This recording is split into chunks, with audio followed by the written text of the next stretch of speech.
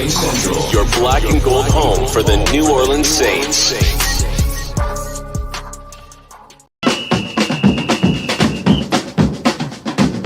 Who that say they gonna beat them Saints? Who that? Who that? Who that say they gonna beat them Saints? Who that? Who that? Who that say they gonna beat them Saints? Who that? Who that?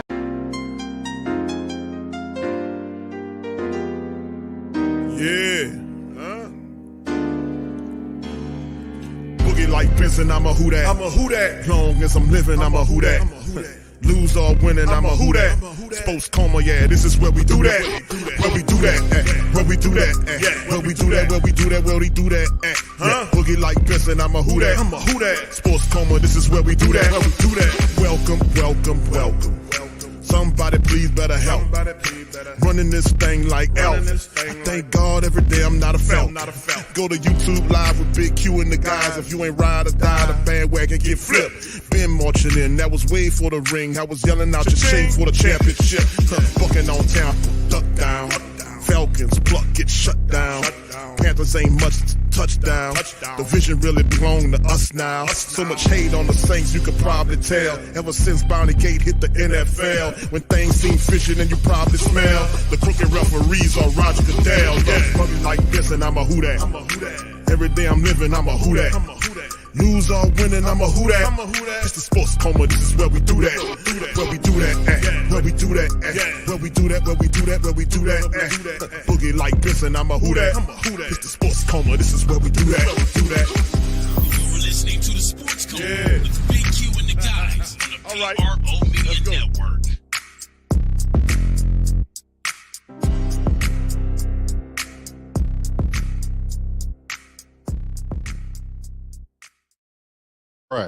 All right.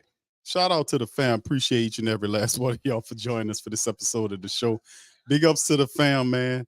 Like I've been saying for some time now, welcome. You're now rocking with the Sports Coma with Big Q and the guys, where we have intense, entertaining, educating, and enlightening sport talk from your favorite sports fan. What's poppin', fam? Thank y'all for being with me on this episode of the Coma. This is a game day episode, Week 12, Saints Atlanta Falcons Watch Party. We up in this thing. Got an interesting matchup here.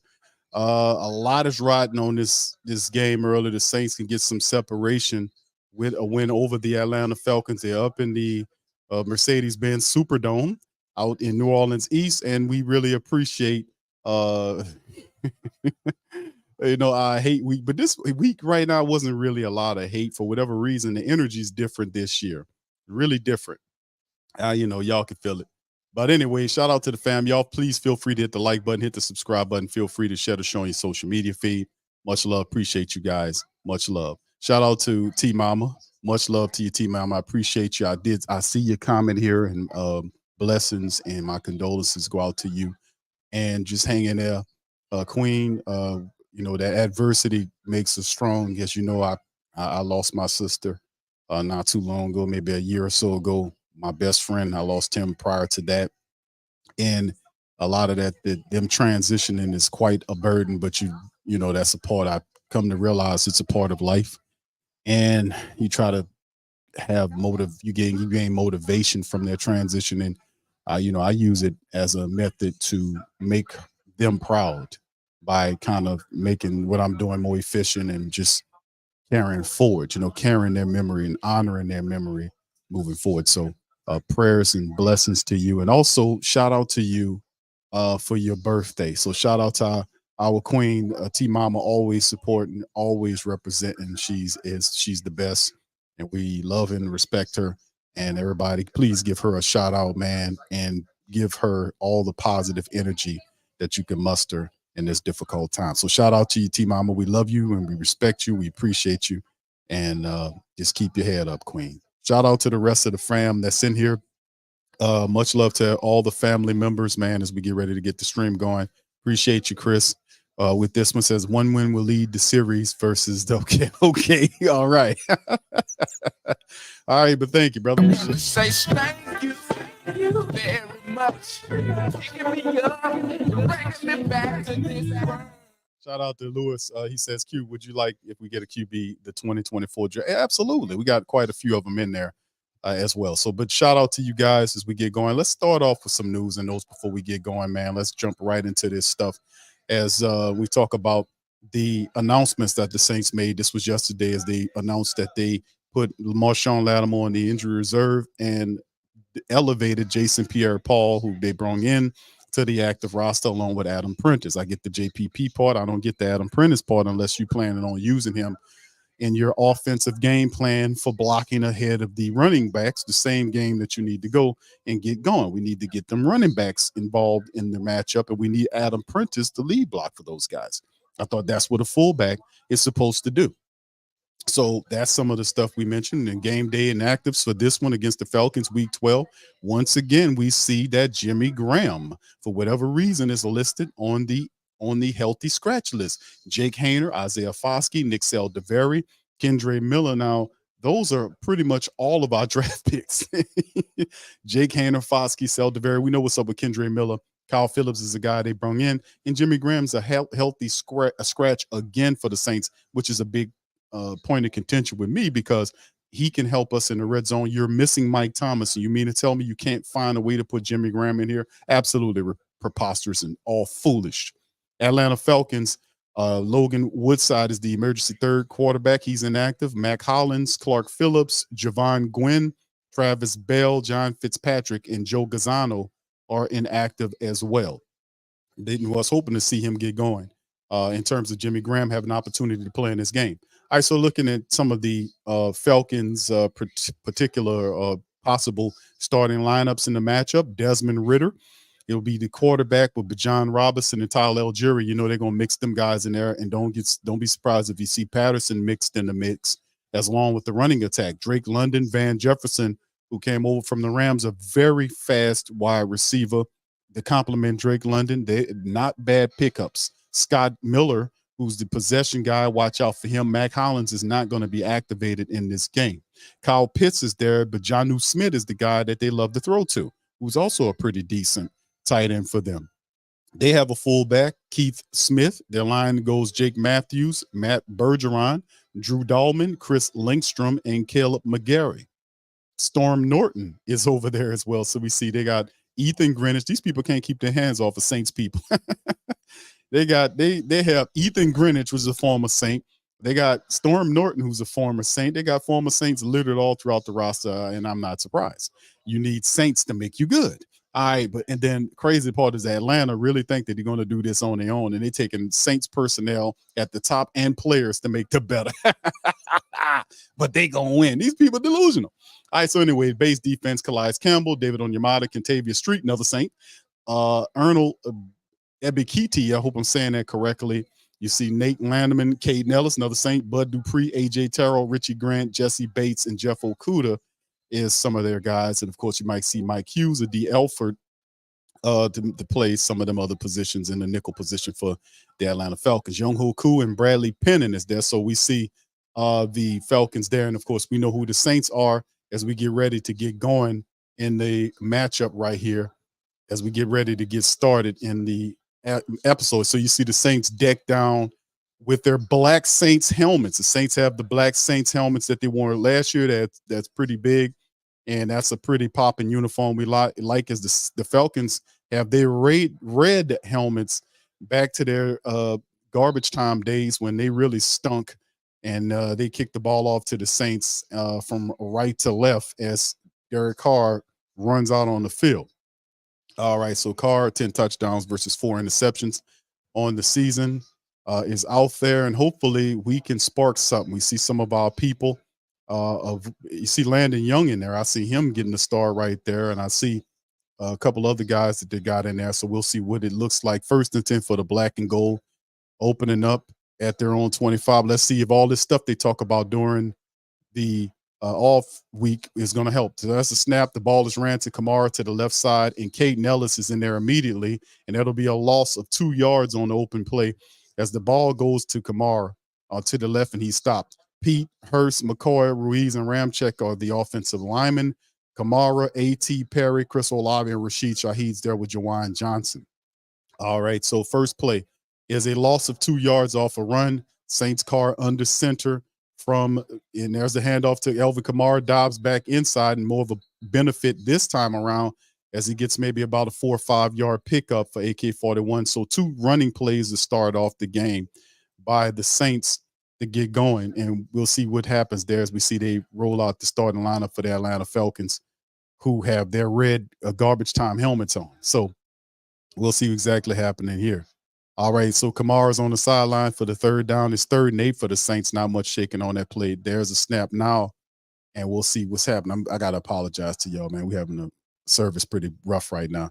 All right, there's a throw, and Derek Carr finds hold on here. Let's see, and that's going to bring up 3rd down. It looked like it's an incompletion there. Hold on, family. We having some difficulties on screen for whatever reason. The game was looking fine, and then all of a sudden this Atlanta's garbageness done just tore up the screen.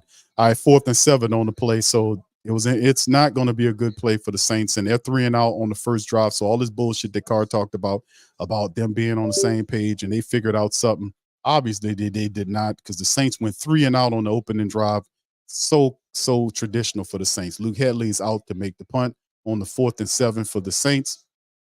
And the Saints look like what they've been looking like, which is garbage. So the first uninspiring play starts the game off as Luke Headley punts the ball off to Atlanta. It's not a fantastic punt. He retrieves it outside of the 30-yard line and is getting close to brung down. Hold on here. It's brung down right here, not too far. So not a really great punt by them as Desmond Ridder trips out. So the Atlanta Falcons defense did a pretty decent job of stopping and sniffing out the Saints on the first possession. Carr looks stank. The Saints offense didn't do a good job in blocking, and they look as pedestrian as hell. So at some point, something got to change, right?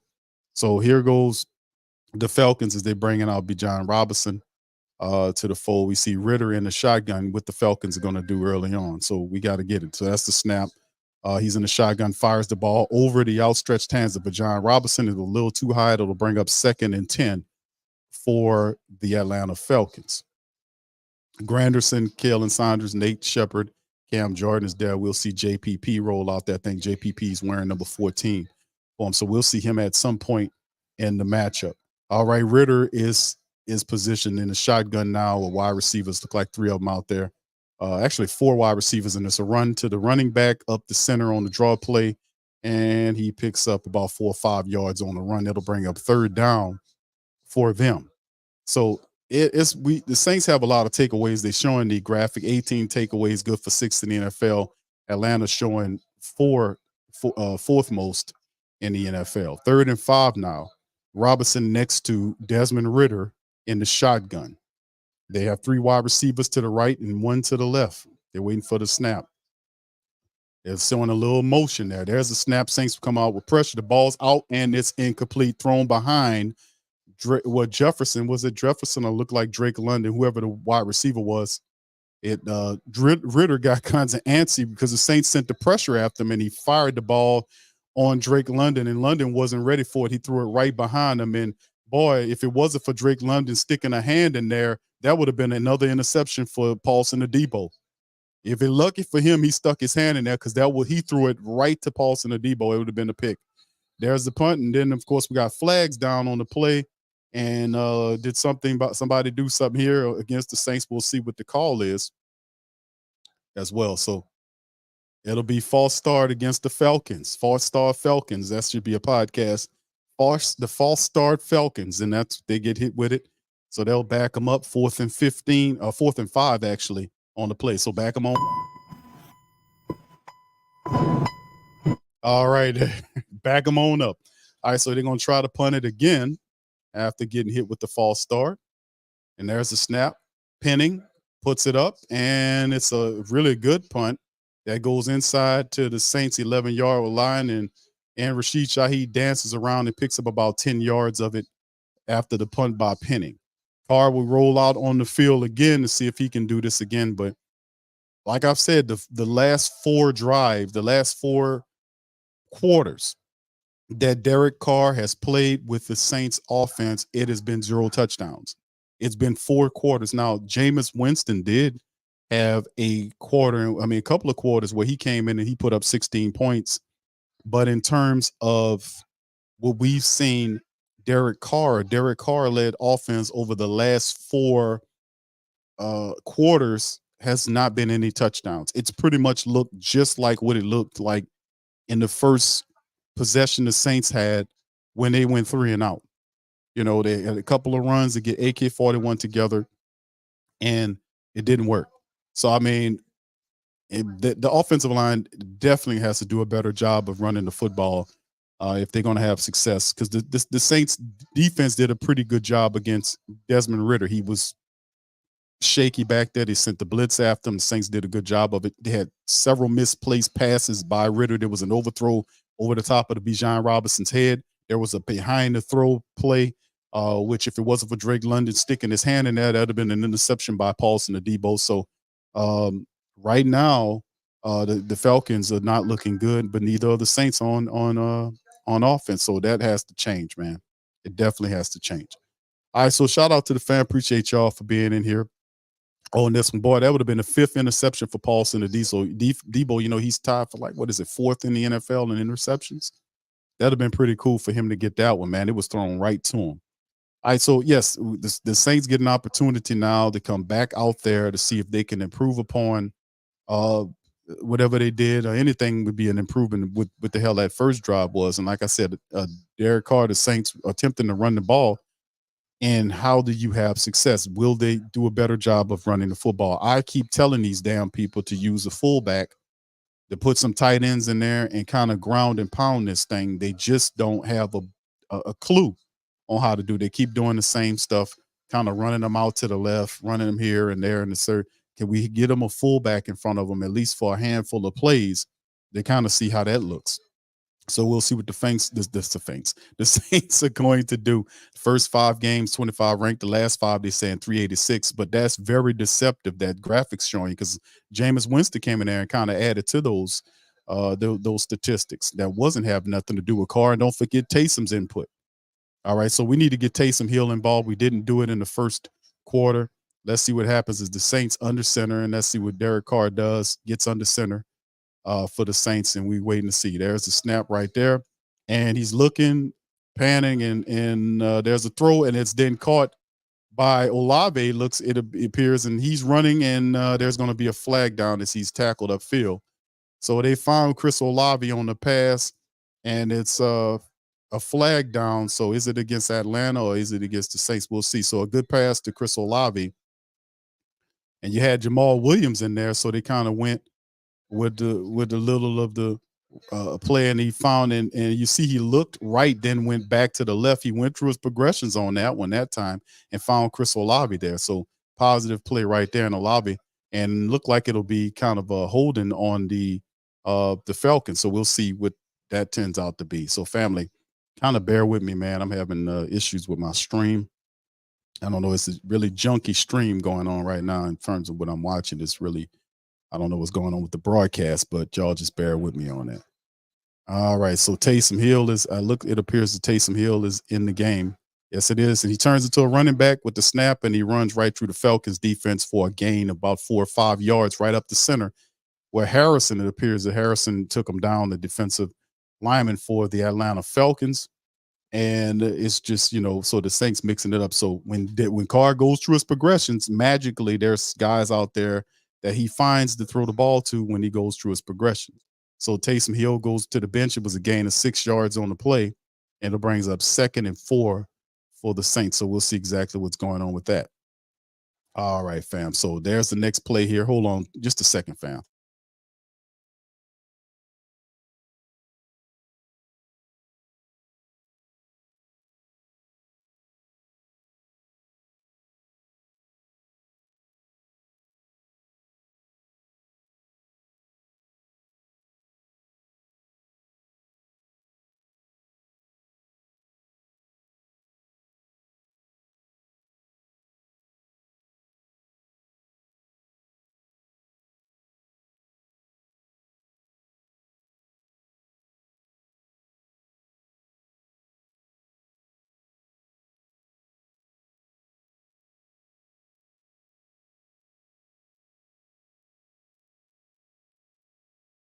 All right, fam, I'm back with you. Like I said, I'm having stream issues.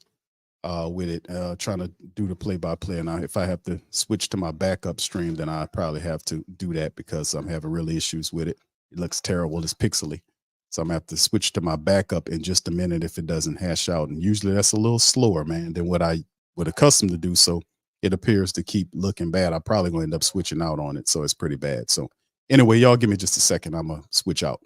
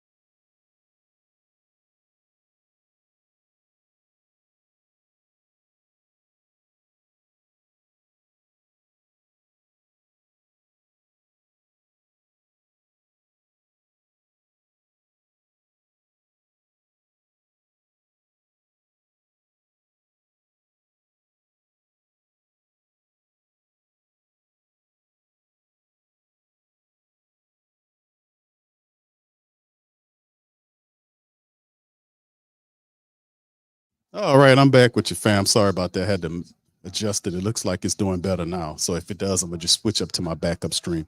All right. So anyway, we've seen Alvin Kamara make the positive run, getting Atlanta Falcon territories. Juwan Johnson, Chris Olave, A.T. Perry, and the rest of the guys make it back on the field. Jamal Williams goes off to the side. The Saints are now inside the 10-yard line. They positioned at the 7-yard line. AK-41 is in the backfield. 7 plays, 77 yards, almost 4 minutes. There's a snap. Carr finals it, and it is dropped, thrown kind of low to Rashid Shaheed in his 3rd and goal right now.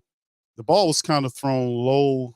It looks really low on the play pass, and Carr guns it in there. And we need to get a better vantage point. But he put it right. Actually, the ball was thrown low, but it looked like Rashid Shaheed should have had that ball. So it was thrown low and away, but Rashid Shaheed, the ball bounced off his hands. He should have caught that. Shotgun Saints on 3rd down inside the red zone. Let's see what they can do. Wide receivers on both sides of the formation. There's a snap. Carr looks to the right, fires, and throws it. What the hell was he throwing to? He just threw it out of bounds in the end zone like it was, and that's what it goes again. There's none of this miscommunication garbage. It's a thing. And once again, he was telling A.T. Perry something, and it was miscommunication. As always, in the most inopportune times. For whatever reason, A.T. Perry just doesn't run. What is he doing? A.T. Perry doesn't even run. He didn't move, and that's really not on Carr. That's A.T. Perry he padded his chest. We can't have dumb stuff like happening in the red zone. We needed a touchdown right there, man. Can we kind of move AT out? Where's our guy Keith Kirkwood, man? Let's move. We can't have that kind of junkiness going on, that kind of miscommunication, man, like that. And you do that on a 3rd down play in which we needed to get a touchdown. We have to settle for a field goal from Blake Grupe. That is unexcusable, man. Always with these miscommunication issues between the cards, every game, and bad moments and moments that we need guys to make plays is always this miscommunication stuff. But we having a good practices though. I didn't like how that ended. I know, bruh. That's what that. Well, man, come on, bro. Yeah, Derek says rookie mistake. Yeah, but where's Keith Kirkwood at, man? Isn't Keith Kirkwood on this team? And I no disrespect to A.T. Perry, man, but we don't need to play around with rookies. Damn, most of the damn rookies that we drafted ain't even activated. Where's Keith Kirkwood at, man? God damn it. Where's Kirkwood at, man? Shit. Oh, man. Like, look, fam. Look at our inactive list here. These are all the guys we drafted this year. The quarterback we drafted, Hainer. The lineman, the defensive lineman we drafted, Foskey. The offensive lineman, Saldiveri, and the running back. You know, good damn. God, all of the guys we drafted are sitting up there inactive right now. Well, where the hell is Keith Kirkwood when you need him, man? Come on. Anyway. All right. Yeah. So what Pammy said, where's Taysom? I'm sitting on the sideline. Where's Jimmy? He is also scratched. Couldn't Jimmy Graham? Do you think Jimmy Graham makes that mistake? Come on, bro. I ain't trying to, mess over my rookie, but I like A.T. Perry. But where the hell is Keith Kirkwood when you need him, man? Come on. All right. Anyway. All right. Painful True Cards, Dumpster Juice. Now, that's actually a pretty decent drive right there, bro. It wasn't a bad drive. Like the throw he made to Rashid Shaheed was actually a catch that Rashid Shaheed should have made on the goal line. Rashid dropped the ball if you look at the replay. Because it looked like he threw it a little too low, but Rashid got his hands up under it and he mistimed the ball to his hands and it bounced up into his body and away from him for the incompletion. But yeah, that is not good. All right, how you doing, Black Preacher Man? How you doing, sir? All right, but you see, no, he didn't look elsewhere. He knew where he was going with the ball to A.T. Perry. Wasn't a bad read. The guy just didn't know what the hell he was doing. So anyway. All right, that was a much better drive. We didn't get any points out of it, but it was a much 10 plays, 77 yards, almost 4 minutes. And Chris Olave was the one that set up with the 50-yard reception. He got it going, but the Saints 3-0. That's why I said I don't think this is going to be a high-scoring affair. I just think it's not, man. Most of these games aren't. Dedrick says, it's crazy when people, bro, where's Keith Kirkwood at? God damn it. Keith Kirkwood would have made that catch, fam. Y'all know that, man. He wouldn't have got confused at the what am I supposed to do? He was like, what? He just, man, dude, that's not when the ball snapped. You just like have a, what am I doing here? No. Bro, you're supposed to know that. Don't go out there and line up unless you know what you're doing, bro. And then when the ball snapped, he just looking, he didn't do anything. He didn't try to block the guy. He just stood there and like, what am I supposed to do? It's like a point in time where he just went blank. Like he didn't know, what am I doing here? It's almost like the old Quantum Leap series when the guy just teleported somewhere and he's like, what the hell am I doing here? It almost looked like that. All right, here go the Falcons from their own 25-yard line. There's a snap. He handed off to Bajan Robinson. He will gain about 6 yards, rumbling forward to the right side. Saints bring him down, but not before a gain of, it appears about 6 yards for Robinson. And that's the thing that the Saints got to do. We talked about it on the preview stream. We also talked about it. Shout out to Randolph on his morning show as well about what needs to happen in terms of the Saints getting victory over the Atlanta Falcons. You can't allow them to get these running guys going, and they're going to try to do it. All right, so here's a 2nd and 5. Now there was a gain of 5 on the play, man in motion from right to left. There's the handoff, another running play. And Robinson's there, trips up, falls, and the Saints get him, but not before he gets the first down and the gain of maybe a yard or two after the fact. Robbins is extremely dangerous, and the Falcons are trying to mix him and Tyler Algieri in there and mix Patterson in there, and they're trying to run the ball. Arthur Smith is not a guy that you, got to figure out. He's going to run these guys at you and beat you up physically by running the football. This is pretty much the game plan. That's the next play. It's a snap, play, action, play. He got plenty of time. Ritter down the center, and what a great catch by Drake London. What a great catch by Drake London, man. He just caught it right into Saints territory around the 45-yard line, and Ritter had all kind of time in the world, and he put like a kind of a wounded duck out there a little bit, but Drake London made the catch right in front of Pete Werner. What a hell of a catch that was, boy. What a hell of a, that gets all the way down to the Saints 39-yard line. And there's the receivers, one to the left, two of them the right, man in motion from right to left. And it's a handoff to Robinson to the right. And the Saints get him, but not before he gets about 3 yards on the gain right there. So off to the right, gained about 3 or 4 yards by Robinson. But Ritter had all the time in the world to throw this ball, and that's the problem with the Saints defense. And he fits that ball right over the shoulder of Pete Werner. If Pete Werner turns around, he gets an interception there. And Werner didn't even look because he was beat trying to keep up with London, which was a bad matchup. All right, the Falcons got the ball at the Saints 36. Ritter under center showing the power eye look with 2 wide receivers to the left. He sends a man in motion from left to right. There's a snap. He play actions it to the running back, scrambles off to the right side. Saints showing pressure. Ritter smartly throws it out of the right sideline. That'll bring up 3rd and 7. All right, shout out to Trader Playbook, man. He says, why did we sign Jimmy G if we won't use him? Yeah, I don't understand what Dennis Allen talking about. He's happy to be inactive every damn week. And it's like 3 or 4 weeks that we could use him. Mike Thomas is not available. We got a rookie running around out there. You telling me Jimmy Graham can't help? But hold on just for a second, my brother. We're going to cover that momentarily. Here we go. 3rd and 7. Shotgun for the Falcons. Man in motion from right to left. Circles around. It's a draw play to Patterson, who powers down, but he'll be 2 yards shy of the first down. 4th and 2. They'll send Young Ho Koo out there to see if he can tie up the game. And Arthur Smith is with the play calling sheet. Does he say, nah, go and get it? If I'm Arthur Smith and I got Bijan Robinson and I got Cardell Patterson and I got Tyler Algieri, I'm going for it. And the Falcons are going for it. And Smith, their fullback, see, they use their fullback, and Tyler Algieri's in there. Man in motion, this big offensive lineman cycles to the opposite side. They're trying to go for it here. This could be a big stop. There's a snap. There's a handoff there. And Gritter, stop the Saints. Stop them for a 3-yard loss. It's Pete Werner on the stop, and the Saints come up with a crucial stop. Pete Werner, who just got beat by Drake London, says, nah, I'm going to beat you. He comes through there and makes a supreme stop right there. I mean, he stopped Gritter, who tried to keep the ball off to the side, and it was Marcus May, Pete Werner on the stoppage, the Saints to pick up the ball right there. So a gutsy call.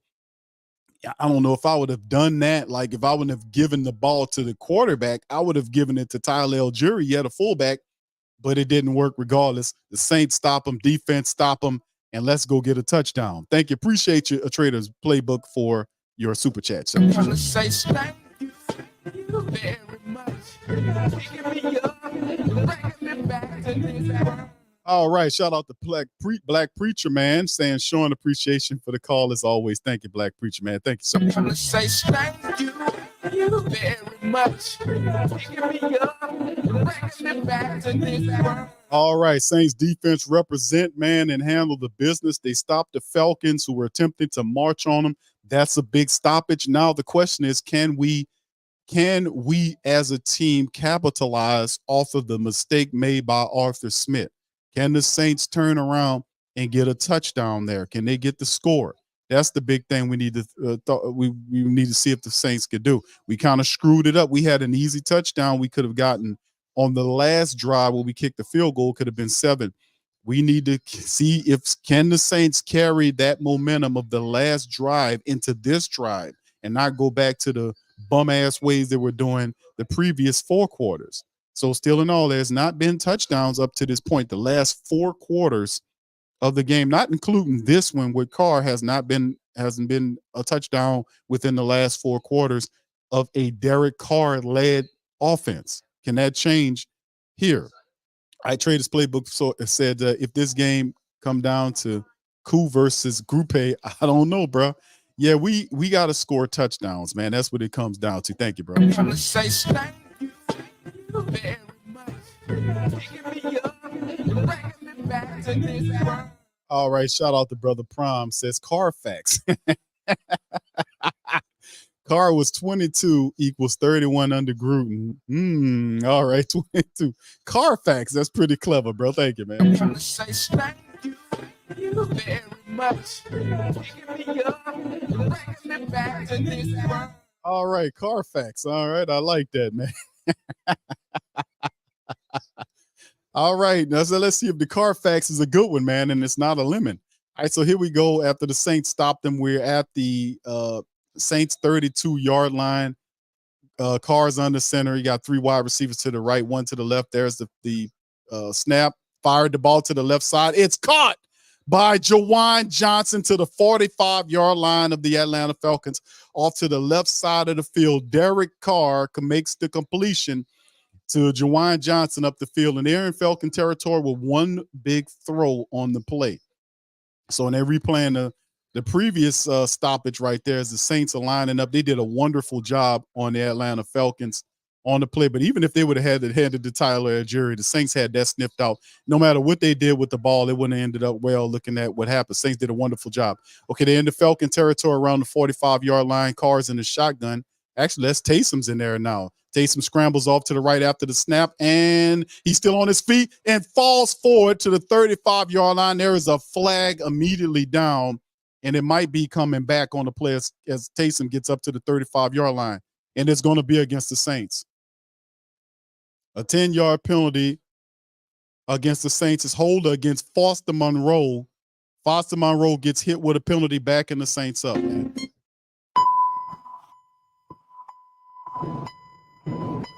Foster Monroe not doing us any favors on this play, as Carr put a nice thrown ball out front of Juwan Johnson to get the Saints down into the territory. Then, of course, it was neutralized with Taysom, and Rashid Shaheed came up gimpy on the play. So that's not good news, as he came up gimpy.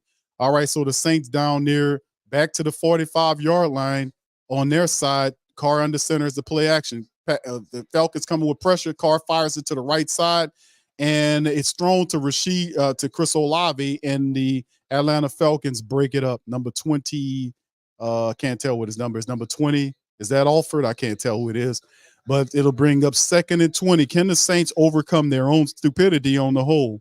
Good teams usually do. All right, so the Falcons come with the pressure. Saints, and Carr smartly steps up into the pocket but fires the ball. And it was just a good breakup right there. Maybe if he let him a little farther to the sideline, it would have been there. Shotgun, Saints 3 wide receivers to the right, 1 to the left. Carr scrambling off to the right side and throws up the field, and it's caught. Taysom Hill with a big catch down to the 20-yard line from Derek Carr. Now, that was a wonderful throw by Carr as he scrambles out to the right side of the field and finds Taysom Hill up the field. Taysom had to wait for it, then got a little separation and made a great catch, two-handed catch that get them deep down in Falcon territory. What a catch by Taysom, man. You got a little push off right there, but Taysom makes a hell of a catch on whoever that cornerback was. They get down to the 19-yard line. Carr rolling right now, 6 seconds on the clock. Come on, you got to get it off. Shotgun, wide receivers, both sides of formation. Is a draw. Nope, fake draw, and they just find the ball out to throw it toward the sideline to Juwan Johnson. That wasn't really a productive play. If he got anything, it'll be a yard if he's lucky. So they'll bring up 2nd down. Didn't look like much at all on the play with him just finding Juwan off to the right side. It had to have been a better option than that, but that play looked like it was designed for him to fire it immediately to Juwan Johnson. I didn't like that call there, but 1-yard pickup. Shotgun, Saints 3 wide receivers to the left. 1 tight end to the right. Kamara's back there. There's another passing play. The shot, he checks it down to Kamara, gets to the 15 and gets pushed out around the 10-yard line. That'll bring up about 3rd down and not too much on the play. 3rd down for the Saints. Can the Saints score touchdowns? We need touchdowns, not field goals, people. We need touchdowns. 2:22 and counting down. It's 3rd and 3 now. It's Ryan Nielsen. They flashed to him calling plays there. He got 1 call sheet there. Ryan Nielsen trying to stop the Saints' Pete Carmichael. All right, so let's see what Sneaky Pete got going on here. Shotgun, Saints 3 wide receivers to the right, 1 to the left, running back next to him. Carr motions to the wide receiver to go into motions from right, goes back to left. And then there's the fire by Carr, and it's intercepted. He picked it off, and he threw it to the defensive back. The guy's gone. That's a pick 6, and he's gone. Atlanta scores. Just like that. Ridiculous. All the way back, Jesse Bates, the safety, is an interception from Derek Carr, and it is what it is. Dumb read by Carr, and there it is. Just like that, Derek Carr puts the Saints in the hole on a pick 6 play, and it's just what it is. Let's take a look at the replay. Because this did he stare the guy down? This is something that we often accuse or, throw on Derek Carr, that he stares guys down. And Jesse Bates, this could have been the result of it. If we can get the dumb television people to give us a replay of the damn thing, they didn't. They just go right into the guy kicking the extra point. And here goes Young Hoku, and he kicks it through. And they're just like that. It's a pick 6. Derek Carr throws a pick 6. And they're going to finally show a replay. So does Carr stare down the wide receiver? We talk about this on the play where Bates looks. And he definitely stares the guy down, and Jesse Bates looked right at him. He didn't look nothing off. He stared the wide receiver down. Bates read his eyes, and it was a pick 6, just like I thought. He stared him down. He didn't move his eyes nowhere. He looked straight at Rashid Shaheed. Bates seen him the whole way and picked the ball off for a pick 6. We keep saying this. He stares guys down. $150 million quarterback that's out there staring guys down. He doesn't look them off to the left, pump fake to the left, come back to Rashid Shaheed to get space with Jesse Bates, and Bates is a vet. He read his eyes and went right to the ball, picked it off, pick six. Pick six. Is off pick six off a car stare down. He been staring guys down. In this game, he got in trouble for it. So, like I'm saying, we was kind of run heavy. Pass heavy in that last drive. But this time around, unfortunately, the stare down got us in trouble. He's been staring guys down the entire season, family. I'm just going to keep it real with you. This time it got him in trouble. $150 million quarterback that stares guys down. That's right. He stared Bates. Bates read his eyes. He was staring at Rashid Shaheed the whole damn way. Bates jumped the route. Easy peasy, lemon squeezy. Just like that. So anyway, the Saints offense will get the ball back. Let's see what happens here. Can Could Carr, who said that they've been doing some positive stuff, and prior to that, they had a few things going. It's the kickoff to the Saints goes out the back of the end zone. But just like that, Carr gives the Saints on the stare down a punch in the chest. Now he has to go back out there and redeem himself. So, we got a guy, Atlanta Falcon special teamer down, and they're seeing to him right here. And, man, we got to go back. We got to run the ball. And I'm going to take a look at these statistics momentarily to see exactly what's going on as they go into a commercial break here. But it's at some point, let me look at the statistics, family. Let me kind of jump to that right quick. Right now, it's 12 attempts on Carr. He got 12 attempts, eight completions versus 12 attempts for Sims. For 129 yards, right now he averaging over almost 11 yards per throw. He had a dumb pick six. That really hurt him. But right now, it's 12 attempts throwing the ball versus 6 rushing attempts. So it's double the passing attempts versus the rushing attempts in the matchup. We gotta settle down and start running the ball, man. Looking at Atlanta, what Atlanta's doing currently, they have 6 rushing attempts versus 4 passing attempts. So we know where their bread is buttered. And at the end of the day, you cannot, and I've been saying this, and I'm not trying to disparage Carr. I actually like Carr. You can't rely on him to win you games. You have to utilize Elvin Kamara. You've got to utilize the running attack. Use the fullback if you have to. Put another tight end in there if you have to. We've got to run the football to have put Taysom Hill in the game if you have to. We've got to utilize other assets to win the game. Carr is not as good as we need him to be right now, and he can't be relied upon to win the game. Like I said, he has issues. He stares guys down. I've been calling this out on tape and keep saying the same thing. The guy gets out there and he stares guys down. And that's how Bates jumped the route, because he read his eyes. All right, Rich says, get Winston on deck, Q. Dennis Allen's not going to do that, bro. We know that, man, unfortunately. But thank you. Thank you very much. Shout out to the fam. Traders Playbook says, story about season 1 step forward, 2 steps back. Well, it's just unfundamental, man. That's what it comes down to, bro. Unfundamental football. And he has to clean it up, bro. So thank you.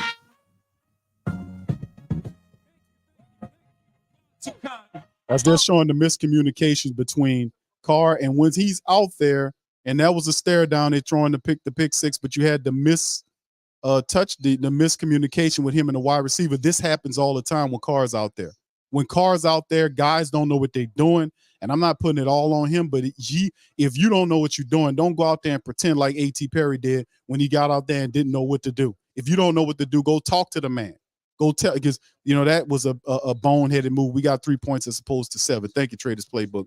Okay, the Saints get the ball under center. Here's Carr from the Saints on 25 after the kick. Here's a handoff to Kamara, dances around to the right side. Not much shaking for the Saints offensive line. They do a little something, but Carr, Elvin picks up maybe 2 or 3 yards. We got a flag down right away. We'll see what the call is. What's the call on the flag? And we got Lynn Bowden Jr., one of our wide receivers, down. Okay, unsportsmanlike conduct called against the Atlanta Falcons. It's against DeMarco Helms, who God ain't really that good. I don't know if he think he's taunting, and it's unsportsmanlike conduct. He just knocks the guy over and stands over him why he's hurt, and they hit him with the penalty. I see what happened. He just Lynn Bowden Jr. tried to go at him, and the guy blew him up, but and he stood over the top of him, and the referee said we don't like that, so they gave him a fifth, and looked like Lynn Bowden Jr. twisted his ankle when the guy pushed him over backwards, and guys are down like he might have bent his foot. I hope they don't play the replay, because when you get down on a knee like that, and they praying that whatever it is was probably gruesome what happened with his ankle. Now I don't want him to do it, but the replay it, I hate when they go and replay the guy ankle and he twisted the other way. We don't need to see none of that. But they'll play that. But if you need them to show a scrum with guys pushing, they'll keep the camera away from that. But they'll show gruesome injuries. But Lynn Bowden is staying on his feet, jumping up and down. Jameis is talking to him, saying something to him. I don't know what Jameis is talking about, bro. He just yelling at him. Maybe need to go in the medical tent. But Lynn Bowden, he did walk off on his own power. He was trying to flex out, make sure everything all good. All right, 1st and 10 now. Kamara's on the sideline. We got Taysom Hill in there in the play with 1:30 and counting down. Man in motion is Rashid Shaheed. Ends around, loops back around, and Taysom takes the ball, takes off, and falls forward and gets all the way right up the field to about the 47 or 46-yard line of Atlanta with a direct move. He just runs straight up, and they actually have Adam Prentice in the game. They had a full that they used Adam Prentice, who actually blocked the guy. That actually he didn't block the guy. Prentice really didn't do a damn thing. He just paused him. But real fullbacks would have destroyed that blocker and cleared the way for Taysom to have more room. All right, so Carr's in the game, and it's tossed to Alvin Kamara to the left side, and Kamara gets about 3 or 4 yards, tumbles forward near the 40-yard line. It'll bring up a new set of downs for the Saints. Getting AK-41 together as Helms, the guy that got the penalty, is there. Keith Kirkwood is in the game now, number 18 on that last one, and they tossed it on the play, and good blocking by Andrews Pete to seal the edge, where Alvin Kamara was able to do his thing and get around the edge, and then Campbell, one of their defensive linemen, is down grabbing his leg. So a lot of physical stuff going on. That might be the final play of the game as we see Lynn Bowden Jr. Good to see him. He's back out there, slapping his hand, saying, yeah, I'm good, man. We about this here. So good to see him back out there as well. All right. And let's see, the Saints drive is there marching. Let's see if they can complete it. Smallville says Carr has more pick sixes than Jameis Winston. Thank you, bro. Appreciate you that.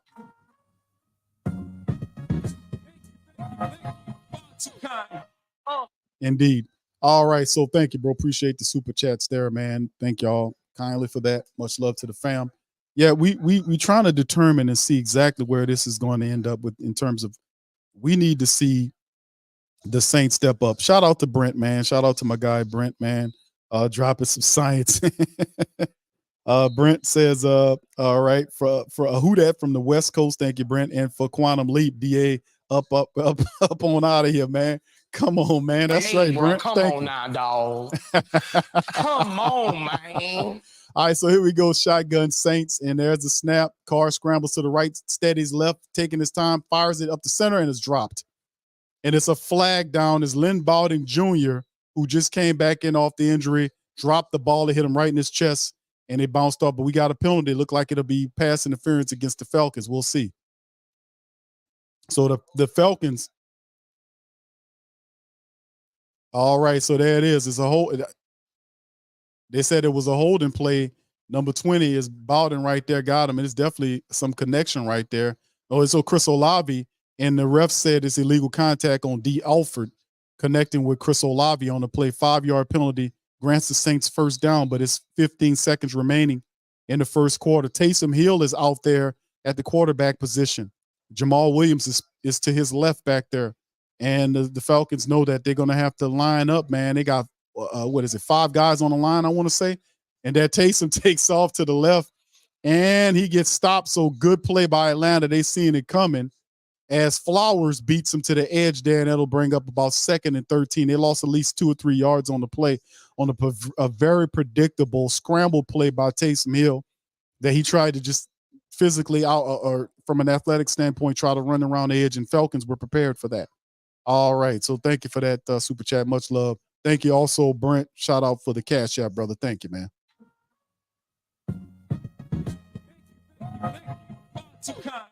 Very predictable play call, and I love when the Taysom Hill play gets going. But we need to start changing this stuff up, man. And I know when I start talking about change and stuff like that, it's hard for them to get it because we got dinosaur people running the Saints organization. We got a dinosaur at the head coach level. And most of the times they don't want to change anything. They just think that if we do it better, that we'll have success. And reason why some of the times it's not working because it's not good to do that. So we need to change or alter some things here and change. And you see Taysom Hill in the game. Maybe some more call plays where Taysom Hill actually throws the football to kind of make his play sheet balance. We got Ryan Nielsen, who's very familiar with what Taysom Hill does, but it'll shock the hell out of the defense if Taysom Hill at least tries to throw and complete a couple of passes. It'll open things up. So I don't know, man. I don't know what's going on that, man. I just don't get it. And then this sidebar, family, I just seen a commercial with Skip Bayless commercial at the funeral. Put one in the chat if y'all seen the commercial with Skip Bayless at the funeral talking about the Cowboys. That is such a, and not the fact that I don't like the Cowboys. It's just he trying to stay relevant. He really is. But that's a crappy commercial, man. It's a crappy commercial, man. You know, he just doesn't have the personality to pull that sort of stuff off. That sinks. That commercial stinks, man. It's garbage, man. He doesn't have the personality to pull that type of skit off, man. You know, you would need to have Keenan to do something like that. He has a certain wit and he got a goofy face. So he would pull that off, not Skip Skeletor Bayless, man. Who should if they wanted to make it funny, they should have put him in the casket. Yeah, you put Skip Skeletor in the casket. He looked like he got one foot on the grave and the other one in the banana peel anyway. All right, so here we go, going back to the game, man. Just a very predictable play. The Saints didn't really do a good job there. And you can see Pete didn't clear the guy out. Pete's sitting there wrestling with him. Just clear the damn guy out. Don't sit there and wrestle with him. Just clear these guys out. Push them out of the frame. 2nd and 11. They only lost 1 yard on the play. Carr's back in there on the shotgun. They got Jamal Williams next to him. The Falcons coming with the blitz. Carr checks it down to Jamal Williams, or actually Rashid Shaheed. And it's not a big gain on the play as Carr seen a blitzing linebacker or the defensive player coming right at him. And he just threw it to Rashid Shaheed for a gain. Not a big gain there, but it keeps things moving. It's better than a loss. All right, so only a gain of 3 on the 4 yards on the pickup there for Derek Carr. Shotgun, he got Elvin Kamara in there, 3 wide receivers to the right, 1 to the left. Let's see what they got going on. Looking like the Falcons going to send the kitchen sink at him. Let's see if Carr can make the adjustments. 1 of 4 on 3rd down. There's a snap. Falcons send the blitz. Ball is thrown into the ground at the feet of Lynn Bowden Jr. for an incompletion. My goodness, man. My goodness. You can see the blitz coming. Carr makes no adjustments to anything. Bates fires right in there, and Carr throws it at the feet of Lynn Bowden Jr. What even close, didn't even have an opportunity to make a play. 4th and 7. Saints throwing the ball too much with Carr. We need to do something else. So they'll run out Blake Group A to try to kick the field goal. Saints squandering opportunities here. And at some point, it's crazy. So this is a 52-yard field goal that Carr left for his rookie kicker to kick. Can he get it? It's up, and it is going to be good. He gets it in, and it's good. The Saints will go 7-6 on the play and can't capitalize. So Carr, once again, is just not looking worth damn out there. He's responsible for the pick 6 because he was staring down Rashid Shaheed on the play. And the blitz is coming at him. He doesn't see the blitz, even though I said prior to the snap, I could see the blitz. I can look at the play and see the blitzing players coming at you. It's not a surprise. That's his job. His job is to pinpoint where the blitz is coming from and make adjustments. Slide protections, call audibles to eat the blitz up. Not see the blitzer coming. You can see him. He was tipping his hand. And the guy, and I looked at, I said, man, they're loading up. They're about to throw the kitchen sink at him. I could see the guys. It was very transparent, but he doesn't see him. He doesn't audible out anything. The guy runs right up there and forces him into an incompletion. I mean, goddamn. I could see the blitz coming, and I'm sitting up here watching it on television. This son of a gun sitting right in front of it and can't tell. I mean, dude, come on with this, man. This is not good when you got your 100 and I got to go back to the 150 million, because if you play a guy $150 million to be your quarterback, you would think that A, that he goes through his progressions fully, B, that he doesn't stare guys down, C, that he recognizes when blitzes are coming and audibles out to something else to take advantage of it, or slide protections to eat the blitz up. I mean, damn. I mean, am I wrong here? But it's just crazy, man. Insane, man. The holes in Carr's games are and listen, he wasn't perfect when we watched tape with the Raiders, but he looked a lot more comfortable with what he was doing with them versus what he's doing with us. I mean, standard stuff like looking to see what's coming at you. My goodness, the guy don't even see it. He doesn't even see it. It's amazing to me, the holes in this guy's game, man. Rich says, now comes the panic play calling cue. Well, I think they throwing the ball too much with Carr. I keep saying that you won't win doing that. He'll make some throws, but you got to minimize his, and I hate to say it like that, but you got to minimize his exposure to the ball. You got to run the ball. If you got to put extra personnel in there to run the ball, that's what we got to do. We got to run the ball. We cannot look at Carr as the guy to be the guy that we're counting on to win the game. He's not good enough for that yet. As you could tell, he can't even pick up blitzes. He keeps staring guy. I mean, come on, bro. This is ridiculous, man. Thank you, Rich, for that, bro. Appreciate it. Say thank you very much. Picking me up, bringing me back to this world. Man, I'll tell you, man, this is very concerning as the Saints kicking off to the Falcons from right to left on the screen. The Falcons going to return it from inside the end zone. He gets up to the 15, to the 20, and he goes down around the 23-yard line. So the Falcons will pick it up at the 23-yard line. Maul says, Q, Jesse Bates is intimidating Carr right now. Carr standing up there talking to him. He went after he threw the play. Bates shot in there right up the middle of the line, and I'm telling you that Carr seen it happening, because I seen it. If he didn't see it, we need to get him off the field, because he's not an NFL quarterback. If I can see what he can't see, that's ridiculous, bro. But thank you for that as we get ready to get back to it.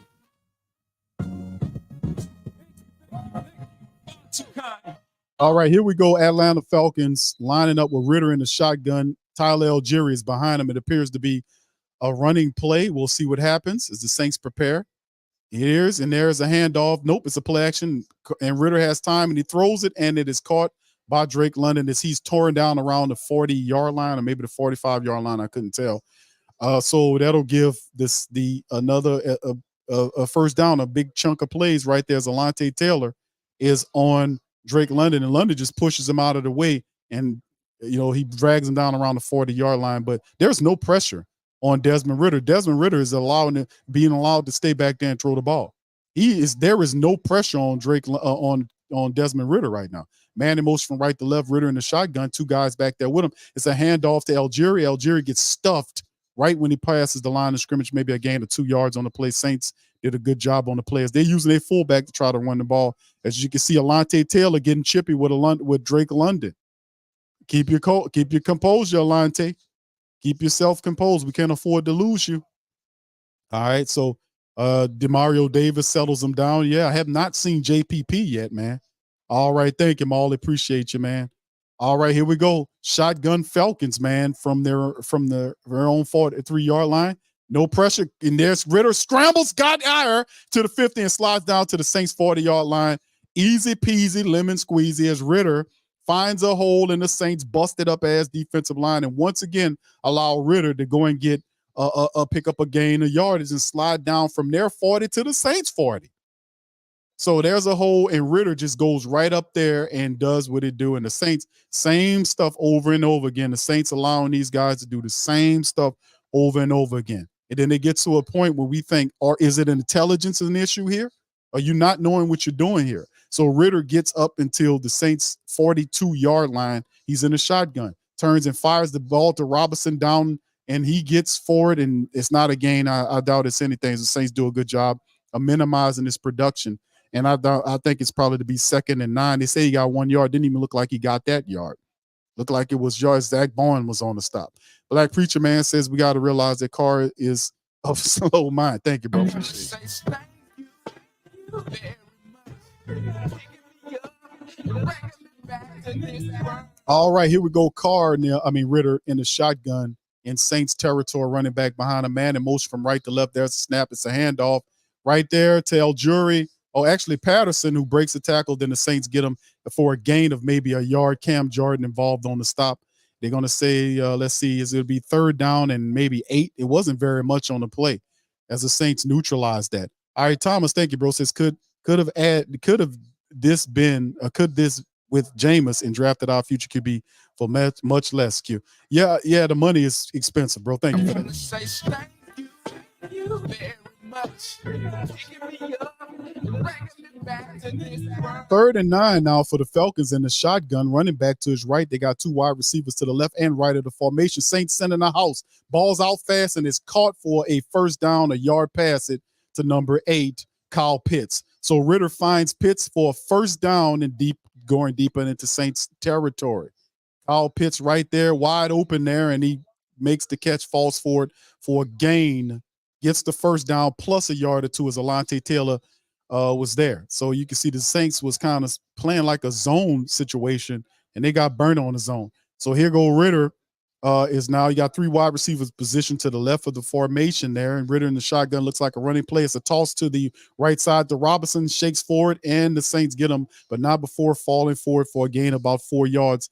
With Robinson, it'll bring up 2nd and 6, maybe 2nd and 7, depending on where they spot the ball. Thank you, bro. Thomas, for your super chat. Appreciate you, man. Traders Playbook says Carr says all the right things, but plays opposite. Gets in there and talks about them having great practices and that they fixed that in the 3rd.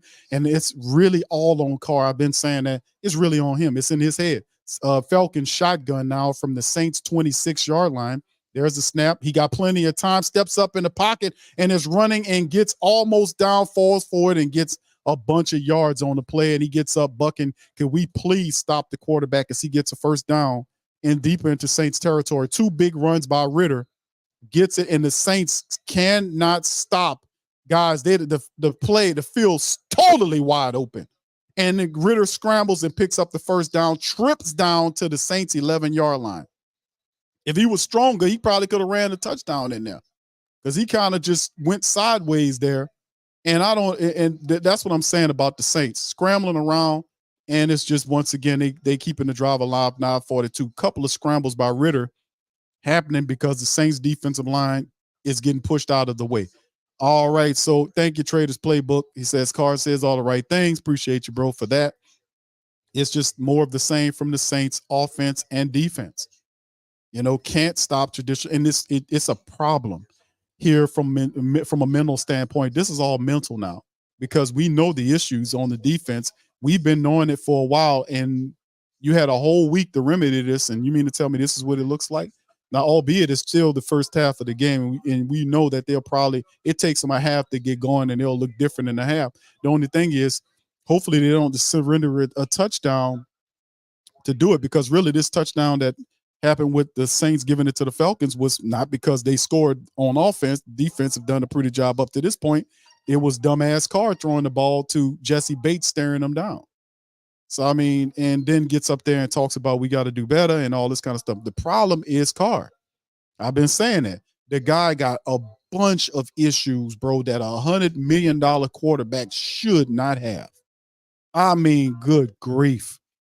And I'm like saying, bro, it's serious. Is that what it comes down to? This man doesn't go through his progressions fully. He stares guys down. I've been saying this for a while now. I said he was staring guys down in the Minnesota game. He was staring guys down before. He doesn't look guys off consistently.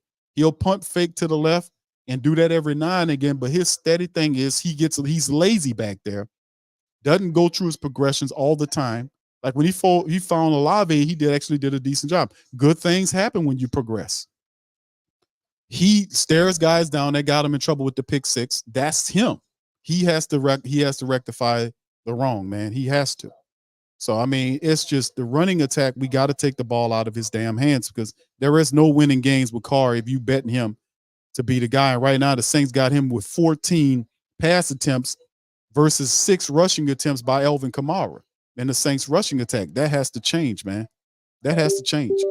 All right. Shout out to Brent, man. Thank you, bro. Appreciate you for what you're doing, bro. Appreciate the cash apps, man. He says for 6 points, vanilla offense, and for Carr and Carmichael, vehicular homicide. Come on, man. Yeah, no doubt about it. Brent, hold on, man. That's for sure. Thank you very much. Picking me up, bringing me back to this world. All right, the Falcons inside the Saints 15-yard line. There's the check down to the running back to the side. The Saints stop him as he gets right to the 5-yard line. It'll bring up second down, and let's see what the mark is on it, but they get to right around the 5-yard line. Desmond Ridder is currently 4 out of 7 for 55 yards right now. The Saints have not put any pressure on Desmond Ridder. He's still getting comfortable back there. He scrambled a couple of times to keep the drive alive, and this is ridiculous. You can't let this happen. All right, he's in a shotgun. He has Robinson behind a man in motion from left to right. Robinson gets the ball, runs, and he's going to go in standing up with no problem. Touchdown, Atlanta. So Atlanta gets on the board with an easy rushing touchdown against a battered, beaten, dumb Saint defense. Unfortunately, but it is what it is. The Falcons are now up 13-6. So I mean, it was just and really when we studied the film on Patreon, fam, we're gonna see how Atlanta's manhandling the Saints. Everybody manhandles the Saints defensive line. Look at the pull. They pulled, and everybody's out. There is nobody. Where is the Saints at? And they didn't touch him until he gets to the right before the end zone. But John Robinson didn't get touched all the way until he got to the end zone. Pathetic. And credit Atlanta. And there is a miss. Did he get it? Okay, he barely looked like Young Hoku barely got it in there on the extra point. Barely got it in there. So it's 14-6 with the Saints, and one of the defensive renders a touchdown. The offensive line for the Atlanta Falcons manhandled the Saints defensive line. They are manhandling them right now. The Saints can't get any pressure on the Falcons at all, and they walk in there with a touchdown. And another touchdown was from Derek Carr, who gave Jesse Bates it. So right now, Falcons feeling themselves right now.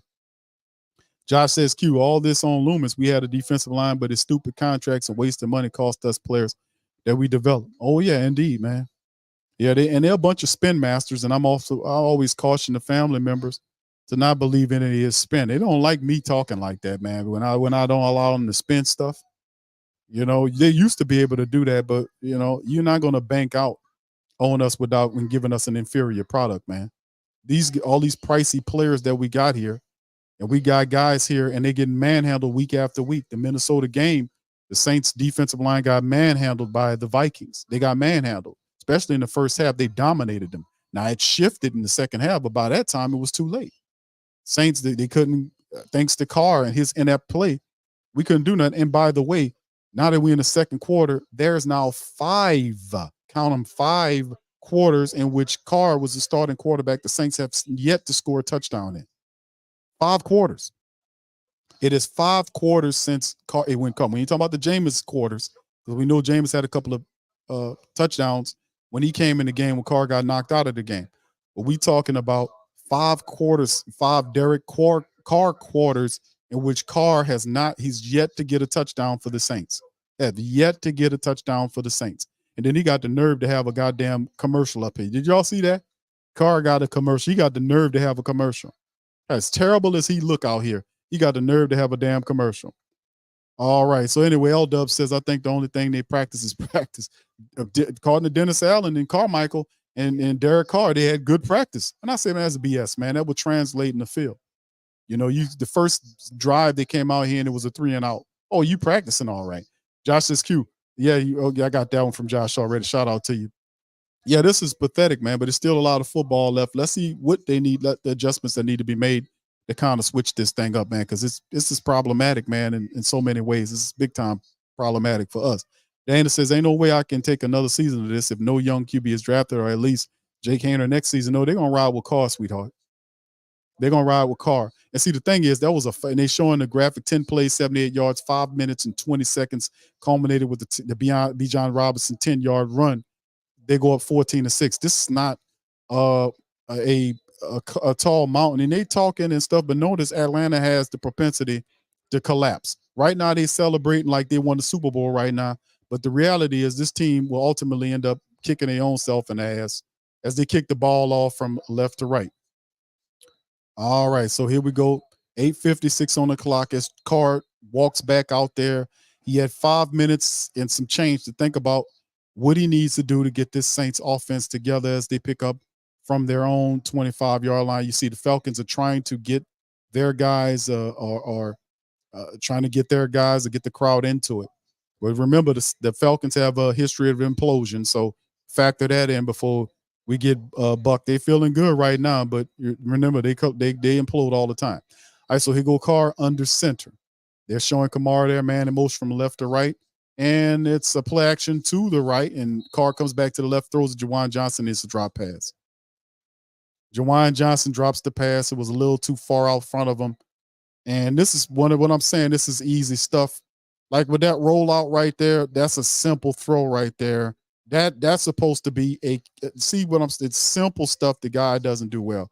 Now he threw the ball way too out from. You can see Juwan Johnson had to reach out. Now, why would Carr throw that ball that far out there like that? You know, at what point whatever. So incomplete pass on a bad throw by Carr. Handoff to Kamara, goes up the center. Kamara falls forward for a gain about 6 yards on the pickup. AK-41 trying to make it pop. It'll bring up about 3rd and 4 perhaps for the Saints.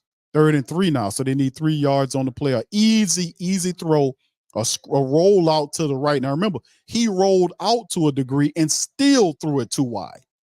Now, you know, it's this kid I can't believe that he's just that terrible in making these simple throws.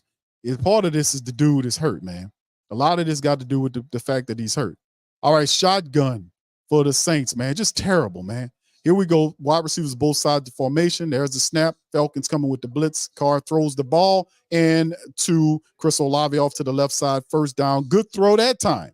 First down, Saints, as we keep the ball moving. He finds Chris Olave coming across toward the left sideline, and he makes the throw to Chris Olave, who made a great break out to that sideline, and he gets to about the 42-yard line of the Saints. So he picks up a new group of downs right there, and let's see what the Saints could do as they're at the 42, maybe the 43-yard line. Carr's in the shotgun, got Elvin Kamara behind him, wide receiver in motion from right to left. There's 2 of them on both sides. That's a snap. Handoff to Kamara right up the center. Kamara is automatically grabbed at the line of scrimmage. No gain as Caden Ellis is in there to make the stop. So the Atlanta Falcons just traditional blitz gapping going on right here. You can see Caden Ellis right here isn't even blocked, and he was able to shoot that and get in there and make a play without even being blocked. Cesar Ruiz literally turns his goddamn back to Olave. That's what I'm talking about. Who did Cesar Ruiz supposed to block on the play? Ellis was there. You clean up Ellis. Shotgun, there's the blitz coming. The ball's thrown right here to Chris Olave, who falls forward right near the first down, the 48-yard line on the play. So he puts on a little move right there on the Falcons, split the defenders, fall forward close to the first down. We'll see if they give it to him. Cesar Ruiz went, and that's what I'm saying about the Saints all the time. They don't know who they're blocking. Cesar Ruiz peeled out and didn't block anybody. If he cleans up Caden Ellis, that's a gain on the play by Kamara. These guys, every damn play is always some type of breakdown with these guys not knowing who they blocking. It's too much. They're at the 48-yard line of the Falcons. Now Taysom Hill is in the game in a shotgun. There's a snap. He turns into a running back.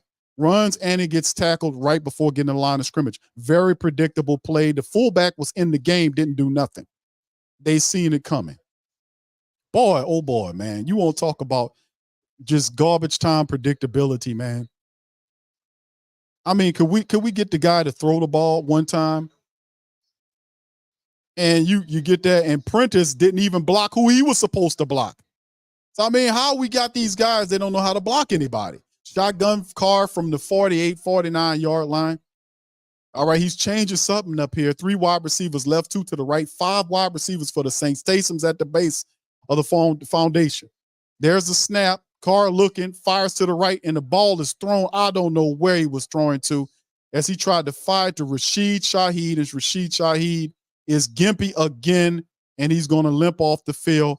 3rd and 11. I don't know where Carr was firing that ball. And Rashid Shaheed is gimpy, and he got exhausted. That's like this bunch of times that he got caught being gimpy out there. And he'll get off the field right there and limp to the bench, slams his helmet down in frustration. And something's going on with Rashid Shaheed there. All right, here. Frustration, as always, with Carr as your quarterback. 2 of 6 on 3rd down. Carr's in the shotgun, 3 and 11. Poor play on that previous one. Lifts his foot. There's a snap. They come in all-out blitz. Carr fires it down, finds Chris Olave down. He gets to the 30, the 20, 25, and right around the 21-yard line on the play, they get a new batch of first down as Carr finds Chris Olave. Rashid Shaheed leaves the game. Chris Olave then gets to cooking. And that was a good read because Chris Olave had the guy beat. It was an obvious mismatch. Credit to Carr at that time, finding the proper receiver and putting the ball on him accurately. How about that? Can we get more of that as Rashid Shaheed is walking off the field? Walking off to the sideline with a towel over his head. They'll get a report on him. 6 catches, 103 for Olave. Shotgun Carr. No, that's Taysom in there now. He turns into a running back. Surprise. Gets and there's a penalty down, probably holding on the Saints, gets down to the 21-yard line on the play. Rashid limping to the sideline, to the locker room, man. He's walking. That's a good sign, but we'll see what's going on the play. A flag down. We'll see what's against. Holding on Ramczyk. Ryan Ramczyk caught up on the holding play. Our expensive right tackle is caught holding on the play, and Ramczyk, our best offensive lineman, they say, was caught holding. That pushes the Saints back 10 yards. So it's 1st and 20 now for the Saints, as they just can't get out of their own way. All right, Carr's in the shotgun. He has Jamal Williams next to him. 2 wide receivers to both sides. That's a snap. He looks to the right, fires to the right, and finds Chris Olave for the catch, and it gets a new set of downs as he's pushed out of bounds. 4:40 on the clock, stops the clock as number 4 for the Falcons defenders pushes them out on the tackle. But the clock is still running. So good thing Carr found Chris Olave because Cesar Ruiz got beat like he stole something. He got beat like he stole something, had to reach at the guy on the play to try to stop. Cesar Ruiz, boy, dude, could you block somebody today? All right, 3 wide receivers to the left and 1 to the right. Running back is Kamara next to Carr in the shotgun, 2nd and 9. Clock down. You got to get the ball off. There's a snap, 4 pressure. Carr stands in there, throws the ball out, and is thrown, but I don't know what was going on that. I don't know what Carr was doing. There was no way that ball could be fitted there. And I don't know what kind of throw was that by Carr, but he forced the ball there. And that's face guard, and that should have been a penalty. That should have been pass interference on Caden Ellis' face guard, and he didn't even turn around for the ball. And of course, you're not going to get that call in Atlanta's building. 3rd and 9 for the Saints on the play. Shotgun, wide receivers, 3 to the right, 1 to the left. There's a snap. He's looking, fires it up the center and right past whoever he was throwing to, which is Juwan Johnson. He fired a rocket to Juwan Johnson. And for whatever reason, I'm going to have to look at the front shot of it because he put a ball on a rope for whatever reason to Juwan Johnson. And once again, Carr can't get it right. He can't seem to get it right, man. And they're like, who are you throwing to? You can see Lynn Bowden Jr. asking them, who are you throwing to? I was trying to throw it to Juwan Johnson. Well, why'd you throw it so hard? Well, that's the only way I know how to do shit. I throw it hard. All right, so 41-yard attempt from the field goal kicker, Blake Grupe, and it is good. So the Saints 14-9. Carr right now, family, he can't afford, the dude just can't. He can throw touchdowns, it's just to the wrong team. He can put touchdowns together, but just to the wrong damn team. All right, good grief. Dog says we need to get this win because it will hurt my heart to see you put on anything Falcons. It would feel like us as a Who Dat family wears that. But yeah, I bet, and thank you, bro, for that. Appreciate you, man, for that as well.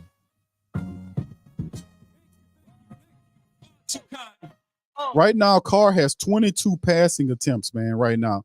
I said in the preview stream and several other shows that is the road to losing if you're attempting to use Carr as the person that wins the game. Everybody that's worth their salt, they got two brain cells that rub together, knows that the Saints can't win if you over relying on Derek Carr. He has 22 passing attempts right now. That is utterly ridiculous. And I agree. I made a bet with Lowe that I would have to wear a Falcon shirt or some crap like that for a broadcast. Now, I've never done that, but I had to bet. I bet on the Saints because I think they'll still win this game. Now, the only reason why the Falcons are up, they did get the touchdown. The defense allotted the touchdown. There was a pick six on Dumb Carr who threw the ball to the guy, but it's still within range for the Saints to win this game. I still think the Saints defense will crystallize. I still say the Falcons will give us some turnovers in the game. And I still think that a Taysom Hill touchdown or Elvin Kamara touchdown or a Chris Olave touchdown is forthcoming. I still think that the Saints will ultimately win this game. I chose them to win the game 20-17, something like that. I didn't believe it'll be a blowout game. But in the end, it'll be a close game because most of them are. Very rarely are they blowouts. But that's the bet I made for Atlanta. But also bear in mind that Atlanta has a history of imploding.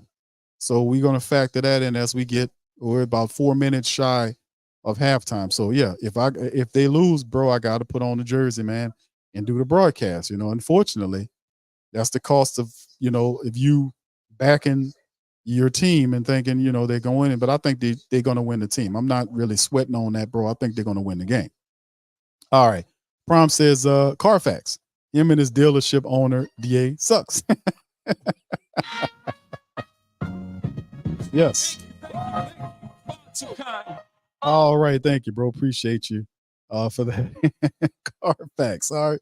We're gonna be getting Carfax all damn game from Brother Prime. Thank you for the Carfax, sir. Shout out to you, man. All right, there's the kick. The Saints kick it to the Falcons. They're gonna let it bounce in the end zone. They're gonna retrieve it at the 25-yard line as well.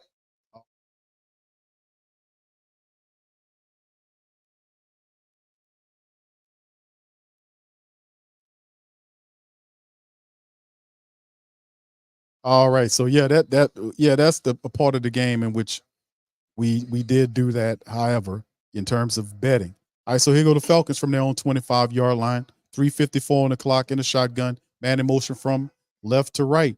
There's a handoff. Nope, it's play action. Saints no pressure, and finally, they had him, but Bacon Grease slipped out of his hand, fired the ball upfield, and it's a catch to number 15.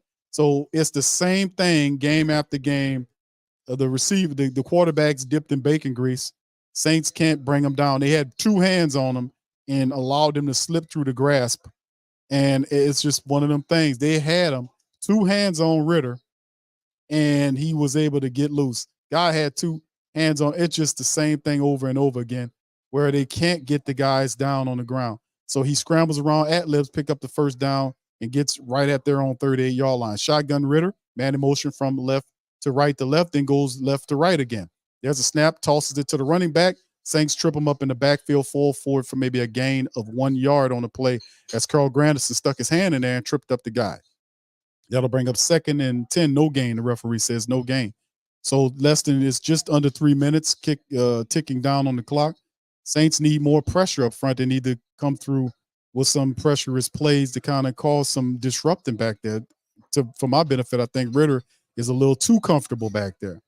All right, here it is from their own 38-yard line. The Falcons shotgun man in motion from right to left, and it's a handoff to Patterson. Nope, Patterson breaks the tackle and gets the first down, plus 2 or 3 yards, gets to the Saints' 49-yard line. Break tackle as Patterson runs through an arm tackle and gets into Saint territory on the run. So the Saints, once again, can't seem to stop anybody, and then he jumps right through the lane. Isaac Yiadom had an opportunity to get him, and they wrangled him down, but not before he was able to get upfield.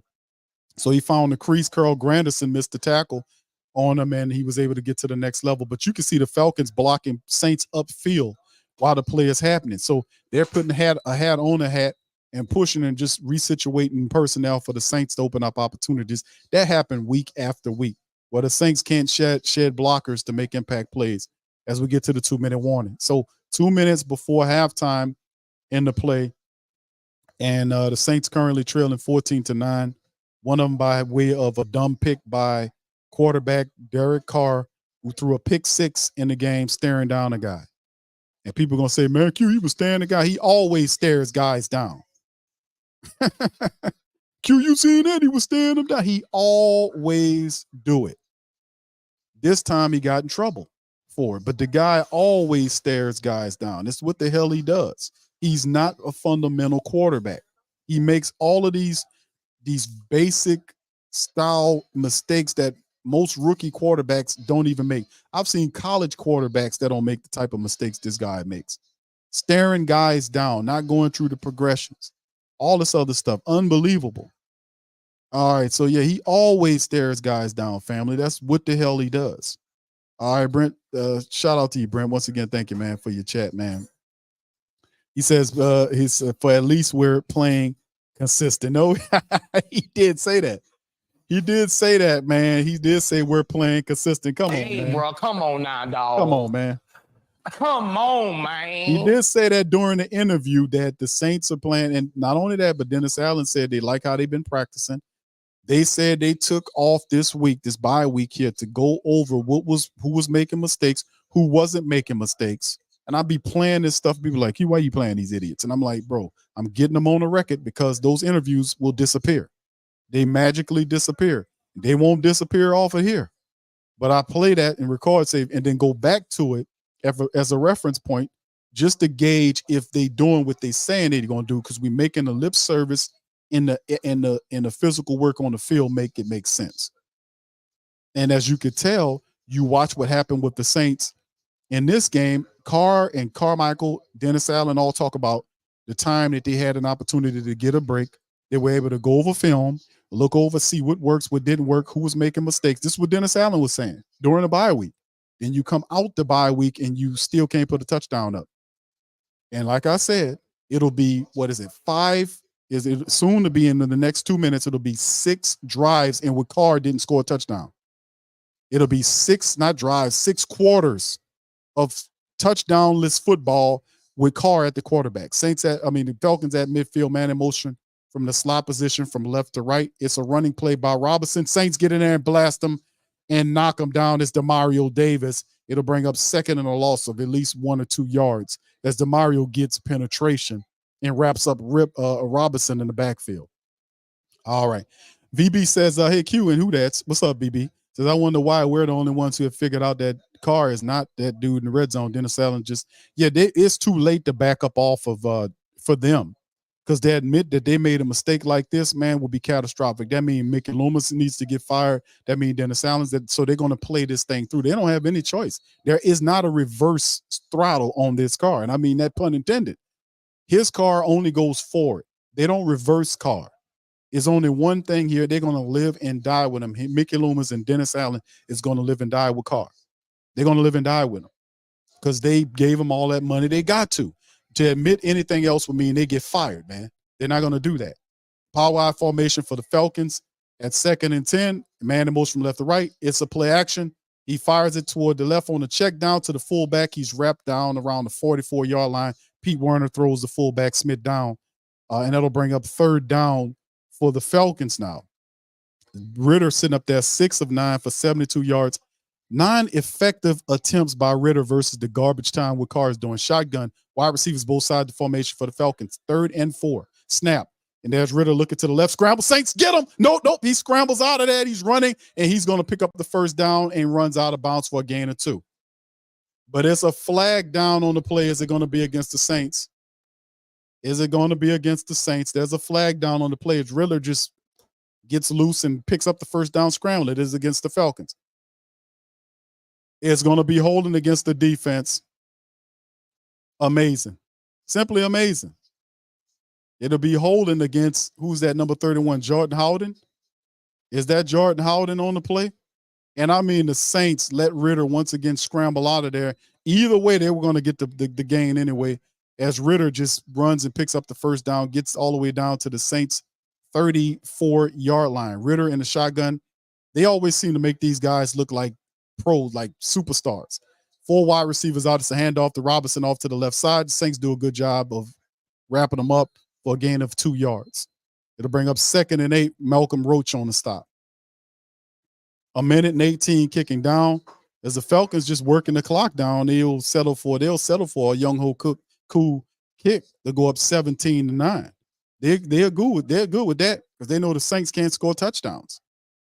So, it's pathetic, man. But it's still an implosion factor that I'm counting on. We'll see.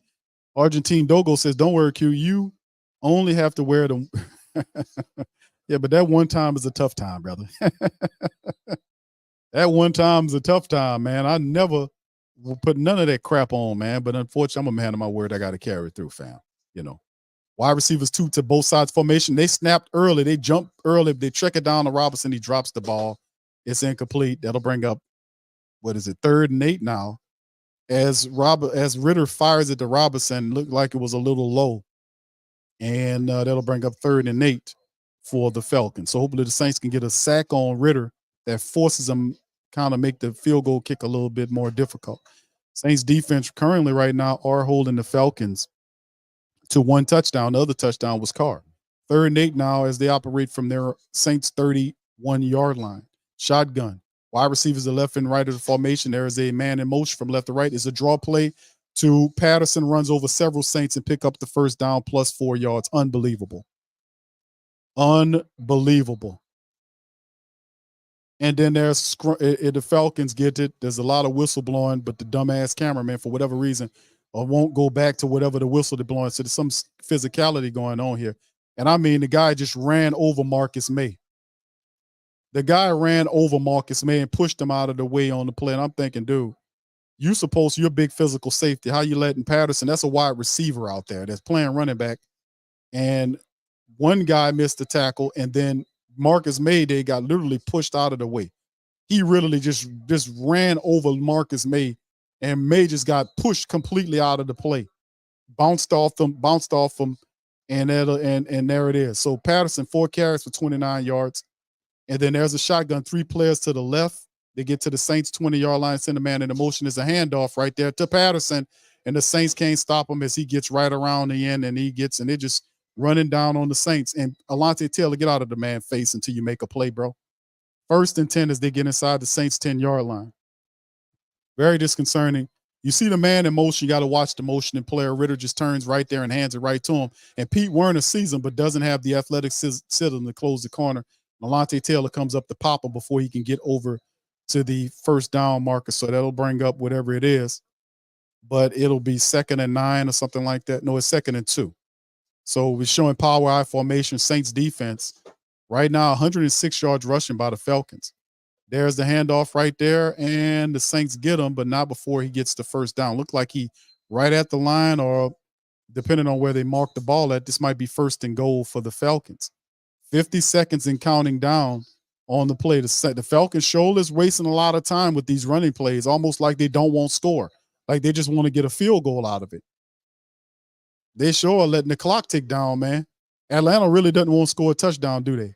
All right, so wide receivers, both sides of formation. There's a snap. Once again, the offensive lineman jumped early, and it's intercepted at the goal line right there by Tyrann Mathieu, and the Saints defense stopped the Falcons, man. We'll see if he completed the throw, and there's a flag down on the play because some chippiness is going on right now. But Tyrann Mathieu made the play. So we'll see did he complete it though.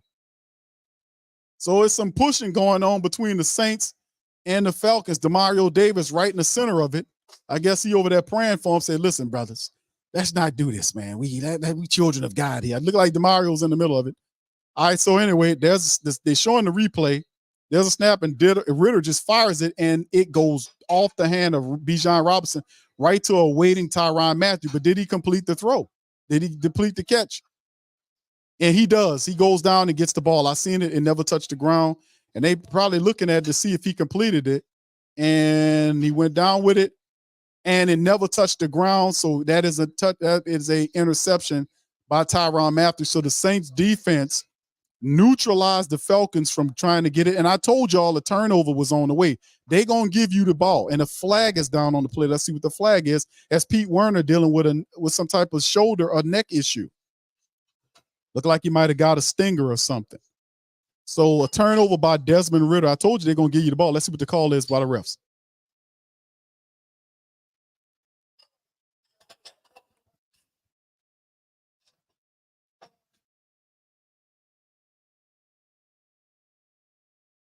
All right, it's a off-site and penalties. Both teams got penalties, but they just gonna wipe it out. The Saints get the interception. That all that mattered to me, and they'll just kneel on it and let the quarter go. But boy, what does Saunders do? Saunders initiated all of that, and Saunders just was frustrated, just pushed the guy, and then you seen some stuff going on right there, a little chip in this. That big Saunders got upset. Saunders don't get upset and push people after the play, brother. You got a chance to push them before the play, and the Saints get the ball. They're going to kneel on it and just take it right into halftime. They're not even try to let Carr do anything with it. So the Saints defense did a good thing. They got the interception because Atlanta was trying to get a score there. They turned the ball off over in the red zone there. And with that, the Saints go into halftime right now, 14-9. Very doable game if they can start scoring touchdowns. So what needs to happen, as Dennis Allen says, in his customary fashion, that halftime adjustments are overrated. That's what your coach said, not mine. That's what your coach said, not mine. Your coach said halftime adjustments are overrated. That's what your coach said, not mine. All right, so anyway, all right, let's hit the halftime report, family, right now for this game. As the Saints are trailing the Falcons 14-9, the defense allowed just one touchdown. They shut them out on the back end of that by getting that interception, Tyrann Mathieu, making the play. And really the difference in the game is the pick six that dumb Carr threw to Jesse Bates staring him down. 13, let's look at it, 13 first downs versus 11 on the play here for the Falcons. They lead that. Third down plays 3 of 5, Falcons 3 of 5, Saints 3 of 8. Total plays, Saints 36 versus 32, 228 total offensive yards by the Saints versus 106 by the Falcons. Drives, Saints had 2 more drives than the Falcons, 6-4. Yards per play, 6.3 versus almost 6 yards by the Falcons. 189 yards passing by the Saints versus 77 by the Falcons. You can see the attempts right now is 22 attempts for the Saints offense, and they have not gotten a touchdown. These people, to me, are absolutely amazingly ignorant, bro. And I'm talking about the offensive-minded people of Pete Carmichael and Curry and all these people. They're incredibly ignorant because everybody knows that you cannot win the game. Carr is on pace to throw for over 40 attempts in this game. He's throwing the ball 20-something times right now, and you don't have one damn touchdown, man. It's just ridiculous versus 14 rushes. And they're not doing a damn thing running the ball anyway. But the reality is a lot of what we see happening with the Saints play calling is just ridiculous. And listen, you look at the offensive lineman for the Saints, Cesar Ruiz, game after game, missing blocks.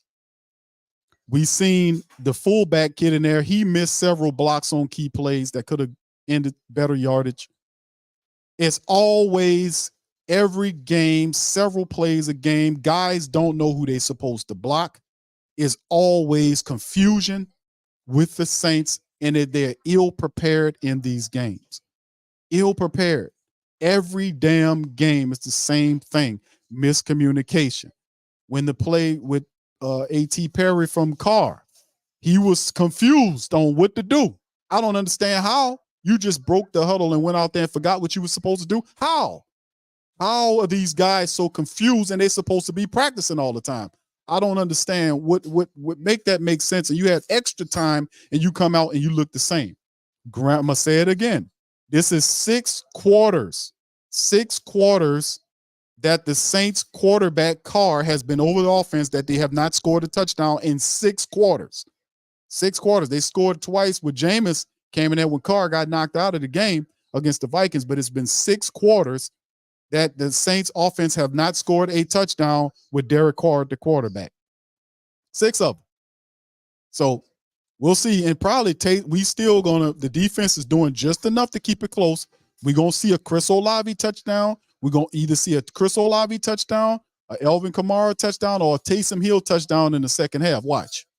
Despite Carr, this team going to win, not because of Carr, it's going to be because everybody else. You're going to see runs by Elvin Kamara for a touchdown. You're going to see something happen with Taysom Hill. You're going to see maybe a throw from a Carr to get in position to Olave to set up something. But in the end, it's going to be because somebody else is doing something. I'll be surprised if he throws a touchdown. He's due for one. It's been 6 damn quarters. All right, so anyway, red zone. Saints are 0 for 2 in the red zone. So guess what? The red zone woes are back. The Saints are 0 for 2 in the red zone. After I thought we figured all this out. We had a whole extra week, according to what they were saying. Boy, them people, poor salesmen, man. Poor salesmen. We feel good. We had good practices. 1 and 2 for the Falcons. Penalties, 3 penalties for 25 yards is a wash. Falcons got 3 penalties. Saints got 3 penalties for 25, so does the Falcons. What's a wash? Possession time, Saints have the possession, 17-11 versus 12-49. So in the end, we're not going to win the game with Carr throwing the ball 22 times, bro. It's not going to happen. I was like, we keep this dude reps anywhere between 25 to 29 attempts. This dude is on pace to have over 40 attempts in this game. 20-something attempts right now, you don't have no touchdown. Atlanta got one because he threw it to him. It's amazing how rookie quarterbacks look better than the 10-year, $150 million quarterback. C.J. Stroud around going through progressions, no better than to stare people down, and you got to tell this dude that. 13 to 22, 189, a pick 6, which is why the Falcons are leading right now. Ritter 7 of 12 for 77 yards. He had an interception. The Saints defense stopped him on the end. Elvin Kamara, 8 rushes for 26 yards, 3.3 per rush. Taysom Hill only 4 scrambles for 11 yards on the play. Very predictable offense by the Saints. Falcons, Bijan Robinson, 10 carries for 37 yards. They're doing a good job of stopping them, but they're trying to get Patterson involved in the damn game. They got Chris Olave here. We got Chris Olave involved. 7 catches for 114 yards on the play versus Drake London, 2 catches for 44 yards. We take a look at what's going on with the defense. Pete Werner, 6 tackles. He had a neck stinger, it appeared to be. Saints still no sacks at all on nobody. Atlanta hasn't gotten a sack on the Saints. Jeff Okudah, 4 tackles, along with Cade Nellis with 5 tackles. So, I mean, interceptions by Tyrann Mathieu and Jesse Bates. Bates returned his for 92 yards for the score. That's the difference in the matchup. Blake Grupe, shout out to our rookie. If it wasn't for him, we wouldn't even been in this damn game. 3 field goals, 3 attempts for perfect for 9 points, and the 9 points is exactly what we got going on. Could you imagine? Young Ho Koo, no kicks in the game. The Falcons hanging around. But like I'm going to tell family members, like I've been saying, it is an implosion factor that we got to account for with the Atlanta Falcons that they'll give. And they're still going to give you another turnover in the second half. I told you they would. It's in their MO. It's in their genetics. They're going to turn the ball over to you. They're going to give you an interception. They're going to do this type of stuff with you. So it is what it is right now as we go into this whole Carr measure. We got to get the game going despite the fact that we can't allow a guy like Carr to be a guy that we be concerned about. We got to be able to find a way to run the ball, and the Saints are so pathetically trash in terms of blocking for the run. They don't even know who they're blocking. It's so pathetic and awful. It's almost downright and disrespectful to see how trash this offensive line is, man. Ryan Ramczyk caught holding, guys not even knowing who they're blocking, and it's systematic every time. The defensive line getting pushed back. The offensive line dumb. So, I mean, I don't know what to tell you. How are we prepared? What are we doing? What are we doing in practice? These guys are not practicing, man. They don't look like they're doing anything out here, to be honest with you. It's mistake-filled football, blown assignments. Guys don't know what they're doing, man. It's complete bullshit. Straight out the bat. Milt says, I'm sick of this weekly torture.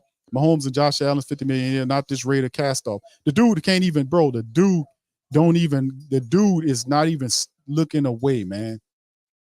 I mean, just it amazes me how much money the Saints turn over to this guy, and he is out there staring these guys down. He does it every week.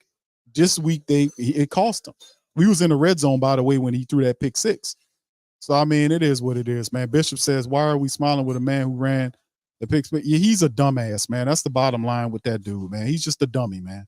You know, he thinking after pick, he tried to laugh off the play or smile off. I ain't got nothing to say to Jesse Bates after he done read your eyes. But really, I ain't mad at Jesse Bates. Jesse Bates did what he's paid to do. He paid the pick Carr, and it ain't over with yet. We got to take the ball out of Carr's hands if we want to have success, man. Thank you, Arnold. Appreciate that, man. I want to say thank you very much. Picking me up and bringing me back to this world. Andrew says, "Hey, Q, you still want to take Dennis Allen over Arthur Smith?" Yes, I still do, because the Falcons, the Saints defense, just peep the trends, man. The Saints right now are setting themselves up to win this game. It's not about Carr, it's about Taysom, it's about Kamara, it's about the other people around. Notice they took him out. At some point in time, Carr's gonna get loose. Taysom's gonna get loose and get a touchdown for you. It's gonna happen. They're gonna score a touchdown, and I think it'll come from a Kamara or a Taysom. We still got people out there that can get us. A touchdown puts the Saints ahead.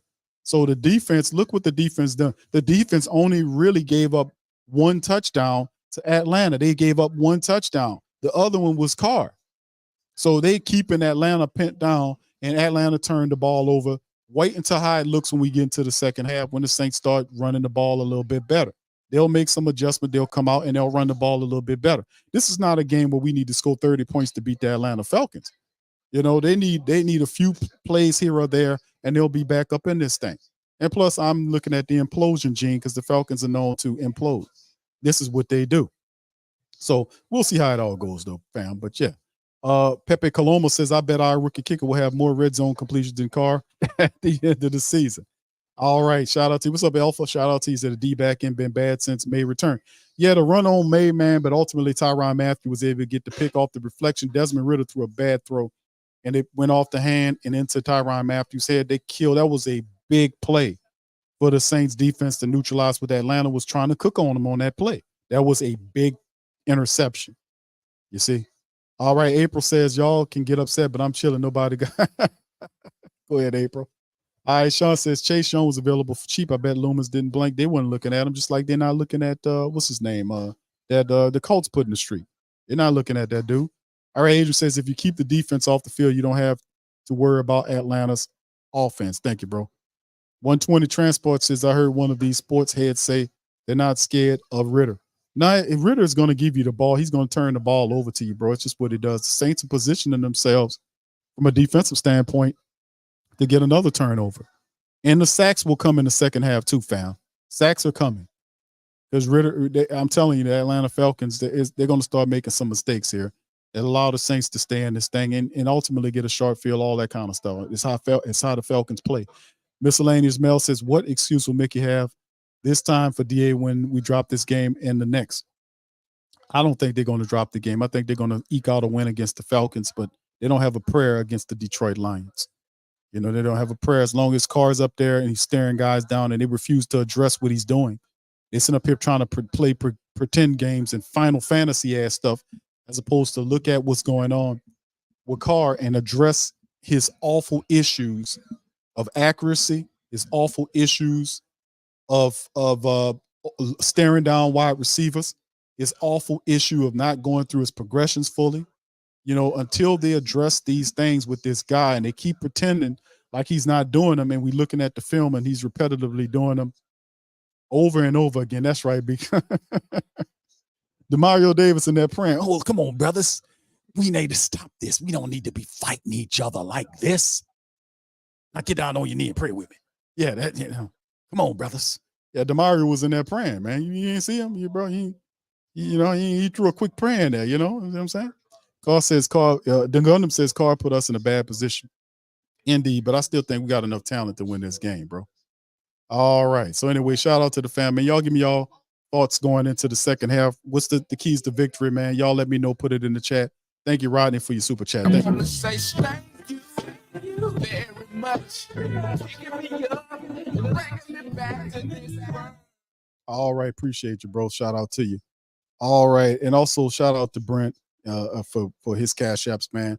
Yeah. And this is about being consistent, man, and doing what we're supposed to do, man. And I just think at times it becomes really frustrating for a lot of the Saints players, because the Saints brass, they're not really, I'm not going to say they're stupid, but they're incredibly forgetful, because they forget what works. And then they only go to it when they're desperate. But when things happen right for them, they don't utilize it. Now, Carr had some positive plays where he found Chris Olave up the field. He made a few throws there that were positive. He just don't give you enough of that. And a lot of his accuracy is up and down because I really do think that a lot of his accuracy issues tied to the fact he's still having shoulder issues. He got bruised ribs. There's something going on with his ribs there. He shot up with that painkiller. And I think a lot of that's affecting him. And the Saints are, are pretending like he's not hurt when you can look at him and see that he ain't right. But it is what it is. As we get ready to come back out of the halftime, and the Saints will kick off to the Falcons. And there's the kickoff from left to right. And Grupe will put the ball right through the end zone. They'll let him pick it up at the 25-yard line. What's up, Chantel? Shout out to you. Good to see you in the chat. All right. Charles says Drew would have this team up by 4 points by now.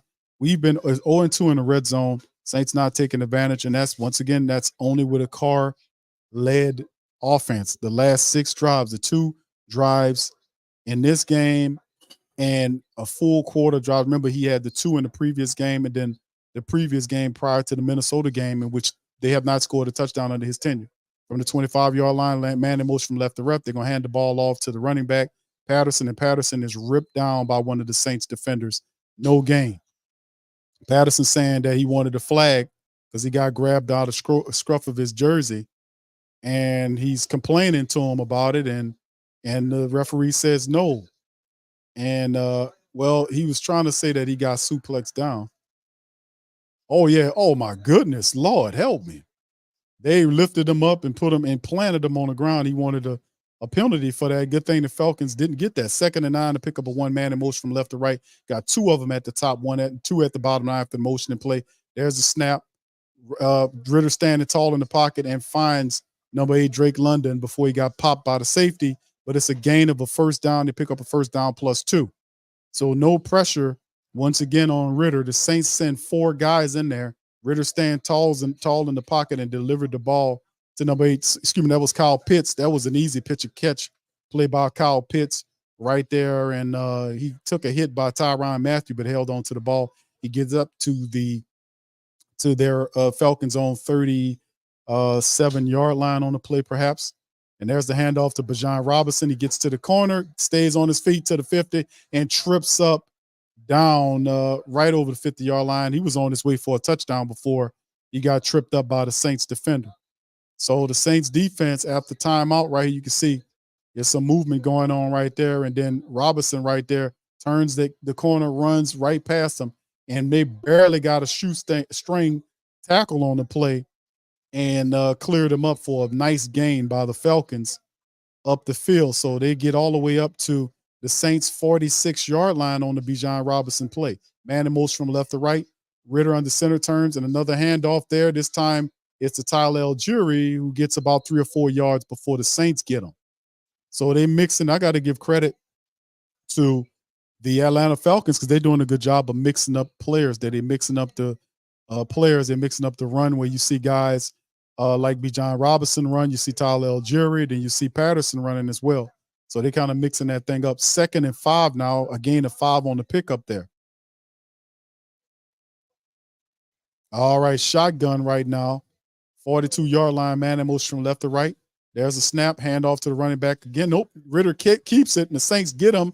Back there's a bad call as Zach Bowen and several of the Saints defenders get Ritter behind the line of scrimmage. Good play by Zach Bowen on the play as Ritter does the QB keep on the play.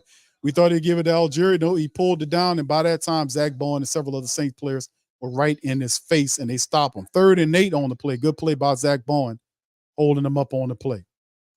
All right, so here we go right here. So let's see what the Saints do. All right, shotgun for the team.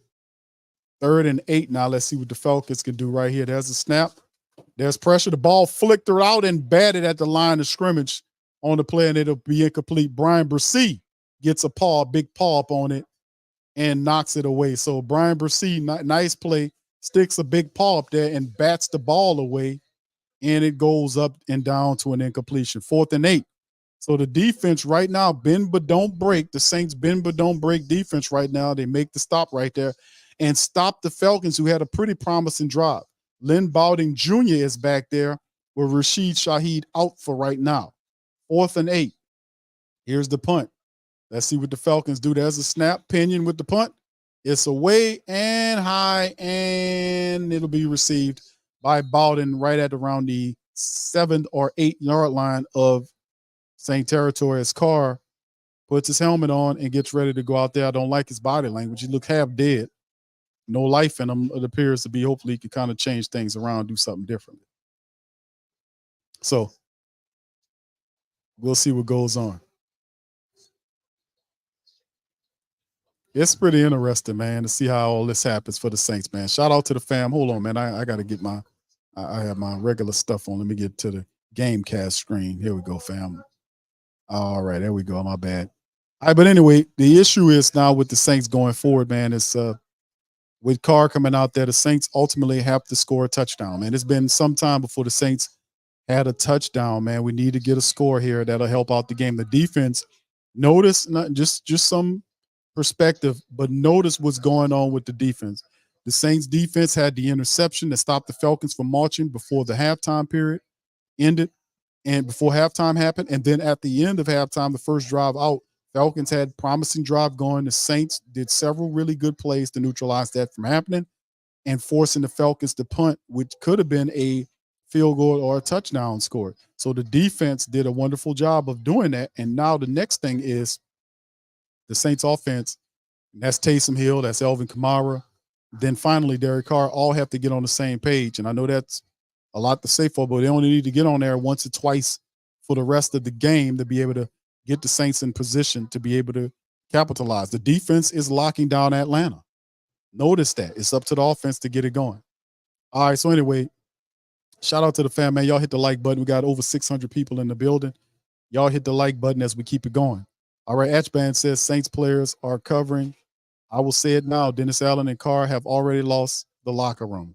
Yeah, it's going to be a tough sell. The Saints have to win this game because I'm not putting money on them to win the Detroit game. I think Detroit coming off the Thanksgiving loss to the Green Bay Packers, they're going to be upset and motivated. I really do think if there was a given loss, that's a loss.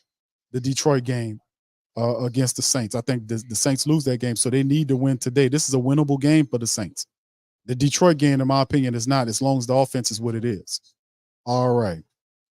I don't want to talk about that right now, Atchband. You know, there's still a lot of time going on, brother. How you trying to put me in Falcon gear, bro? We still got a quarter and some change. We got 2 quarters here to play football, bro, and we only trailing by what, 5 points? And you got me fitted up for an Atlanta Falcon jersey? Damn. I thought we were cool. All right, anyway, Carr under center as the Saints from their own 7. There's a handoff to Jamal Williams, lowers the shoulder, and gain of 3 yards on the play. Would be nice to see a fullback blocking, but he probably would blow the block anyway, so what the hell. All right, so again, as Jamal Williams hits to the next level, the Saints rushing attack totally 39 rushing yards versus the Falcons 109. That's a combined total between several players. 2nd and 7 on the game as the Saints huddled up. All right.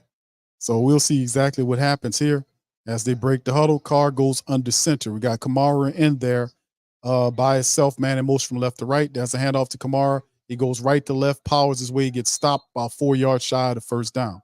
So that'll bring up maybe a gain of 3 by Alvin Kamara. Runs into really nothing really opening up right there. The Saints offensive line really not cleaning out anybody. They're not moving anybody. The Saints go to a new huddle offensive look. 2 wide receivers both sides. And Carr walks up to the line, changes some things. Right now, we'll see he's third down pass, 3 of 7 with a pick. Let's see what happens right here. There's a snap. He looks, and he's going to wait and run it. Just keep it. And he scrambles. Carr keeps it. And the ball pops out, that dumbass. And the ball gets popped out. It rules ahead, and A.T. Perry recovers it. He scrambles and kept the ball like a loaf of bread, and it comes out, and the guy, A.T. Perry, was there to get the ball. Look at him running with a loaf of bread. This dude is so damn, I mean, bro, you are beyond the line of scrimmage. Why are you holding the ball like a loaf of bread? You tuck it. The dude is completely out of his mind, bro. Dude, you almost had this dude running out here. Oh, my goodness. All right, so here we go. 32, just dumb. Shotgun for the Saints right here, man. Just terrible. Taysom Hill is in the game. It's a run to the left. Taysom runs and gets tripped down, only a gain of 3. on the play by the Saints is take some scrambles to the left side of the play. That dude is out of his mind, bro. Just brain neutral to the absolute extent. Taysom Hill, notice Taysom Hill still in the game now. 2 straight passes. They took Carr's ass out of there. And if you see the Saints on the next level, look at the blocks. They're showing you he had it. And then Jamal Williams can't clean up the blocker so Taysom can clear him for the run. 2nd and 8, the Saints got to do a better job collectively blocking. There's a snap there. And there's Carr's taking a shot downfield. It's underthrown, it's adjusted, and it's out of bounds, man. And Chris Olave's shaking up on the play. This dude threw the ball out of bounds, man. There was no way Chris Olave was going to be able to come down with the ball. And Chris Olave came down on his back. He's shaking up. 3rd and 8 on the play. And Carr threw the ball, and it wasn't even catchable. And Chris Olave came down on his back and bounced around. It was a hard fall right there. But that ball was thrown where he didn't have a goddamn chance in hell of catching that ball inbound. He didn't have a chance in hell of catching that ball. He threw that ball toward the sideline, did not afford Chris Olave any opportunity to come down with that ball. Now, both starting wide receivers are out of the game. Shotgun, 3 wide receivers to the left, 2 to the left, 3 to the right. There's a snap. Carr looking, stands and fires the ball, and it's caught by Juwan Johnson for the first down. So it's 8-yard pickup on the play. I mean, that ball, they're running around like the ball with a loaf of bread. The dude pops the ball out. This dude is brain neutral. So there's Juwan Johnson comes down with the catch. They're saying that it's 1st and goal. Carr is coming out of the game right now. Taysom Hill is in the game. That's what I said. They're going to win not because of Carr. It's going to be because of what Taysom do. He's due a touchdown any minute now. So 8, the defense playing well. Here come to Taysom. Watch, it's getting close. As the Saints are at their own 43-yard line, there's a run by Taysom right up the middle, and he's knocked down for a 3-yard gain on the play. It is Landman, the linebacker, number 43, comes up with the play, only a gain of 2 that they say. So not very imaginative play calling going on by the goddamn Saints, to be honest with you. Not creative at all. We got a guy out there, his passes are sailing. And Carr is back out there again to see the ball. I'll tell you, man. All right, 2nd and 8 right now. Shotgun, Saints, wide receivers left. Personnel on the right-hand side. Kamara's back there. There he is. He checks it down to Elvin Kamara. Kamara breaks the tackle and gets to the 40-yard line, gets pushed out around the 36-yard line. Elvin Kamara takes a simple check down, turns the corner, and gets into Falcon territory around the 37-yard line. AK-41 doing what he does. 7:27 and counting down on just a check down. It's AK-41. It's just a check down, and he makes the guy, Caden Ellis, misses, and then just takes on up the field. Good blocking up the field by Foster Monroe, and Kamara gets behind him and was able to pick up the first down and gets down to the 36. Shotgun. There's a handoff to Kamara again, goes right up the middle and picks up about 4, maybe 3 or 4 yards on the play, on the draw play. By the Saints should bring up 2nd and 7, maybe 2nd and 6, depending on where they spot the ball.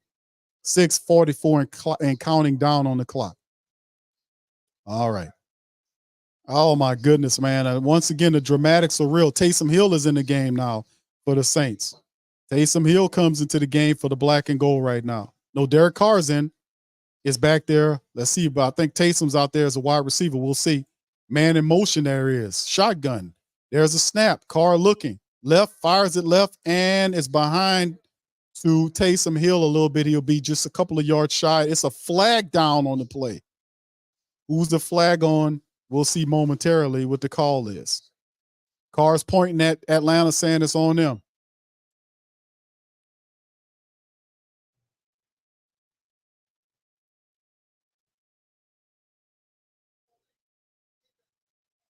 Holding on Atlanta, and they give him the first down. So Atlanta, number 1, got caught holding on A.T. Perry. And boy, oh, yes, he did. I mean, my goodness, bro. My goodness. It probably would have been good if Derek Carr would have seen him, because he was angling out toward that left sideline. He had to throw there if Carr would have seen it. All right, so shotgun, Saints running back next to Carr in the shotgun, 3 wide receivers to the left, 1 to the right. There's a reversal. Lynn Bowden Jr. to the opposite side, and Lynn Bowden falls forward and picks up the first down. And once again, that play could have been a lot better had whoever that was out there blocking. And I was like, man, when we run these plays, when it's reverses or screens, it's always confusion on who these big guys are supposed to block.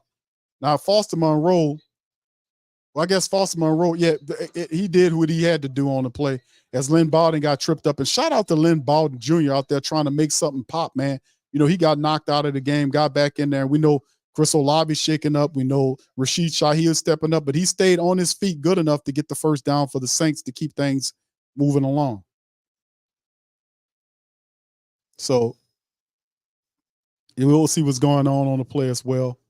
And as they go into, we'll see what's going on. Hold on, just as they go into commercial break.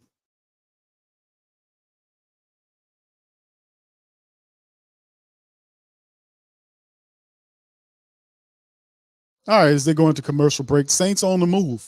Saints are on the move currently, and that's what I was telling people. I was like, listen, y'all don't forget, and people got me fitted up for an Atlanta Falcons shirt, and I was telling everybody, listen, fam, number one, I thought y'all cared about me. That's number one.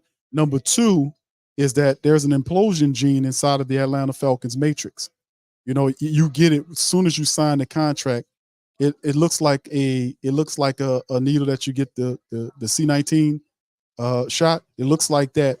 In order for you to become an Atlanta Falcon, you have to receive the gene. So right after you sign the contract, they lather your arm up with alcohol and they shoot it in there, and then you're forced to live with that and you have to change it. It's called the implosion gene. They all suffer from it. David Onyemata, Kate Nellis, Fontenot, all of them got the implosion gene injections. So that's number two. Number three is the Saints are marching to score right now and having good rhythm. They just need one good touchdown and the rest a bunch of field goals to kind of stay on top of this thing. So that's what we're dealing with right now. You understand? So I'm glad glad me and you had this conversation to understand what we got going on here. Almost 700 people in the building. Y'all please feel free to hit the like button if you hadn't already. Hit the like button. Y'all put in the chat what you think the end result of this drive is going to be for the Saints. Put it in the chat. Let me know how y'all feel about it, man. I think the Saints doing something pretty positive right here. Clancy says Hill is in the red zone. So a touchdown. We're going to do it, man. We're going to get a score here, and it won't be because of Derek Carr. Let me tell you something. What's up, Barbara? Says Shazam. Did you see the interview where his mouth said one thing while his face said, okay, y'all might be talking about something else. What's up, brother Ahmad? How you doing, bro? And this thing as well. As you see, they're trying to see where he fall. And the guy stayed up. That's why they used his hand to keep him up, and he got tripped down. And there's Eric McCoy is off. McCoy is now walking off, and we got Max Garcia in that center. That's big. And Eric McCoy been struggling during the season. And there he is in, and we're going to have a false start penalty because the right tackle jumped early for whatever reason. The guy shot through there. Is that Ram check? No, that's your boy Cesar Ruiz. Boy, Cesar Ruiz, man. Boy, Cesar Ruiz been looking like trash, man. Punt, field goal, interception, field goal, half. That's the first 6 possessions under the Saints offense. Now they're without their center. And Max Garcia, no disrespect, Max Garcia to me is not very good, a very good center. There's a snap, the handoff to Carr. It's a draw play, Saints looking, and it's not a gain of much at all going on right here. It's about 3 yards, maybe 2 or 3 yard pickup by Alvin Kamara. Couldn't find nothing going on. The Saints offensive line really not creating much of a push. They go into the no huddle offense, shotgun again with Kamara to the left, 3 wide receivers to the right, and 1 to the left. And there is a snap, and the pressure comes, and it's a check down to him, and there's a flag down automatically, and this is going to come back. They waited a long time, but this is going to be against the left tackle on the play, if I'm not surprised, because he jumped early, and Juwan Johnson went down. Perhaps it's a foul on him. Let's see what the call is. Because looked like the left tackle jumped early, and we'll see what the flag is about. But the left tackle jumped early, man. Let's see what the call is. The flag came out later, so we'll see if it's something pertaining to Juwan Johnson or not. So a pass interference call against Juwan Johnson, man. So that positive play is neutralized. So a pass interference on it. I guess they call it the pick play right here. Is Juwan Johnson just literally runs into the guy and takes him out. It's like a pick play, and that's illegal. So there you go. So that backs the Saints up after that play, and it'll force them, that kind of stalls out some of the momentum. and it's now 2nd and 23. What a difference that made, right? So the Saints now and then what's going on? The referees stop it again. So let's see what the referees blow it dead. Let's see what they got going on. You want to talk about funky football, boy. The Saints are representing some funky football today, led by Dennis Allen. And Jawan Johnson is getting pointed off the field. He got to come out. So Foster Monroe will come into the game. Would be good to have Jimmy Graham about right now, wouldn't it be? All right, so here we go with Jawan Johnson out, Foster Monroe in. Would be nice to have Jimmy Graham about now, but he's a healthy scratch for the Saints, and Dennis Allen will tell you that he's happy to be a healthy scratch. What a liar. All right, so here we go, fam. Let's see what goes on here. Shotgun for the Saints from the Falcons' 27-yard line. Kamara next to him. There's a snap. Turns, looks left, center, fires on the check down to Kamara, gets to the 20, falls down to about the 19-yard line for the Saints. So he gets a lot of that yardage back, Elvin Kamara, off the Derek Carr check down to AK-41. It'll bring up 3rd down, and we'll see where they place the ball at, how much is left. Let's see what it is. Carr back as he huddled up. It's 3rd and 14, 3rd and 15. 2nd and 23 went from that to 3rd and 15. The Falcons getting loud right now. Carr 4 of 8, 44 yards and 1 pick on 3rd down conversions. He's having problems hearing, makes an adjustment. Let's see if he can turn this into something. There's a snap, looking, firing, and he's sacked just like that. And that right there takes the sack as they get the first sack of the game on the Saints, and he goes down. And of course he does. Of course, Derek Carr gets sacked. So that is going to be a long field goal at it as he's beat by that side, number 67, Landon Young. That dude beat Landon Young, big sorry ass. I don't know, beat him bad. Beat him badly. Beat him badly on the play. Beat him bad. Was that Landon Young over there? My goodness, man. And this is Blake Grupe. And Blake Grupe is going to hit it. He gets it, slides it in there. And my goodness, shout out to Blake Grupe. The Saints are now within 2 points of the game, man. So it's now 14-12. Blake Grupe kick the field goal. My goodness, boy, oh boy. We need to take a portion of half of Ramchek's money, all but 80%, take 80% of Derek Carr's money and give it to Blake Grupe. Absolutely ridiculous. And really, Carr, people gonna say Carr was holding the ball too long. Really, that was on 67, man. Was that Landon Young? Who's number 67? I don't know what trash player that was, but they got beat so bad. The guy, I don't know, boy, that dude got his ass beat. He got beat badly. And that's sorry. That was Landon Young's sorry tale. Landon Young got beat so badly on that play. That was ridiculous, man.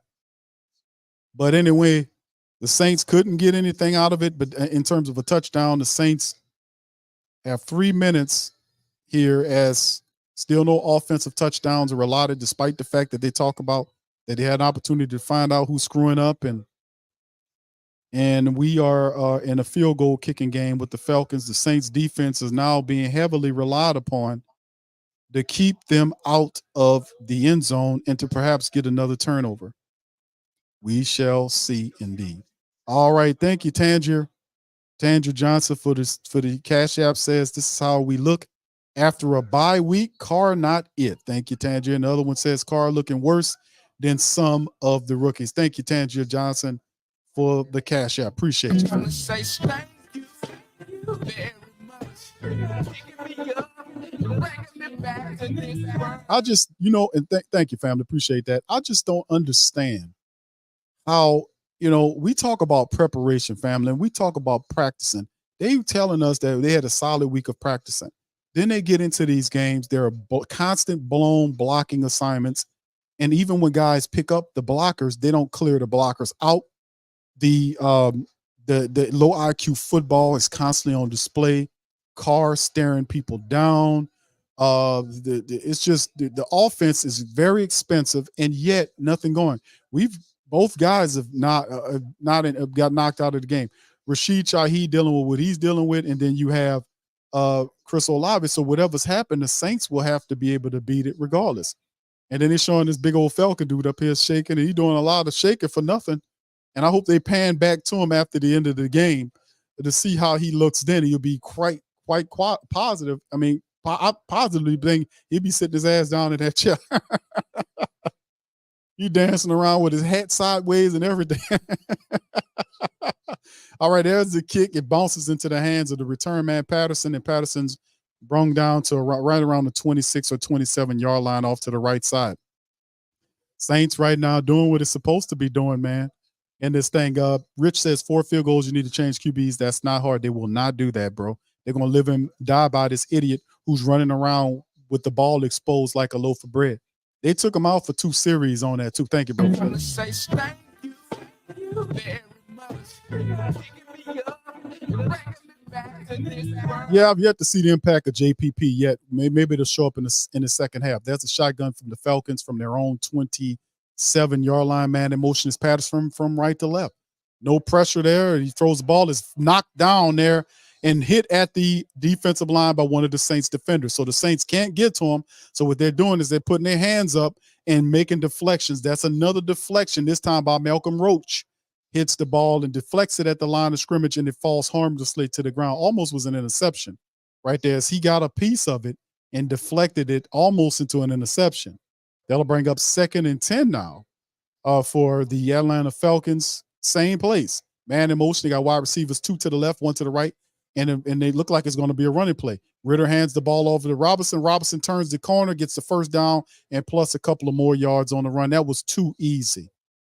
Real too easy how he was able to turn that corner. Where was the end on that side there to stop him from turning that corner so easy? And you can see right here, just a great play. And boy, that was some serious holding going on that the referees missed. He basically had his arm around the neck of Carl Granderson, and the referees did not call the play. For you get a run like that, I'm like, that's too easy. Severe holding on the play. Referees totally didn't call it.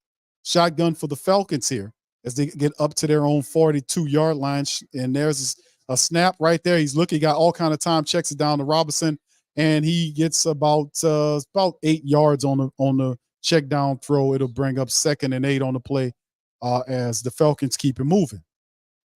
And Zach Bourne was lined up to him. He put his foot in the grass and slid right past Zach Bourne to pick up extra yardage on the play. So, it is what it is, man. All right, so Robinson doing good. That was a gain of 7, they said. So it's 2nd and 3 on the play. Zach Bourne is in the game. We know Pete Werner's been having injury issues. So Zach Bourne is in the game to give some people some help. 2nd and 3 now. Robinson's back there. It's a handoff to Robinson to the left. The Saints do not stop him until he gets over the 50-yard line and into Saints territory for a first down plus 2 or 3 more yards on top of that. So, Nate, we see Big Saunders is fussing and complaining at Falcons people, but they getting marched on, bro. You need to stop jibber jabbing and make something happen, man.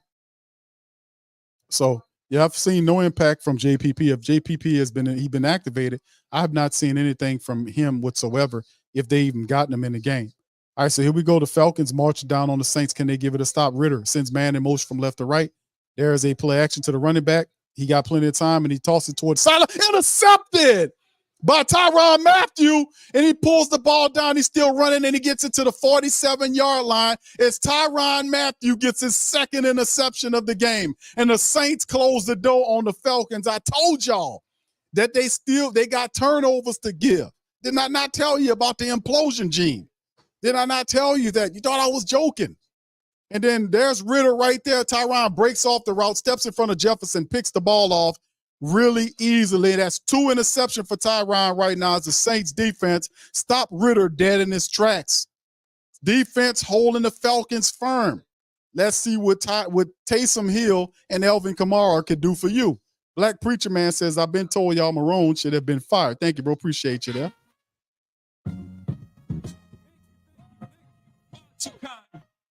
Thank you, bro. And Prom says Carfax. We got another Carfax report. NOPD booed him for parking in the loading zone. Thank you, Prom. Say thank you you very much. Picking me up, bringing me back to this world. All right, man. There we go, man. So an interception right there by the Saints defense turns the tide, man. And listen, we're doing the defenses like I told you, family. They gave up one touchdown in this game. The other score was a pick six by Carr. So the Saints defense, for all intensive purposes, have been playing a pretty damn good game in this affair. They really have. They've forced multiple turnovers. And I told you all the turnovers are coming in the second half, and the sacks are coming too. So Taysom Hill, Alvin Kamara, all these guys will get us a touchdown, and we'll keep moving. The Saints have situated themselves to take this lead. The Falcons cannot move the ball anymore. The Saints have the game within their hands. And even if they don't score a touchdown, a field goal kicks them up 15-14. So we'll see how it all fashions. I want a touchdown. We need just one touchdown to keep it going. But shout out to the Saints defense for keeping the offense in it. An expensive offense with a bunch of problems. Jonathan says this performance is horrible. Excuse of coaching that get on the podium and lie to the fam. Base offense is crappy. Defense makes plays really easily. Cannot get your offense in the end zone. It is definitely appalling. Thank you, Jonathan. Appreciate your mod, says Q. All we got, bro. Hope with our secondary. They're keeping us in it, man. We got to get it going, man. We got to make it pop. Rose City says, can you score off the turnover? Can we get a score off of turnovers? All right, field goal, we lead. Yes, indeed. That's what I'm saying. I think this is the time when we get an offensive touchdown. I'm gonna just be honest with you. I think we get an offensive touchdown coming up soon, and it'll probably be Alvin Kamara or Taysom Hill that gets it for us. We're gonna get this one on this drive, and it'll be just enough. Like I said, it's the implosion gene that's going on with the Atlanta Falcons people. Let's see if that big guy will sit up there dancing. Let's see if he's still dancing.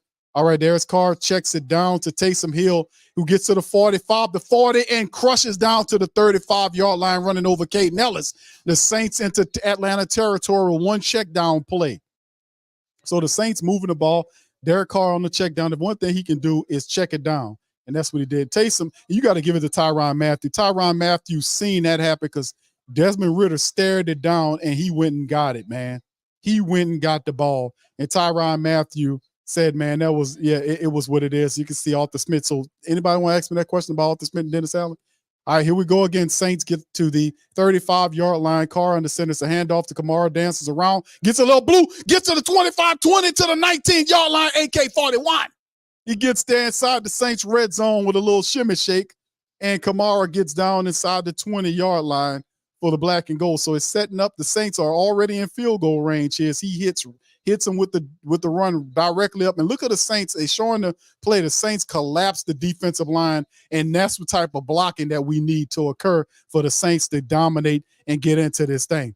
Saints energy, man. They're marching. Elvin, 12 carries, 53 yards. Let's see what's going on. Man in motion is Lynn Bowden circling around behind him. There's the snap. And that's Taysom. Taysom takes off, runs. He breaks a tackle and gets down to the 9. Y'all fumble! The ball on the ground, and the Falcons look like they might have gotten the ball back. It's a fumble on the play. Taysom Hill fumbled the football. No. The ball punched out. It punched out. It's definitely a fumble. The guy punched it out. That's Jesse Bates on the play. And then it bounces off Taysom Hill, and the Atlanta Falcons have gotten the ball back, man. Taysom, the Saints, are you unbelievable?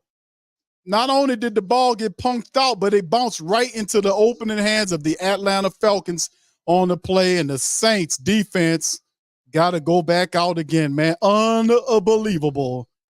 Boy, I tell you, you want to talk about dumbness, man. Can't these damn people do anything right? But then again, this is a Dennis Allen-led comedy show, man. They were marching to score. All they had to do was hold on to the ball. Not the low IQ Saints. Not the low IQ Saints, man. My goodness. My goodness. Man, come on, man. Hey, bro, come on now, dog. Come on, man. My goodness, bro. Come on, bro. Come on. Hey, bro, come on now, dog. Come on, man. Oh, my goodness, man. Oh, these guys, these players.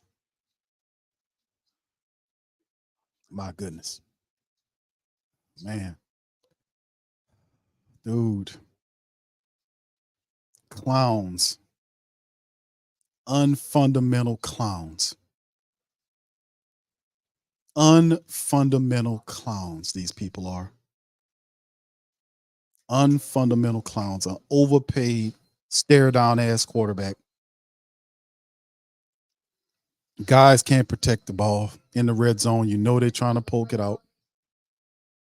And then the football gods laugh at him because they poke it out, it comes out, and then it bounces off his back of him right to the Falcons. So let's see what our defense can do, fam. The defense and special teams is all we have. And Dennis Allen will refuse to make changes to this offense. He will refuse to make changes. My goodness, man. My goodness. Still 2-point game, man.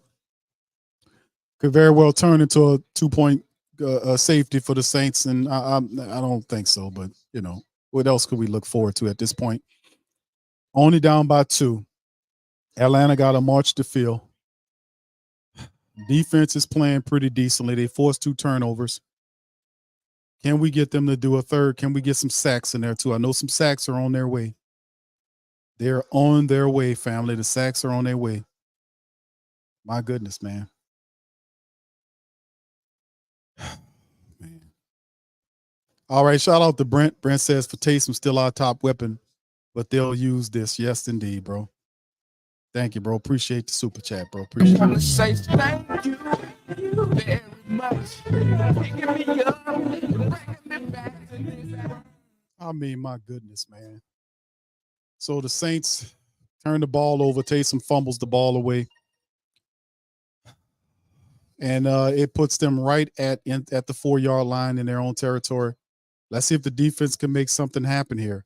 Ritter on the center turns, hands the ball off to Bijan Robinson, and he gets some run before the Saints get him. So he gets him a little bit more run, about 3 or 4 yards on the pickup toward the left side. Saints bring him down, and he gets him a little room there off the end zone there. So we'll see if the defense can do something about it to kind of change how things look here, man. And it's just a problem. All right, shout out to Brent says for not playing him much for the next games. Let's see. Thank you, bro. Here's Ritter from their own 9-yard line, man. It moves from left to right. Right to left, excuse me. There's another run play right here. And the guy almost breaks free, gets the first down, and then some. Tyler Algier before Demario Davis grabs him, but not before he picks up the first down plus a little something extra. I mean, they're just mauling the Saints. Look at the blocking, man. They're coming through and mauling the Saints. The defensive line is getting destroyed. The Saints defensive line gets destroyed a lot, man. We've seen them get destroyed in the Minnesota game, the Indianapolis game.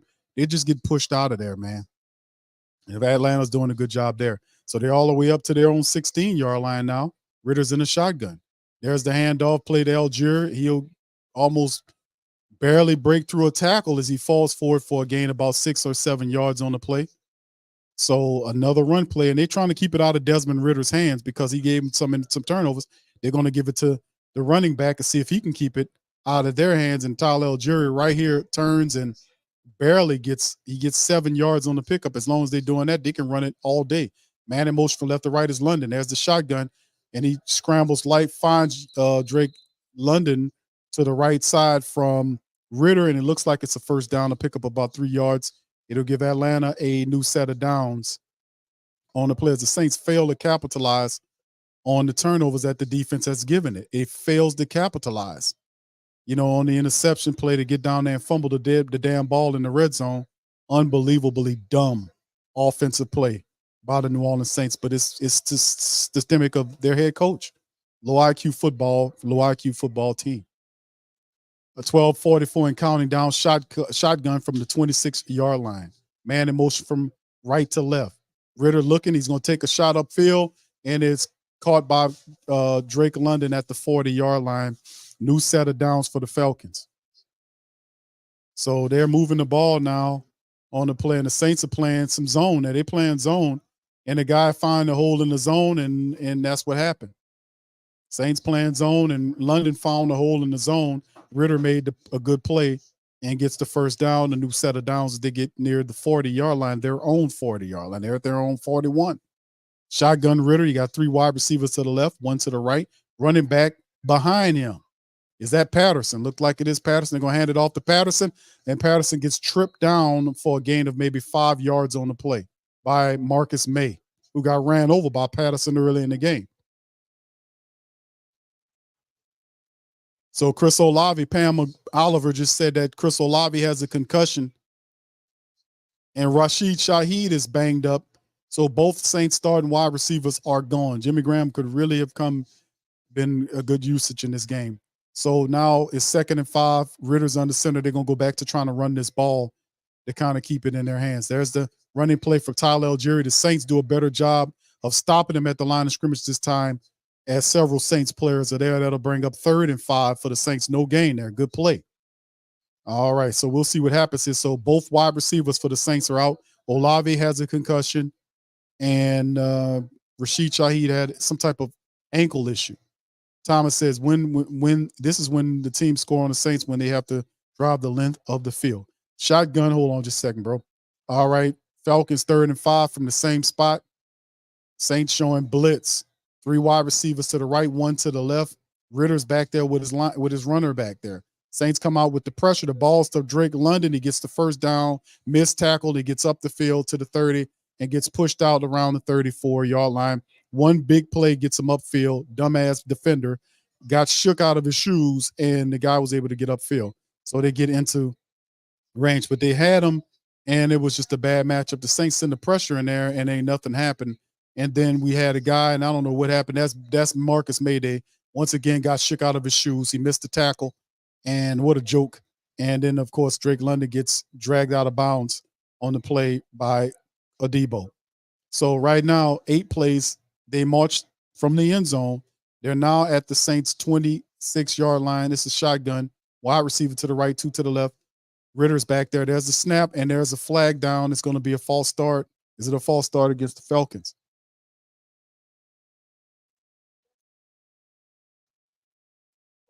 Arthur Smith, no, it's a timeout by Arthur Smith. He calls a timeout and calls a timeout. I don't know why he did it there. But anyway, thank you. Appreciate you there, Thomas, for this, man. I wanna say thank you very much. Picking me up, bringing me back to this world. Unbelievable, man. Unfreaking believable, the type of stuff we see in the Saints doing right now, fam. Could you just all kind of ways crappy, man, type of stuff we seeing out here. Thank you, Thomas, for that. The defense, man, had some time off, but now they're marching the field, and at the very least, Atlanta can get a field goal out of this. But right now, Desmond Ridder is 3 for 3 for 46 yards on the drive, and they're using both the pass and the run here. And see, that serves you right for the Saints offense to have an opportunity to score, and then they fumble the ball away. That's just dumbass football by a team that don't have a high IQ. It's just dumb, man. Shotgun, man in motion there, and that's the play. And there's a Ridder takes a shot toward it wide open, and it's a touchdown by the Atlanta Falcons. So Ridder seen it. The blitz came, and Ridder found Robinson, and he was running. He ran right into the tunnel, and they go up now 20-12 on the play in which the Saints offense fumbled the ball away in a goal line situation that could have changed the outlook of the game. So there you go. So the Saints defense give up another touchdown on the play. The safety, I don't know where the safety was at, but Robinson went out there, and he was beat from the word go. There was no help out there for Demario Davis, who was in the trail position the entire way. The safety was told that he found it. No safety in that area. And there it is. Wide open play. Ridder seen it and smoked the Saints on a blown play. No help for Demario Davis there. And the Falcons go up 21-12 on a dumbass Saints team. So it's sad, man. But where was the safety help on the play? I'm going to have to look at the replay to see where there was, but there was no help over there whatsoever. And Demario was beat from the word go, man. And that's a terrible mismatch for Demario Davis against Bijan Robinson. Ridder seen it. Credit to him for making the throw. Falcons up 21-12. All right. So anyway, there it is. Eddie says other scenario would be that Atlanta kicks field goal and goes up by 5, give them Saints a chance. Nah, Eddie, I think we just seen that. What it is. So we got time. There's still 10 minutes left to go in the fourth quarter. The Saints offense hadn't been able to get going the entire game, despite the fact that they had opportunities and turnovers from the defense that really only surrendered 2 touchdowns today. Let's keep it in, let's add some context to it. The Saints defense only allowed 2 touchdowns today. That's 14 points. It looks worse because it was the Carr pick 6.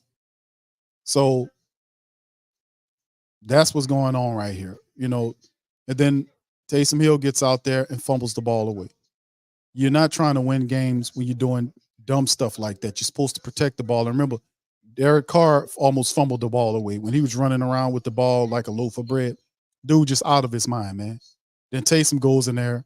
I think it's Bates that punches the ball out, and you know better than that.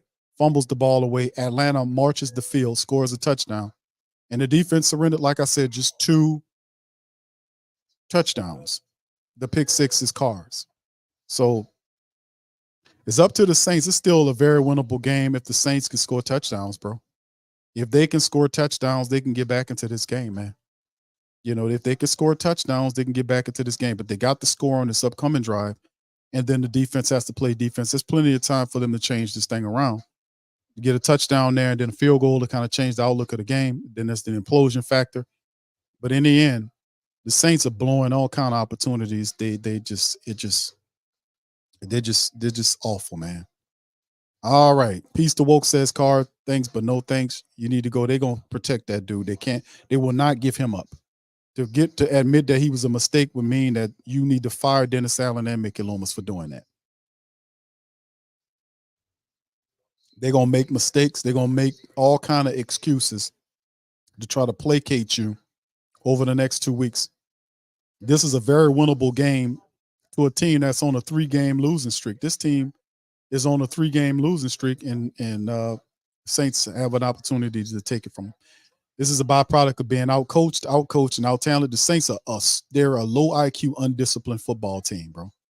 It's just what it is. They mimic their head coach is what it is. You see all this type of stuff would not stand in a disciplinarian style system. They wouldn't go for this. Guys would get hammered. Guys would get fussed at. Guys would lose playing time.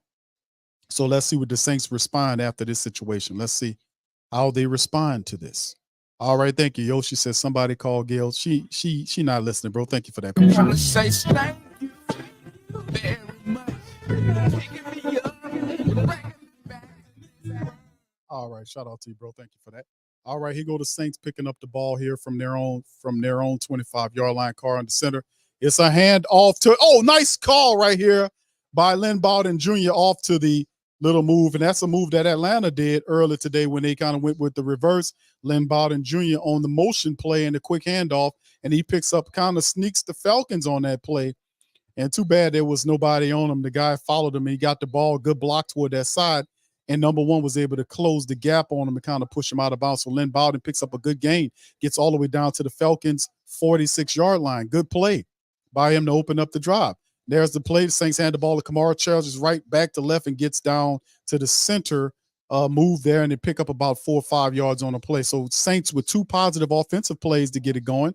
With the motion and play handoff to the motioning guy, Lynn Bowden turns the corner and gets all the way down to Falcon territory real quick. Kamara with a 6-yard run gives him a 2nd and 4 look as McCoy comes back out to the game. So you see Eric McCoy's back out there on the field. 2nd and 4 in the shotgun is the Saints. There's the snap. Carr's looking, checks it down to Kamara. He got a little room there. He's tripped up. He's still on his feet, gets down, pushes fast, and Kamara gets deeper into Atlanta Falcon territory. Now they kind of moving like a team that's a bit mad. And this is the drive. Like I said, they have to score on this drive. And you see right here, there's a throw and a check down to Kamara. Kamara did a really good job, broke a tackle, and then was able to kind of force himself farther into the goal. He gets right around the 14-yard line, I want to say. So a good play, as you can see, guys driving out Caden Ellis on the drive as the Saints get to the Falcons' 25-yard line. Man in motion is the tight end. Carr's under center. Elvin Kamara, they motion back left to right with the receiver. Hand the ball up to Kamara. He got some room dancing around, and he's tackled by Bates there for a gain of about 7 or 8 yards on the play. AK-41 is getting busy. AK-41 getting busy. All right, so good play right there. It's Saints positive play. 2nd and 2, a second and very manageable 2nd and 2 now for the black and gold. Let's see what they can do right here, man. A second and manageable 2nd and 2 play for the Saints. All right, there is the motioning guy, which is Taysom Hill. It's a handoff toss to Kamara. They got blockers to that side, and he gets it to the next level, trip down to the 10-yard line. I'm surprised a flag didn't come out, and it did come out. It's going against Ramczyk. That's on Ramczyk. Watch Ramczyk on the replay. He grabs the guy around his neck. He grabbed him around his neck, and the referee was like, man, I've seen it. Ramczyk reached out. That's your high-paid, best offensive tackle, your overpaid offensive tackle, Ryan Ramczyk. Grabbed the guy with his hand around his neck. They talking about that's not a hole, and you a damn lie. That is definitely a hole. I seen it when it happened. That is definitely a hole. He grabbed him around his neck, man. Come on, dude. All right, from the 25-yard line, there's the momentum-killing play by the Saints offensive line. It's always something dumb. There's a snap, Carr checks it down to Jamal Williams, who's tripped down for a gain of maybe 3 or 4 yards on the check down. My goodness, I want to go back and look at this 22 film on Derek Carr to see if that got to be somebody else out there that could have been a better throw than that check down to Jamal Williams, bro. It's got to be a better throw than that throw. All right, so here we go. Shotgun Saints is now 3rd and 6 after there was a 2nd and 2. Shotgun, 3 wide receivers to the 2 to the left. Carr is changing the play. You got 11 seconds before the clock hits 0. There's a snap. Pressure comes. Carr standing in there. He's throws and checks it down and throws it, and that's going to be a catch. But it ain't even a gain of nothing, man, and it's a damn field goal. I mean, Carr, and then Jamal Williams is shaking up on the play. I mean, and something wrong. Jamal Williams is barely walking. And I mean, my goodness, Carr had an opportunity. The guy missed the tackle, and he just checked it down. And Caden Ellis was all over Jamal Williams, man, on the play. It looked like Jamal got hurt. I mean, my goodness, the check down king. And bro, give us a chance, man. Give us a damn chance. And Jamal's shaking up. He got his hand around his neck area, like shaking his arm. Something's going on. They're going to put him in a medical tent. They're going to march the rookie out there for another field goal. And he's hit 4 already. And this is a 39-yard attempt. And let's see if Blake Grupe can get it. And he is going to kick it through. And once again, it's 21-15. This is unbelievably disrespectful of this type of BS we seeing with this reckless garbage time Carr quarterback. Totally awful, man. Totally awful. The check down chump. That's all he seems to do right is check the damn ball down. And you need 8 yards. You're going to check it down and the guy's on his back? Man. Another field goal, 21-15 now. The Saints at some point is going to have to score a touchdown. At some point now, we will see what the defense do on this drive, but field goal is ridiculous, man. At some point, they're going to have to score a touchdown to catch these people, man. The defense, and really, truthfully, honestly, the Saints would have been winning this game if it wasn't for dumb Carr, who did give a touchdown to the opposite team. His touchdown is the reason why they're leading at this point, because if you remove his touchdown, the Saints are up 15-14. I mean, my goodness, you got 6 minutes left to go in the game, and all these people can do is sit up here and kick field goals. And it ain't like Atlanta's presenting anything different. It's just this dude is not spanning the field. Like I looked at the Jamal Williams check down, the first check down before he went to him on the second one. I'm like, dude, it got to be better options out there on the field besides you checking it down to Jamal Williams in that situation. They have to be. All right, St. Doug says, Carr clapping his damn hands like he done. That dude is literally, the dude is out of his mind, bro. I mean, what a joke, man, this is, man. Blood says, you can't win football games just kicking field goals. This dude, yeah, he can't. This like, I keep saying it's like, this is, what is it now? Five quarters? No, it's going, yeah, it's 5 quarters. It's 2 from the game before the Minnesota game. The 2 in the game, Minnesota game, plus the 2 from this game is 6 quarters. 6.5 quarters that when Carr is the quarterback, the Saints have not scored a touchdown in 6.5 NFL quarters. 6.5 NFL quarters. The defense has done more than enough to keep Atlanta close. They've done more than enough. They've only allowed 2 touchdowns. The other touchdown is from dumb Carr. He did that with the staring down and the pick six and this stuff. A-Camp says the sad part is we've been in this game the whole game. It's so the dude getting paid all this money to do absolutely nothing. Vulture Mode says, how do you escape the pressure to throw that? I know, bro. It's like he escaped the pocket, then threw a pass there. I don't even want him to scramble because he don't even know how to scramble without tucking the ball. We seen what happened the last time he scrambled the ball.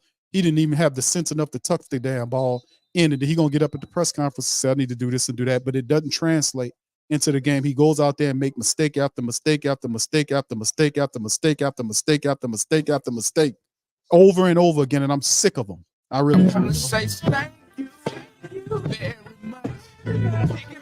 Sick of his ass. Sick of that bull crap that he always talking, man. All that word salad. Traders Playbook. Hold on, bro. Let me do this and I'm gonna come back to you. All right, here the Falcons from their own 25-yard line in the shotgun man in motion from left to right. And Ritter hands the ball off to Robinson. Robinson is chopped down for a gain of 4. They'll bring up 2nd and 6. Hopefully the Saints can stop them. And Nate Shepard's complaining to the umpire that they're holding him. So, we'll see if they pay attention. Shep said, man, they're holding me. They're grabbing my jersey. All right, Traders Playbook says, how come media never asks Carr directly? Why doesn't he go through his progression, locks on one receiver, and opts for the check down so often? They don't do that, bro, because most of the time them dudes ain't trying to lose their press badges by pissing these guys off. That's what it is, because they can deny your press badge. That's why, people say, Q, you go up there so I can get turned around when I start asking real-ass questions. All right, so there's the run by the Falcons. The next thing, the Saints don't even get him until he gets down there. It's another big game by Tyler Algieri. Saints defense allowing the run. They're eating the clock. It's 5 minutes left to go in the game. Another first down for the Saints, for the Falcons running attack. And they're just manhandling the Saints defensive line, man. He cuts back behind it. There's nothing there, and there's all kind of field. It's a missed tackle by Demario Davis on the other end. He misses the tackle. The guy gets a few more steps before Marcus May gets in there late, and it's a first down for Tyler Algieri. So it don't matter what running back you are for the Falcons. You're gaining yardage on the Saints defense. Shotgun as they're at the Falcons. Falcons at their own 41-yard line. There's a snap. Handoff again to Tyler Algieri. Cuts to the left. Shep gets him, and he slips past, and then Pete Werner was able to get him. But Shepard was trying to get him, and he broke free from Shepard. I don't know if Shepard was trying to slam him or something, and he just jolted free from him. Thank you, Traders Playbook, for this. I want to say thank you very much. Like I said, man, when it comes down to it, family, it's all about, like, you can notice how they kind of ask some questions really gently, but it's like when you start asking real questions, they don't like that because it makes them look bad. That's what the whole thing about them controlling who has access to the team or not. It's a whole game, man. I've been doing this for a while. I went all through that stuff. It's a whole game with it.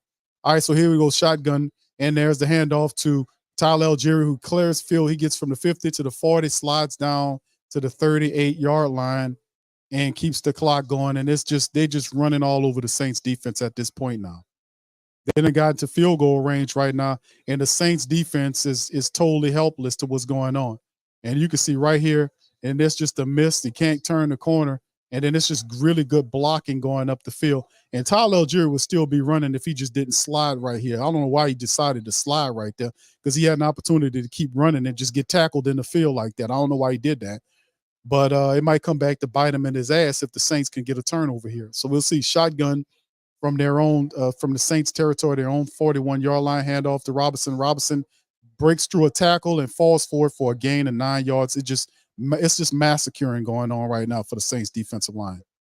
They're just murking the Saints line, pushing them back right now, getting whatever they want. Saints getting manhandled on the defensive line. Offensive line pushing the Saints around like they're not even standing there. 2nd and 1, a pickup of 9 by Bijan Robinson. You're not even supposed to be able to run that easily against the Saints, and the Saints just getting mauled out. Could we get some guys in there that won't get pushed around, and we switch it up? Can we send some blitzes these people away? All right, Patterson's in the game now. This is going to be a handoff to the people. Got 216 rushing yards on the Saints currently, and there is a false start penalty. Is going to be against the Falcons, and that's Falcons. false start on the Falcons. That'll back them up. That'll steal a little momentum. That'll make it 2nd and 6 right now. So that'll give them a little mini break as Jake Matthews, the left tackle, got caught up with that. So we'll keep it going here and see what happens here. The Falcons, that may be the first inkling of the implosion gene happening on the false start right there.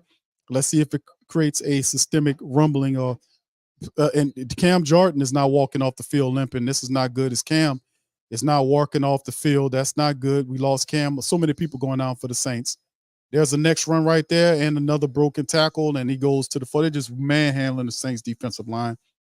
I mean, there's nothing, man. They're just walking down the Saints defensive line, running the clock. Where's the balls? Where your balls? Where your coverage? Where's your heart at? As they're just getting pushed out of there, man.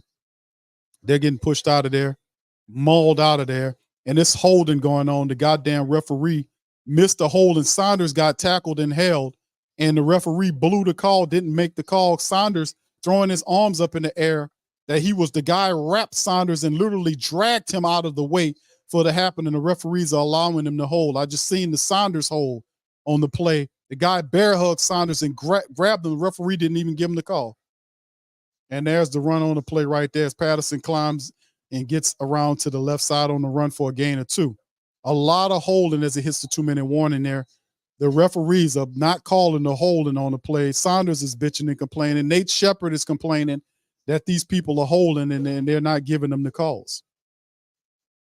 Referees not making the calls in Atlanta, these holding penalties. There was one where the guy had both his arms. He was wrapped up, bear hugging Big Kalen Saunders and dragging him out of the way, and the referee didn't even see it. But that's what happened when you don't seize opportunities, man. It's 2 minutes remaining in the game, and the Falcons are marching down on the Saints. A field goal would definitely keep the game away from the Saints, man. And they done ran out of time in this thing with 2 minutes left to go in the game. They squandered this one. Y'all stay put with us, man. After the end of this game, we're going to bring up Dennis Allen and hear what he has to say as we do the post-game press conference. As the Saints squandered a win. This is not a good team, bro. This was a very winnable game here, and they squandered the hell out of this game. Squandered it. They were marching down to score and fumbled the ball in the red zone, gave it to Atlanta, who marched it all the way down the other end. This is totally garbage. Totally trash. This was a very winnable game. All you have to do is take care of business. But of course, a Dennis Allen-led football team don't have enough brains to put anything together consistently. And ultimately, they done ran out of time, squandered it. So y'all stick with us. We got 700 plus people in the building. We're going to automatically go to the press conference right after the end of the game. If you can stand it, we'll hear the excuse letting and the foolishness that we got to go through with these people, man. It's just unfathomable to watch the kind of garbage we have to watch every day. They had an opportunity to do this, and they squandered it. They had the game in hand. All right, anyway, shout out to the fam, man. Big J says Cam is way too old to be setting the edge, can't move like he used to, slide him inside. Let me tell you something, bro. We lost a lot of people in this game. Cam limping off, Chris Olave with that. And remember that Olave concussion was caused because Derek Carr threw that ball so stupidly that Olave tried to make a play on the ball, and he wasn't even able closely to be able to, for that ball to be, he threw that ball in a spot where he couldn't even have a chance to bring it down. But Olave tried to make a play, went up for the ball and came down hard. And that's how he got the concussion to get knocked out of the game. Taysom Hill with the run fumbled the damn ball. And that's where we are right now. So that's the move. And there's the handoff to Ritter, and Ritter gets wrapped up right around the line of scrimmage there. Not much shaking. And Ritter's shaking up on the play. No, he's getting up, kind of getting up a little slow, but he's all right. But they got it in the first time. Saints got 3 timeouts. They burned the first one right there on the play. So there you go. Saints less than 2 minutes left to go in the matchup here.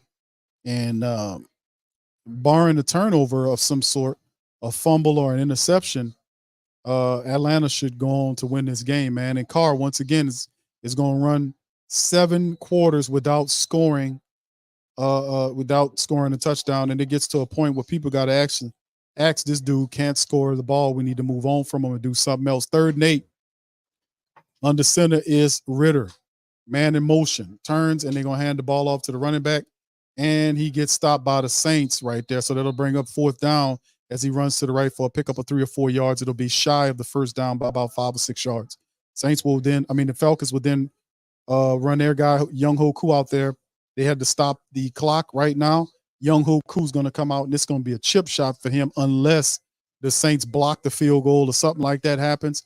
Then it will be tasked with, it'll be easier for them to block the field goal than it is for them to march the length of the field and score a touchdown and get a 2-point conversion, whatever the hell they got to do. So 4th and 5, the Falcons lining up with Young Hoku to kick it through and get some. So barring a bad snap or a block punt, a block field goal, this should be enough for the Falcons to ultimately, get the dub. We'll see.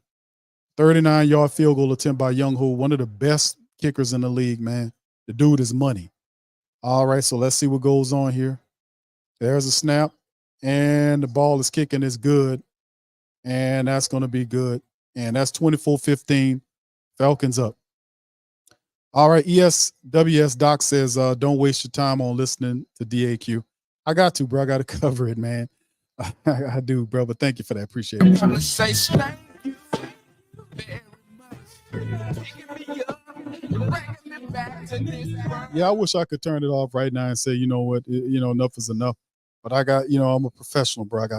I started it and I got to finish it, bro. So it is what it is. Ahmad says, and after Q done, we do Nation, Bobby, A-Bear go up. Yeah, A-Bear, I don't watch A-Bear that much, but a lot of people frustrated, man, about the outcome of the game. And we're going to have to understand they're going to get Carr up there and we're going to go right to it and hear from these people. Where Atlanta scored 10 points in the final quarter of the play, the blown play. And really, we can't put a lot of it. We take the context is the defense only allowed 14 points, plus that field goal makes 17. The difference maker is Derek Carr's pick 6 interception. He lost the game for the Saints in more ways than one. He threw the pick 6, staring guys down, and that was really what hurt the Saints because that is the corresponding thing because he can't score touchdowns. And even with its catching, even with Taysom, and of course they got the Lions next. The Saints about to go on a 2-game winning streak. They got Carolina behind it. They should be able to get from them. But with the move, Atlanta wins. They jump up to 5-6, drop the Saints to 5-6, and Atlanta Saints going to slide to 3rd place in the NFC South. And it's just what it is. And they had the 5-5 was fool gold. They were losing less than everybody. They get an opportunity to try to take possessions and they fail. All right, here we go from the 25-yard line. Carr, they got 4 wide receivers out there. He takes a look and shoots it toward the sideline. Totally overthrows Keith Kirkwood. Keith Kirkwood have to be Shaquille O'Neal to catch the ball, and he just threw it out of bounds. What a joke. What a joke quarterback this guy is, man. What a joke. What a joke he is. But all the Saints starting wide receivers are out, and it's now $1:42 on the clock, 2nd and 10. 3 wide receivers to the left, 1 to the right. So the Saints using a lot of their guys here. A.T. Perry, Keith Kirkwood, Lynn Bowden Jr. There's a snap. He's looking. Has time, throws it back to the same size and is overthrown. Lynn Bowden Jr. is looking for a pass interference. He will not get that. He won't get the pass interference call. So he was looking for a pass interference. Lynn Bowden's looking for it. Didn't get it. And this Carr saying come back to it. Carr need to stop doing the comeback thing, bro. Stop doing that, man. You're a joke, man. 3rd and 10. So whatever he's calling, that's 2 incomplete passes on the throw there. And offense under Carr is a joke. It'll be 6 quarters with no scores from Derek Carr. All right, shotgun. Wide receivers, both sides of formation. There's a snap. Carr steps up, deliver it down the center. And it's caught by Keith Kirkwood for the first down up around the 40-yard line. So 1:27 and remaining. Let's see what they got going on here. Shotgun. Let's see if they can get garbage time points. There's a snap. Carr with the check down real quick to number 18, Keith Kirkwood on the play. And Keith Kirkwood made a fantastic catch, man. He got up underneath the ball. And that gets to right around the 44-yard line. That's a snap. Saints another throw. This time right here, he finds Jawan Johnson, who gets twisted down inside of Falcon territory. 55 seconds remaining. The Saints still have a timeout left. Carr's taking too long to get them all set up. Don't make a difference anyway. Whatever they do right here, it's not going to be enough in the game. He lifts, ready. There's a snap.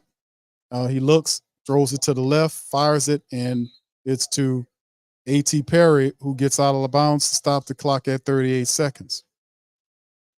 So, like I said, if you feel free, fam, thank y'all for joining us in the stream. Y'all hit the like button. Y'all feel free to hit the subscribe button if you please, man. It's just a suffering effect, man. It's the reality that your boy gonna have to put on a Falcon jersey and do a broadcast in. And I'm gonna be pissed about that. But in the end, man, I'm a man. I gotta live with a garbage time team, man. And that's what you get for having faith in a bullshit team. Shotgun for Carr, and there's a throw, and he just throws it out of bounds. I don't know what he was looking at, didn't see what he liked, and just threw it out of bounds, stopped the clock at 33 seconds. Leon, thank you, bro, for being a member for 37 months. Appreciate it, bro. No leadership. Appreciate that for you. I want to say thank you very much. Picking me up and bringing me back. 3rd and 3. Yeah, but Logan gonna love it, man. And it's trash, but the Saints had this game in hand, bro, and Derek Carr lost it for him, man. They're gonna sit up here and talk about this, that, and the third. No, Carr with pick 6 and stare downs. It's not a good thing. Shotgun with him.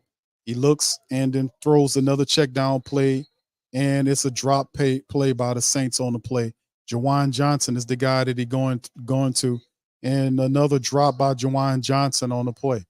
So Jawan Johnson had a chance to catch this ball, and then the ball gets poked out of his hands right there. He didn't tuck it with Richie Grant, hand around and gets the poke. You got to tuck that ball away, bro, as soon as you get it in your hands. Or Jawan Johnson really taking a step back this year, man. He really took a step back this year, man. And then, of course, the Saints, are they serious? They're going to send the field goal unit out there. Are you serious, man? They're going to send the field goal unit kicker out there to try to see if they can get the onside kick. And Blake Grupe kicks it and will miss it. And there you go. And that's just what you get from sending the field goal unit out there. And Dennis Allen, what a dumbass, man. What a joke. What a joke this team is, man.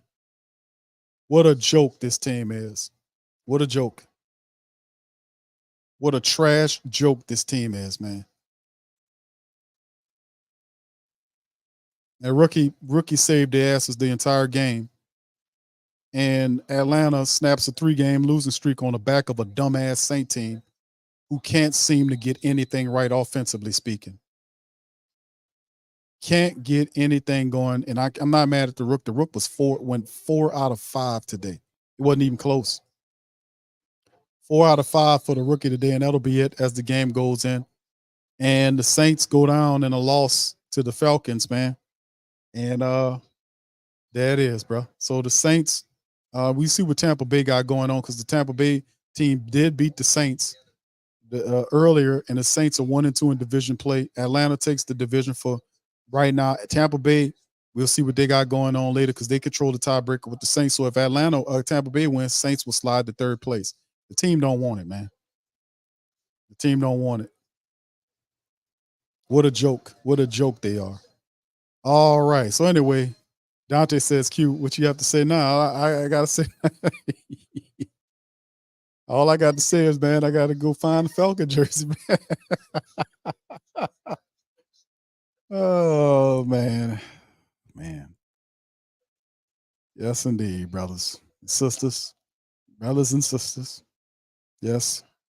This is not going to be fun, but hey, man, I am a man of my word, and I must do what I say I'm going to do.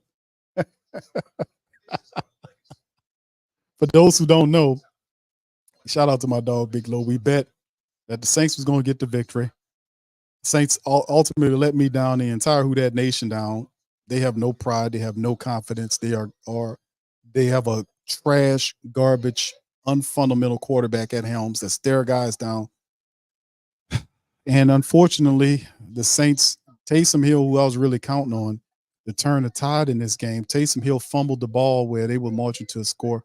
He fumbles the ball away, and that kills any hope for the Saints. And of course, the Falcons get the ball back, march the length of the field, And credit to the Atlanta Falcons, man, for breaking a 3-game slide and getting to the next level. So I mean, they break it, they take back the NFC South, and all we're gonna get is a what you call them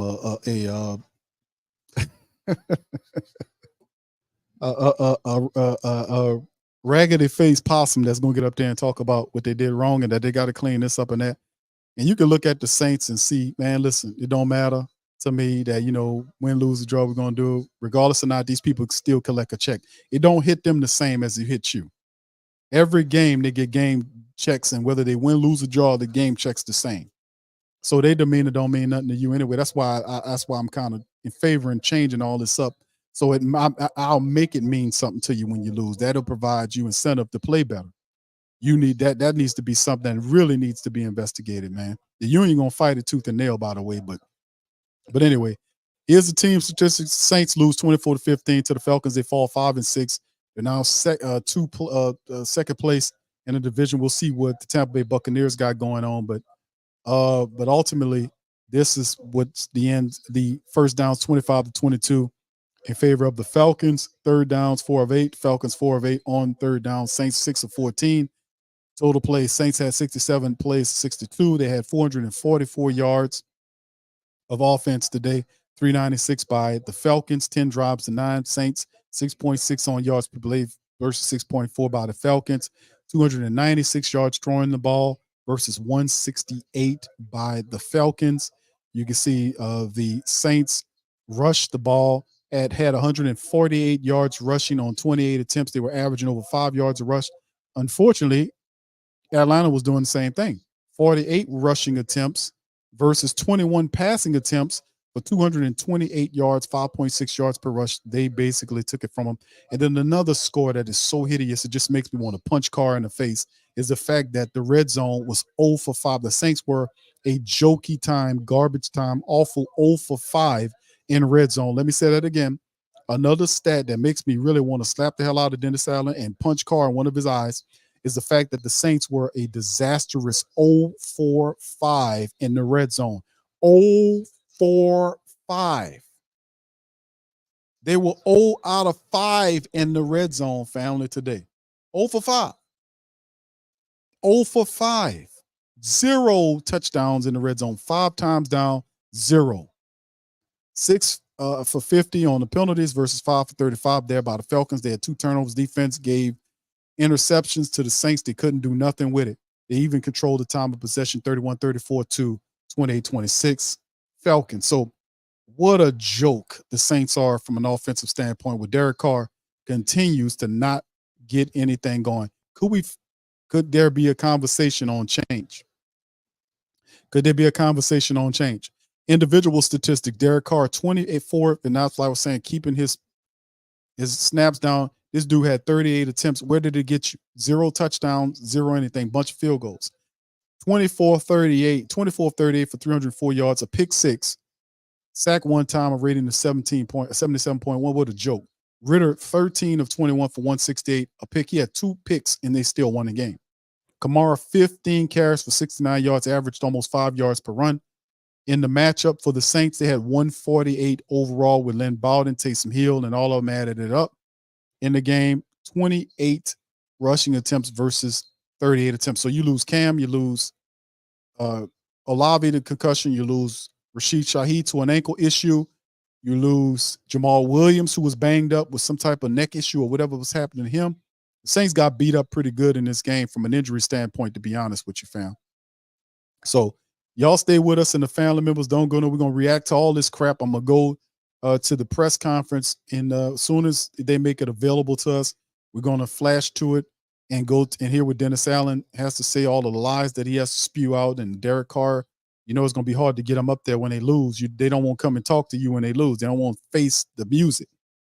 And of course, we look at the receiving stats. Chris Olave, 7 catches for 114, no touchdowns, no nothing. Taysom, 2 catches for 55. Kamara, 4 for 50. Juwan Johnson, 4 for 45 on 7 targets in the matchup. Juwan Johnson is really, I don't know what's going on with that dude. That dude need to get his ass in gear. And still in all, we could have used the Jimmy Graham, but the guy is just, he's a healthy scratch. So you see Taysom Hill with the fumble that he lost. Derek Carr fumbled it. They recovered it. And A.T. Perry recovered that fumble. Granderson had 10 total tackles in the game. Saints had 0 sacks in this game. They couldn't even smell or even get to him. Jason Pierre-Paul did play in the game. He had 2 tackles in the game, one of which was a solo dig for them. And, of course, you knew the really player of the game for the Saints was Blake Grupe, was 5 of 6 in field goal kicking. Today, he produced all of the Saints' points. The offense, the expensive offense, couldn't even get a touchdown, and Desmond Ridder did his thing. Bijan Robinson had 16 carries for 91 yards, almost 6 yards. It didn't matter what running back you was. It didn't matter whether it was Bijan Robinson, Tyler Algieri, or Patterson, or even Ridder. It didn't matter who you were. You were going to average over 5 yards a run against the Saints defense. They got caught with some holding, but all of that wasn't holding. All of that was Drake London, 5 catches for 91 yards. Bijan Robinson had the single touchdown catch in the matchup. He had that one where he found him in the corner, blown coverage play in which he just beat Demario Davis, and Demario didn't have a chance. No safety help was over there, and it was just an easy pitch and catch. Any guy can make that throw except for Derek Carr. Of course, he wouldn't even seen it. Jesse Bates had an outstanding game against him, 12 total tackles in the game. He had a pick 6 that really set the tone for the game. The Saints stupidly fumbled the ball away in the red zone. That ultimately hurt our chances. They get that touchdown. That changes the outlook of the game. They so undisciplined, so low IQ.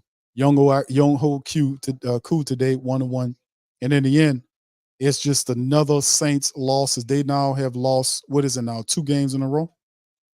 Is it 2 games in a row? They lost to the Minnesota Vikings. They come out the bye week after having a whole week to perform, and this is what they give you. We had an opportunity. We had opportunity. We had it. You know what I'm saying? We had an opportunity. Really needed to, go solve what we had to do, and we was trying to do everything we could do. And that's on me. That's on me. I do a better job playing the ball. And that was just the pick 6. I can't do that. I was trying to fit the ball to receiver, and that. No, I don't want to hear all that, bro. Carr, I don't want to hear the word salad. I don't want to hear the word salad, Carr. All that stuff they were talking in that prior press conference about him being in a position where they had the bye week to look over everything and to change some things around and knew who was making fault, and the Saints come in there after a week and look the same way they did against the Minnesota Vikings. There was no changes. That was a lie. There was no looking at whoever and figuring out what they need to do better, because you still did the same stuff. There was still communication breakdowns. It was still people missing blocks. It was still people doing all this craziness. It's just sad. Smallville says the second game JW should have started and we lost. They're not going to put Jameson there, bro. They're going to rob with Carr.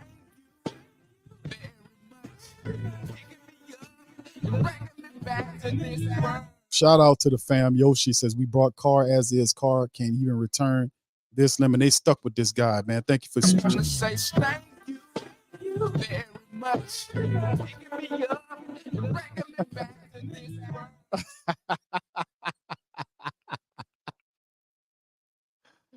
Oh man, KK, you such a sweetheart. She says, "Help Big Q buy his jersey." For the family members that don't know, man, not only do I have to wear the jersey, but Lo got a script that he also wants me to say. That was also to say that's not the worst part of it. Wearing a jersey is not the worst part. It's a script that's involved that I have to read from Lo while I wear the jersey, which will be absolutely ridiculous. But that's the thing that's gonna hurt more. And Dante says, "Big Q, time to do your bet." Nah, it's not. Nah, I gotta get the jersey, family. I got to get the jersey. When I get the jersey, I'm gonna put the jersey on, and then I'm going to say whatever Lo wants me to say with the jersey on. I'm gonna do a broadcast with the jersey on. Okay, that's how we're gonna do it, man. So. Oh man, I had to bet. We bet for the Saints, man, and that's how it ended up, fam. They should have won this game, fam, but shoulda, woulda, coulda, right? Yeah, so anyway, shout out to RG. Yeah, man, that's gonna be a tough one. Triels is laughing about it. Yeah, it's gonna be a tough one, man. It's gonna be a toughie, man. That's going. Yeah. I know they over there talking, they messing. They deserve it. They got it. Philip says, "Q, wear a T-shirt over that." I can't, bro. I gotta represent, bro. I got to do it right, man. I've got to do it right, bro. I would expect if when if Lowe loses, bro.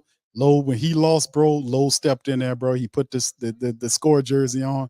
I know it tore at his soul, man, for him to do that. But the man was a man of honor. He did it, and I'm a man of honor. I can't run away from it, bro. I made the bet. And I gotta do it, bro. I gotta read the little play that he got for me, the little script that he says, and then I gotta put on the jersey for the Falcons, man. So, that's a part of it, man. Anissa says, "Hey Q, buy a super small Falcon pen and put it got to be a jersey. I can't get away.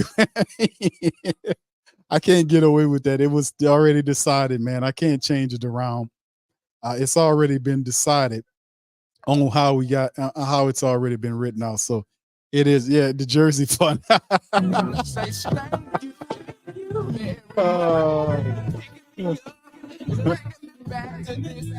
He did hold it up last year. Remember, he put on the score tee. He did. We bet in the game. He put on the score tee. He did a broadcast. That's the picture I always show of Big Low. When he had the jersey on and he had it, he was wearing the jersey. That's the one I always make fun of him was. Yeah, he did it. He did it. Thank you, Yoshi. Appreciate it, man. For the jersey fun. Oh man, yeah, but that's not the hard. The part is too, family, about the jersey. Thank y'all, man. But it's just go with the crap that logo, have me to say. I think I'm supposed to say rise up and all that. Boy, that is going to hurt pretty bad for me to even say that. It's something about rise up or some kind of crap, man, that I gotta say while I'm wearing the jersey. It is not going to be a very nice day for me. Let me tell you something, man. Nah, go, man. I'm definitely not gonna do that, bro. I damn sure ain't gonna do that. All right, no, absolutely not. Terry says Q card may be the worst QB in the red zone. And in fact, this dude is struggling all over the place. And it's not because he's in our, it's the dude, he's terribly unfundamental, man. And I don't understand how these people are missing that. Yeah, and then the throw, he was responsible for why Chris Olave got hurt. He threw that ball in such a poor place. Olave went up to try to make a play, and the guy slams him out of bounds on his back, and he gets a concussion. His head hits the ground, and he gets a concussion. So in the end, man, what happened, what went on with that was just totally ridiculous, man, and sad with the Saints. And in the end, we go down, man, and it's terrible. So yes, indeed. I-504 says Q, wear the jersey, then use it as a doormat. Yeah, that's all I can do, bro. Is just use it and throw it in the damn trash. All right, Ark says, there you go. Rise up, Big Q. There you go. Them guys, see them Falcon guys, man. You're absolutely right, man. I'm going to honor the bet. I'm going to honor the bet. When we get the jersey, and then we go from there. Oh, my goodness. Thank you, KK.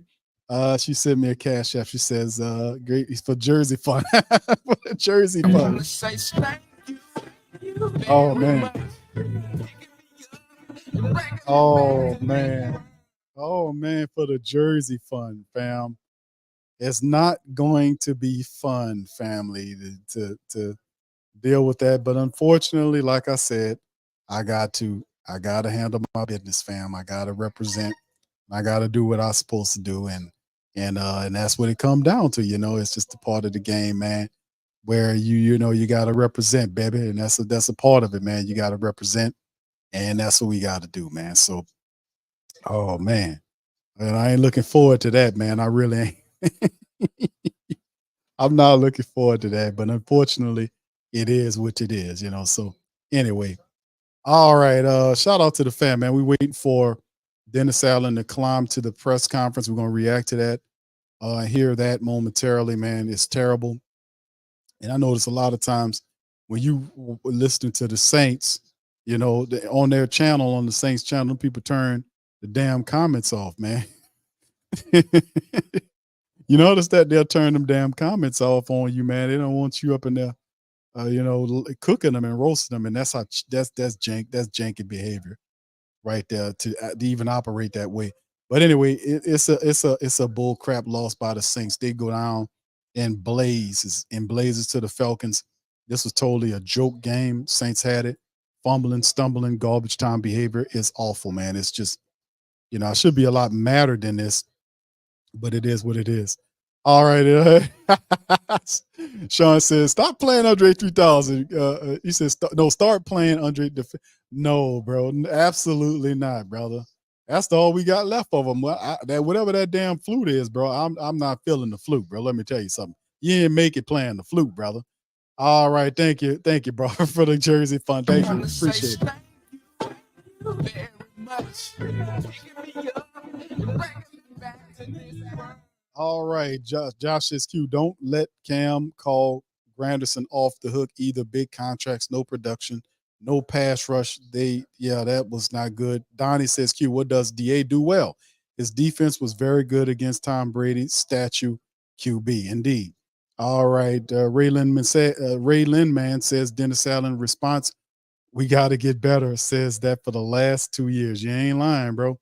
All right. Thank you, Barbara. Appreciate you, sweetheart. All right. JLJ says Derek Carr equals Richard Todd plus Heath Schuler plus Ian Book. Damn. All right. Shout out to my dog. Look, there you go. There you go. What you doing in here, Lo? What you want, bro? What you got going on, man? All right. Well, I should have known.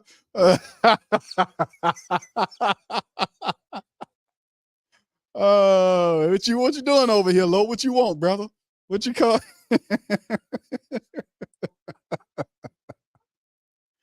Oh man, what you doing, Lo? What you want, brother? This is a Saint stream, bro. Oh man. What you want, Lo? What you got going on, brother? What you what you Oh, there you go, talking this mess, boy. I know he wasn't too far away, man. My boy Lo. Hold on, Lo. Hold on, brother. Hold on here, man. Hold on. I'm gonna have to let Lo go ahead and get his little jokey joke in there, man. Hold on, Lo. Hold on, brother. I'm about to send you the link, brother. Let me go ahead on and send Lo the link so he can get his jollies on, man. You know he already sniggling and giggling. Before here's Dennis Allen, fam. Let's go to this jerk. Dennis Allen. Yeah, look, I thought the red zone was improving. It wasn't good enough today. And you have an interception and a fumble when you get down in there to a red area. That's a problem. And then when you get 2 penalties that put you in 1st and 20, that's a problem. I think they won the line of scrimmage. Do you think that is a matchup issue or a scheme issue? Yeah, I think we just got to look at it. I mean, obviously, I felt like they did a good job of blocking us up front, and we'll look at what we can do schematically, maybe to be better there. But yeah, I think that was a big factor is them winning the line of scrimmage. Along the lines of Brad's question, this late in the season, if it is a matchup issue, can that be fixed with the people you have? Like a month left. Yeah, look. Yeah, we're gonna keep working until we get it fixed. What happened on that? It looked like Garrett was trying to fade the AT, and AT didn't. AT thought that he'd false started and thought that they had called a false start, and so he didn't run the route. Yes, how do you assess Derek's play? Some good and some bad. Obviously I got to go back and look at the interception to see exactly what happened on that. Look, I knew Bates was a really good player, and it's not the first time he's made a play like that. So I thought there were some plays that Derek made, and I think there were some plays that we'd like to have back. Chris Olave had a big first half for you, then he gets hurt. What happened? What did you see out of him in the first half, and then what happens to your offense when you lose that? Yeah, well, look, I mean, it's not just that. I mean, we ended up losing Shaheed. He got hurt early in the game and tried to kind of battle through, wasn't himself. We ended up taking him out. And then obviously Olave, went out. He's in the concussion protocol. So when you're playing without your top 3 wide receivers, it presents some challenges. I thought Lynn Bowden stepped up and did some nice things. So that was encouraging to see. But yeah, I think it makes it much more challenging. Again, I thought we moved the ball well. We just couldn't finish down there in the red area. How disappointing is it that after doing like a self scout kind of during the bye week, that a lot of the same issues occurred? Well, specifically red zone issues. Yeah, well, yeah, penalties. That hurts. Not taking care of the ball, that hurts. Yeah, I mean those are challenging things, and yet, again, I thought we moved the ball well. So we got to keep working on the red area and try to find ways that we can protect the ball better, and we can't have the penalties. How do you assess it? Like when you guys Two holding penalties, right?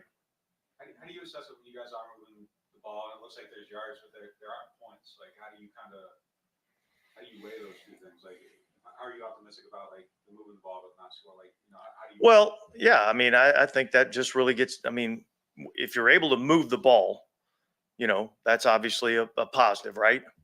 And so you feel like, well, we should be able to move the ball down there in the red area. And again, I felt like we did move the ball down there in the red area. But again, when it's going to be 2nd and 3 and all of a sudden you're looking at 1st and 20, it's a totally different ball game. So that's kind of where I attributed it. That's when Ramczyk had to leave the game. Like it was like a 3rd down, but like Shoe. Yeah, shoe. On that drive, there were 4 or 5 guys that went out. Just how tough was it? Yeah, look, it was. Yeah, that was challenging. Obviously, when every other play you got a guy going out, and then obviously Ram goes out, and then Landon goes in, and then we end up giving up the sack. So I think that it was challenging to figure out the personnel there for a little while. What's the message to the team now? 5 and 6, tough to like just kind of go forward. Yeah, look, go back to work. Go back to work, and let's work to be better next week. Obviously, we got some guys that got to get healed up, and we'll see where we're at injury-wise tomorrow. But we got a good opponent coming into our place next week, and we'll just have to get ready to go play. On that 3rd and 6, the one that Jamal got hurt on, what goes in the decision to like Alvin's playing like well, and he comes out and Jamal goes in? Yeah, that was more of a situation where Alvin had played, a few plays in a row and needed a little bit of a breather. That happens in the game sometimes, So. With Rasheed's injury, was that something was that early in the game? Was it in warmups? When did that start? It was early in the game. I don't know exactly, that thing. I think it was on the first drive of the game. Was that a hamstring or was it? Quad. Was that anything he was dealing with in the week leading up to the game? No. Earlier in the season, y'all talked a lot about the offense team to get on the same page. Do you feel like Derek and the receivers are on the same page at this point? Yeah, I think there's a lot more instances where they are than they're not. It was challenging there. At the end of the game when you've got, again, your starting 3 receivers are out of the game. So there were some plays there at the end of the game that were challenging. Guys having to play in different spots and do some different things. But yeah, I think they're more on the same page than where we were. I think there's still some things that we have to, improve on. So. When you mentioned the Alvin being in for a couple of plays and then needing a breather, is that something that y'all are managing, or is that something that the player comes to you and says, that's Well, yeah, I mean, I think it's a little bit of both, right? I mean, it's pretty common in our league. Happens a lot. Guy gets a few plays, needs a little bit of a breather. Hey, give me a play here, and then you take him out and you put the next guy in. That's why you have 53-man roster. So, but yeah, look, obviously, I felt like Alvin was playing exceptionally well in the game. Do you feel like the team maybe took a step back coming out of the bye from what you would wanted to see out of them overall? No, it wasn't the outcome that we wanted. But I thought there were some good things that I saw.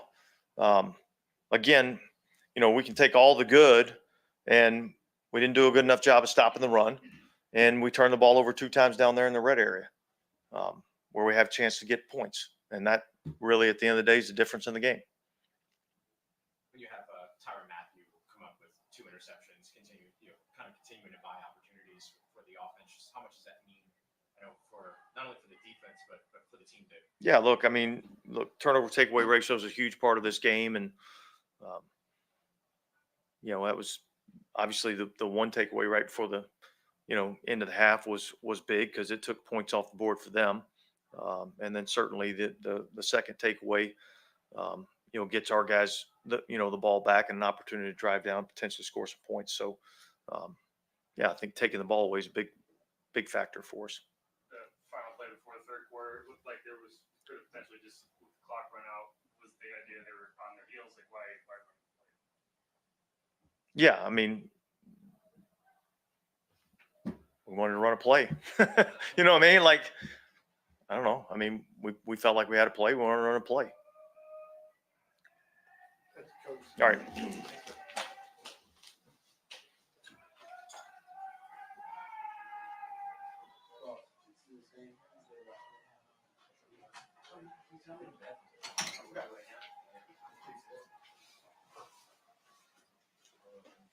All right. All right, so we're gonna pause there for a second. Shout out to C-Rob 180, good dual threat QB head coach OC. That's a great team. They literally are giving away games. Thank you, C-Rob. Appreciate you, bro. I'm trying to say thank you very much. Picking me up and bringing me back to this world. All right, appreciate you, bro, for the super chat on the play, man. We're gonna bring in Pops Q momentarily, man. I think Carr or whoever they got popping up here next. I wouldn't be surprised if they just ended the stream right then and there. They're known to do that from time to time. So it's very interesting, man. At the end of the day, it's just not what it's supposed to be, man. It's just an awful performance, a game in hand, dumb quarterback, bad decision making, breakdown, fumbling, stumbling, bumbling, just complete idiot process by the Saints today. And it won't get easy against Detroit. Detroit's going to be a team that's going to come in here and knock the Saints upside their head too. So it's just awful, man, to say the least. He never says anything. Here's Tyrann Mathieu family pops up here. We'll bring Pop Key in a moment. Here we go.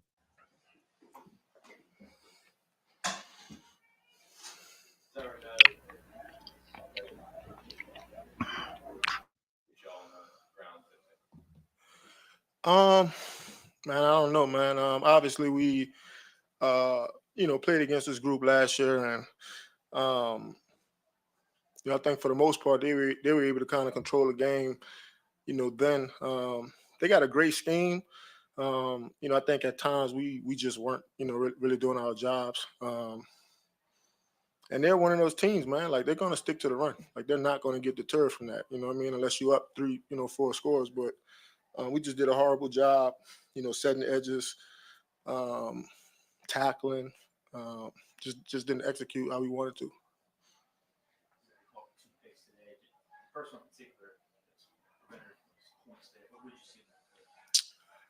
To be honest, man, I think both of them were, really just gimmies. You know what I mean? The first one looked like some miscommunication between the quarterback and, a few of the receivers. I was just in the right place at the right time. Ball hit me in my chest. The second one, I was just surprised that he even threw it. You know what I mean? So, but nevertheless, I appreciated it.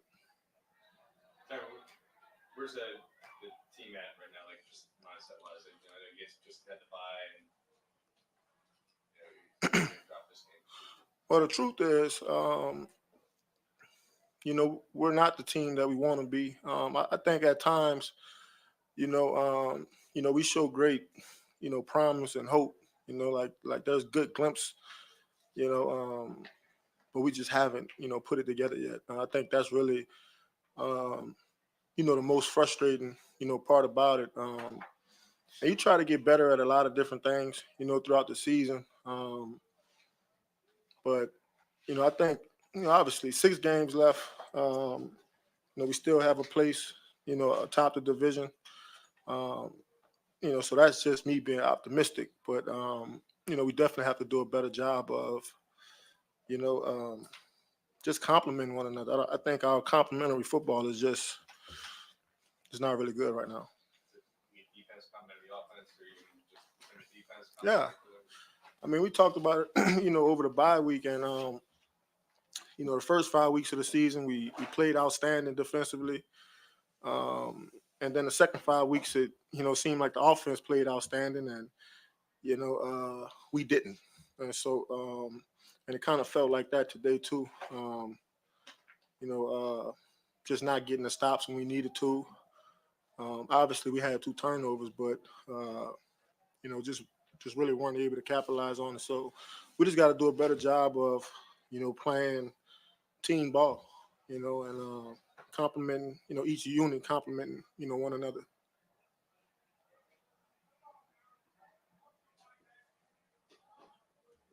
Thank you. Appreciate it.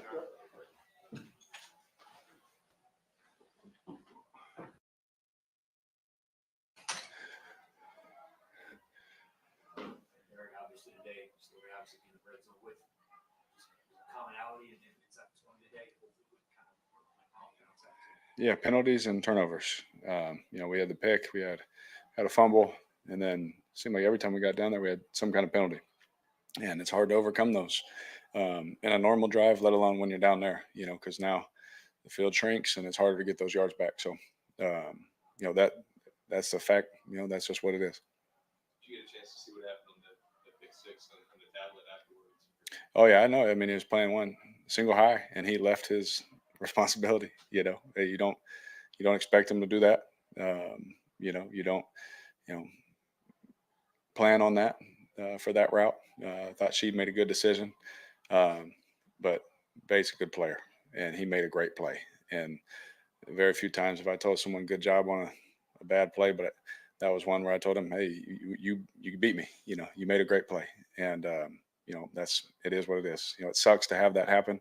But same thing, RC, on the sideline, he's like, bro, made a good play. Like, go keep playing. You're playing great. Keep going. And you still don't want that to happen, but they make plays too. You put your finger on just it seems like for the last couple of weeks, moving the ball is not a problem. Yeah, red zone. Yeah, red zone. I'm with you, and I feel the same frustration. Everybody probably feels. And I'm into problem solving. Not creating problems, and so I'm trying to, figure out why. We'll look at this one real closely. Us players and coaches, we'll look at it closely. But I understand the frustration. I understand, that we haven't met the expectation yet of what we can be and what we've shown to be at times as a team. I'm saying. But one of those areas for us as an offense is the red zone, where we'll have good days, we'll have some good plays, and all of a sudden we have a day like today where today I think the penalties really hurt.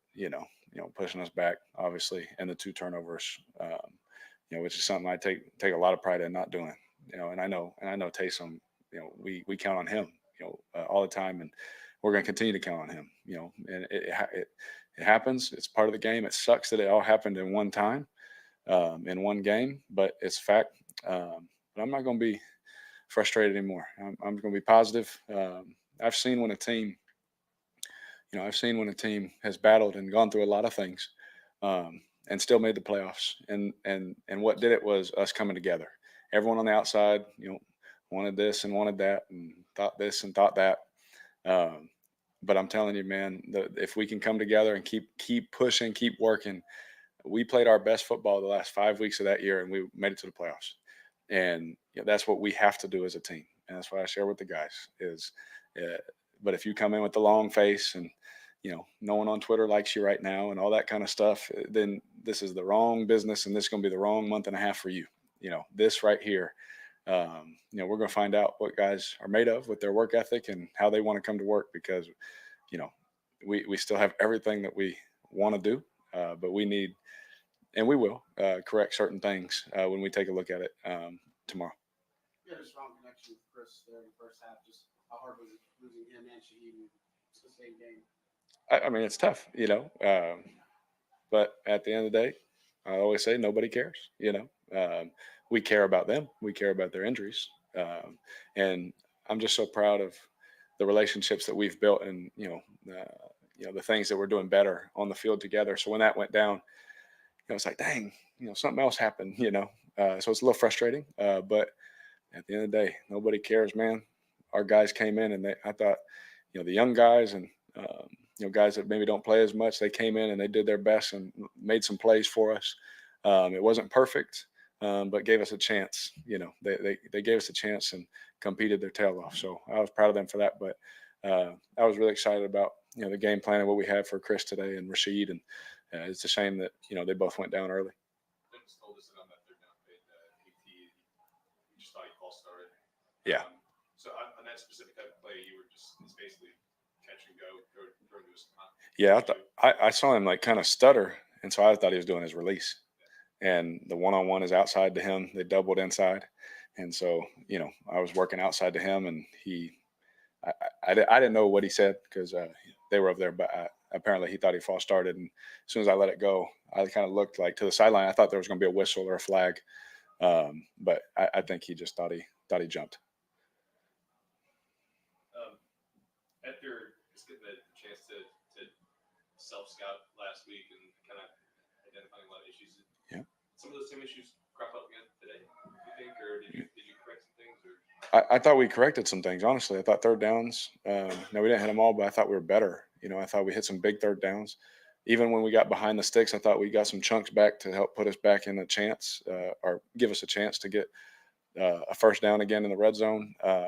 I thought that we ran the ball, in certain areas under center really well, which helped some play action plays open up big time for us, especially in the first half. So I thought there were some things that we did better. But like every game, there's going to be things you can point at 3 or 4 things that we didn't do that good, But for sure, I don't think that moving the ball has been an issue for us. I think that we really have moved it well. Situational football is where we've failed, and I thought we were better on third down. I don't know the number. I felt like we hit more of them. I thought we protected well, but the red zone creeped up today for sure. I mean, that was as bad as it gets. And then when you're talking about just like kind of shutting out the outside talk and just focusing on getting right inside like that. Yeah. How do you get guys really buy into that? I guess it is hard to shut out. Well, I would say it's harder nowadays than it was 8, 9 years ago, 10 years ago. Thank goodness I came from a time that stuff was just new and it didn't really matter, and the only thing you care about is, going home, making sure you're a good husband and a good dad, and now guys have come from high school and college and all that. That's the world that they come from. And, so it's a challenge, because, everyone cares about what somebody thinks, everybody cares, you get a tweet or you get this kind of stuff. And just as an older player, as a leader, you just try and encourage them, man, that the people in this room are the ones that matter. We love you, and I think that we have a good group of guys that is preaching that same thing and putting their arms around guys that they know they could have done this or could have done that, and you put your arm around them and be like, look, bro, none of that stuff matters. No one's going to love your Instagram post today, but we do, and we care about you. So give us your best, and you just try and preach that message, man, because times definitely have changed since I first got in the league. We weren't even talking about this stuff, but now it's a real thing that, you deal with. But, I think we have I think you agree. We got some great guys in that locker room and in certain spots that can help with that and try and, be positive, because in our building, we're going to be positive, man. We're going to be positive. We're going to work. We're going to challenge the heck out of each other, these last 6 or so weeks. Derek, I apologize if this already been asked. You're good. Are you surprised about the inefficiency in the red zone coming out of the bye week? Yeah, and I think we were running good plays, and then we'd get hurt with a penalty. We talked about the interception. Jesse's playing the single high, and he comes out of the post, leaves his responsibility, makes a great play. And you don't expect that. You take the snap, and he's there, so you think you have a chance, and all of a sudden he shows up. And that you don't expect that. I thought he was going to walk in, and he made a great play. And then Taysom's fumble, we count on him all the time. We don't expect that to happen, and we're going to keep counting on him. He's one of the best players in the NFL. And so we're going to keep counting on him. But I really thought we were running good plays, I just think the penalties, and I don't know exactly what those were, off the top of my head. I know the holdings and the stuff on the side and all that, but I didn't see them firsthand, and I'm not going to comment on them, ever. But it hurt us, and so I don't think it was like oh gosh, what do we do? I thought we were running good plays and moving the ball like crazy today. But we definitely got hurt by those things in the end. Do you feel like, talking to everybody, it feels like Like, do you feel like it's getting to a point where time's running out? Well, yeah, I mean, we're just running out of games. We are. That's a fact.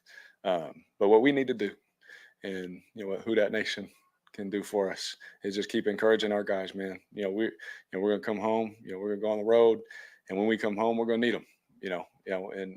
And we're all in this thing together, man. And we are gonna work like crazy to make it right. We really are. We're gonna give it our best. It hasn't happened at the same time yet. But if and when it does, it's gonna be a beautiful thing. And so I'm not gonna stop working. I know our guys aren't gonna stop working, but we need everybody. We need everybody. Trust me, we're very frustrated too. Especially I hate losing, and so coming here and why and all those kind of things. No one planned on it happening like this, but this is where we're at. And so I just challenged myself that I'm not going to get so frustrated that I just shut off or shut down and things like that. Man, I'm going to be super positive, and I'm going to encourage our guys until the bitter end. And I believe this in everything in me that we still have time left. Time may be run out, but we still have time left. And so I'm going to look at it that way. Thank y'all. Appreciate it. Yep. This guy, this idiot don't even realize he talked about Jesse Bates was there and made a play. Jesse Bates made the play because you stared the player down and threw the ball to him. That's why Jesse Bates made the play. Idiot. Shout out to you, son of God. Says, I got it for you, Gail Benson. Since you can't do it your damn self as an owner, you fired Dennis and Pete. Our family members deserve better. When will our voices be heard? Thank you, son of God. Appreciate you, bro. Thank you for that. I want to say thank you very much. Picking me up, bringing me back to this world. This is ridiculous, man, on so many levels. All of this is so ridiculous with this guy. Sits up there and they misdirect. This is the delusion that these guys under are utterly ridiculous. We got a guy that's sitting up there on his ass talking about third down plays, and the team is 0-5, and we good everywhere else, but we just bad in in situational ball. That's what it's about. If you get in the red zone and can't score, who gives a damn what you're doing between the 20s? Who cares? If you can't turn it into touchdowns, then who cares about what you're doing in between the 20s? And you're not doing better than what you was before, idiot. The last 6 quarters of play, you have yet to put a touchdown on the board. If somebody got to tell it like it is, man, why not me? I've been telling it like it is. And he got the unmitigated gall, Pop, to sit up here and ask the Who Dat Nation to rock with him. Did you get that part? Did you hear that? Couldn't believe he said that. I couldn't believe got the nerve to stand up here and ask the Who Dat Nation to rock with him after he's standing up there, staring down wide receivers, throwing the ball to. He stared down Bates. He stared down Rashid Shaheed. Bates read his eyes and jumped the route and picked the ball. It don't get no more easier than that. When I was playing in high school, that's how we did it. It never changed. We study the quarterback's eyes. If he's looking over there, more than likely he's going to throw the ball. So we drift there and see if he's going to do it. And when he let that thing go, Jesse Bates took a straight line there and took off, and nobody could get to him. It was as easy as it gets. $150 million quarterback who don't understand that he's looking down people. That's how you got the pick 6. And he's directly responsible for what happened in the game. He is the reason why the Saints lost the game and had all. I thought we were doing good. You are not doing better. You can't be that blind in your head to think that this offense has any type of punch and that you're practicing competitively and you looking like this game after game. These people were 0-5 in the blasted red zone today. They were 0-5. So listen, let me bring Lo in right quick, Pops. Hold on where you at. We'll bring Lo in. I'm gonna get Lo in there. Let Lo get his jokey joke on. In the thing. So Lo, come on in here, brother. Go ahead and get your jokey joke on, brother. How you doing? What? I just came to see what's going on with y'all. Make sure everybody was doing all right. Everybody good? Oh, okay. So everybody good, brother. So how you doing? Hey, well, that's the most important thing. You just want to make sure Oh yeah, everybody how was you good. doing? How you Huh? doing? Is that you doing pretty good? Oh man, we doing lovely. You know, well, I didn't get a chance to finish watching the game. Who won? You don't do that, Lo. You already know what time it is. I just say I didn't get a chance to finish. You know, I had to go do something else. No, anybody know what the score was? Oh, so, no, we don't know what the score was, Lo. We don't know, brother. Ah You might man, have, maybe we should all check. Maybe we should all check ESPN together. You know, so we can see, who won. All right, Lo. So let's hear it, bro. What we doing, bro? What's the bet now? I mean, what we gonna do the bet, bro? We supposed to do the shirt, and then it's a script you're supposed to give me, correct, sir? Is that how that goes?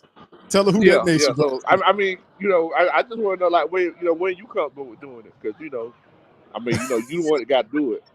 So I just want to know when you comfortable with doing it and everything. Okay, I just want to make sure my whole night, my schedule is free, so I can enjoy it. Okay, I get you on that. You and a ton of Falcon people gonna really enjoy that. All right, so Oh yeah. We all gonna get together and we all gonna watch that together. That's gonna be beautiful, beautiful.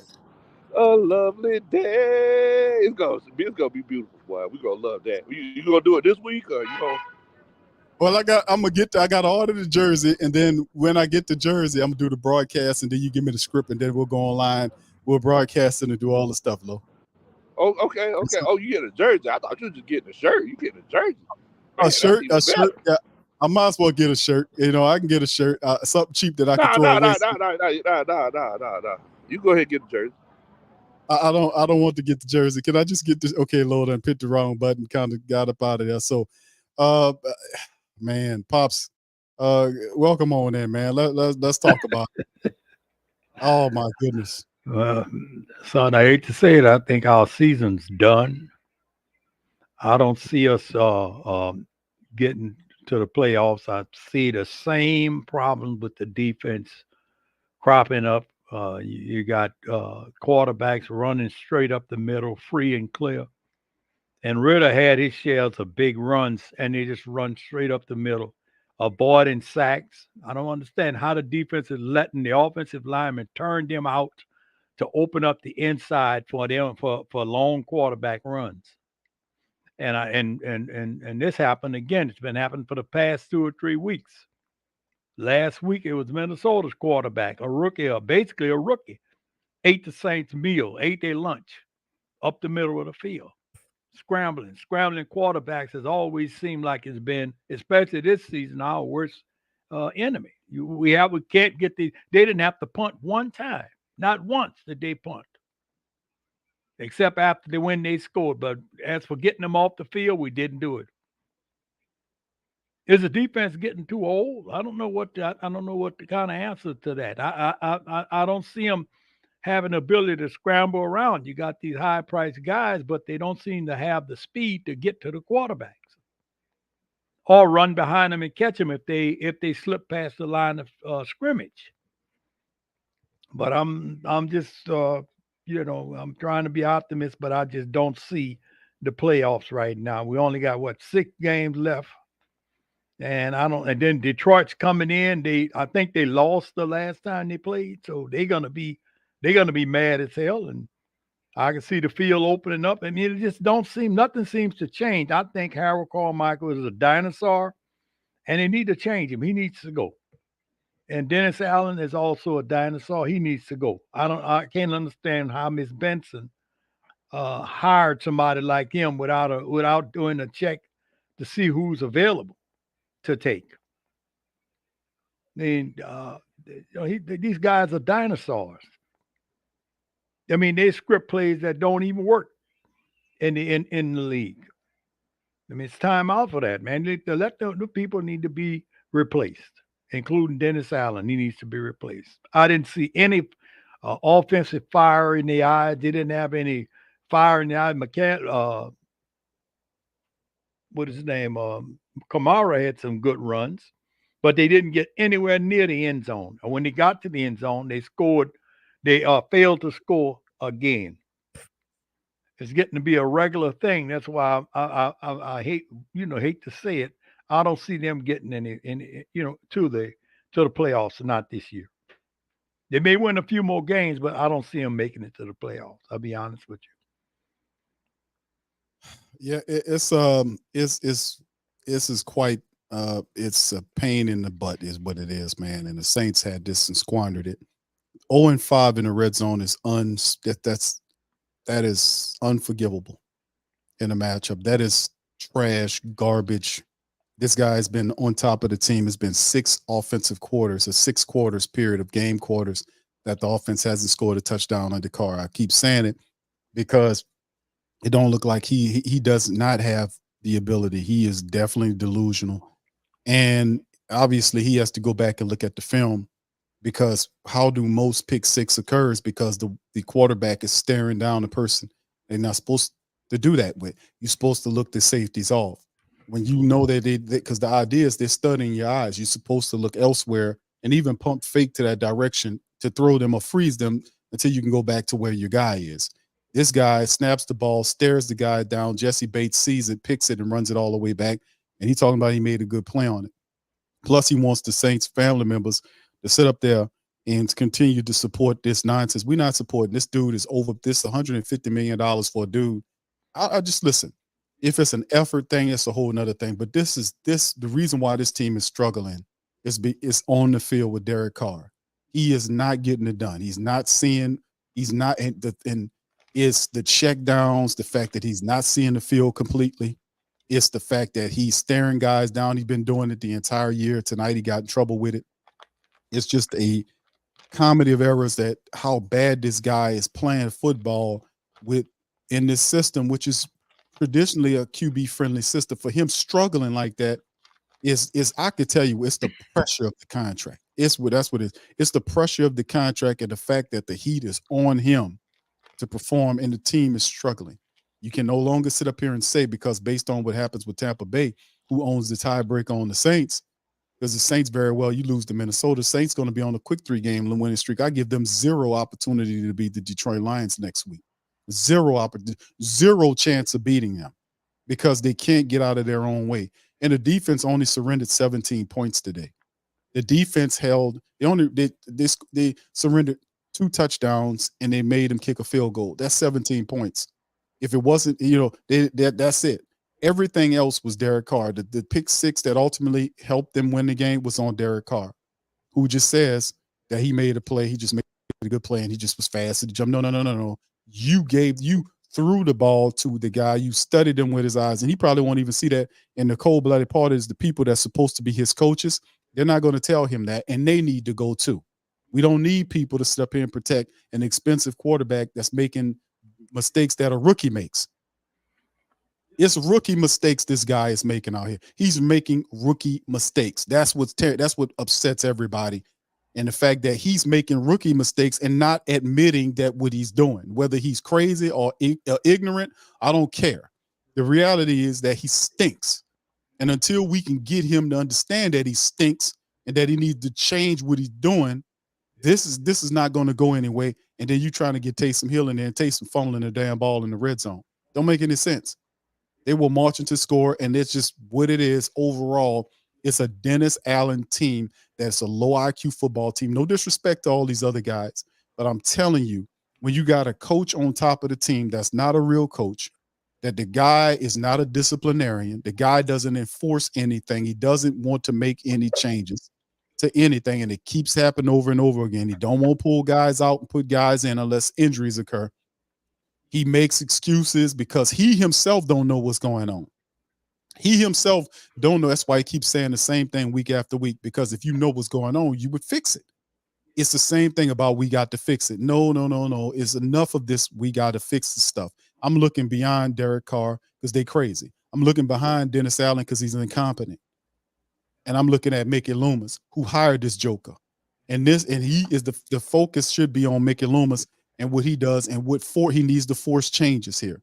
Shout out to Chantel says, Q, it's shameful that people spend money on this garbage ass team with broken down car who fell off the bridge.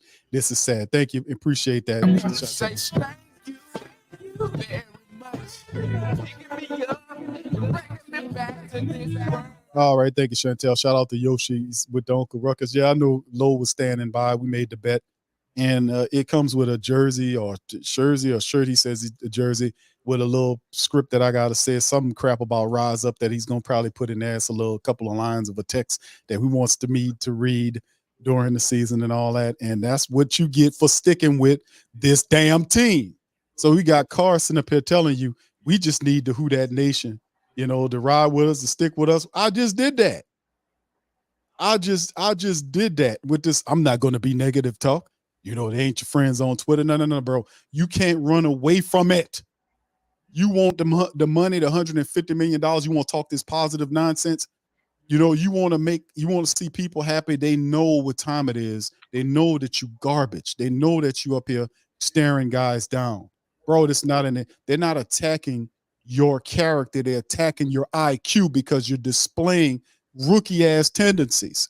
They're attacking your thinking, your thought process. What quarterback you don't know stands up there and don't know that they're watching wide or staring down wide receivers? That's what led to the pick six. I mean, come on, man. It's crazy. But thank you, Yoshi, for that. But Low, it's just, that's the bet that we made, man, and I'm going to honor my damn bet. But don't listen to that guy, and don't listen to the Saints.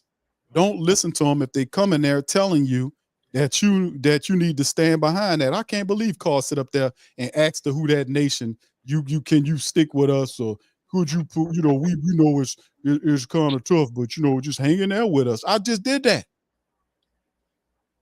I just hung in there with this clown, and look what it got me. It got me a Falcon jersey, and the text would probably be something in there about Rise Up or some crap like that.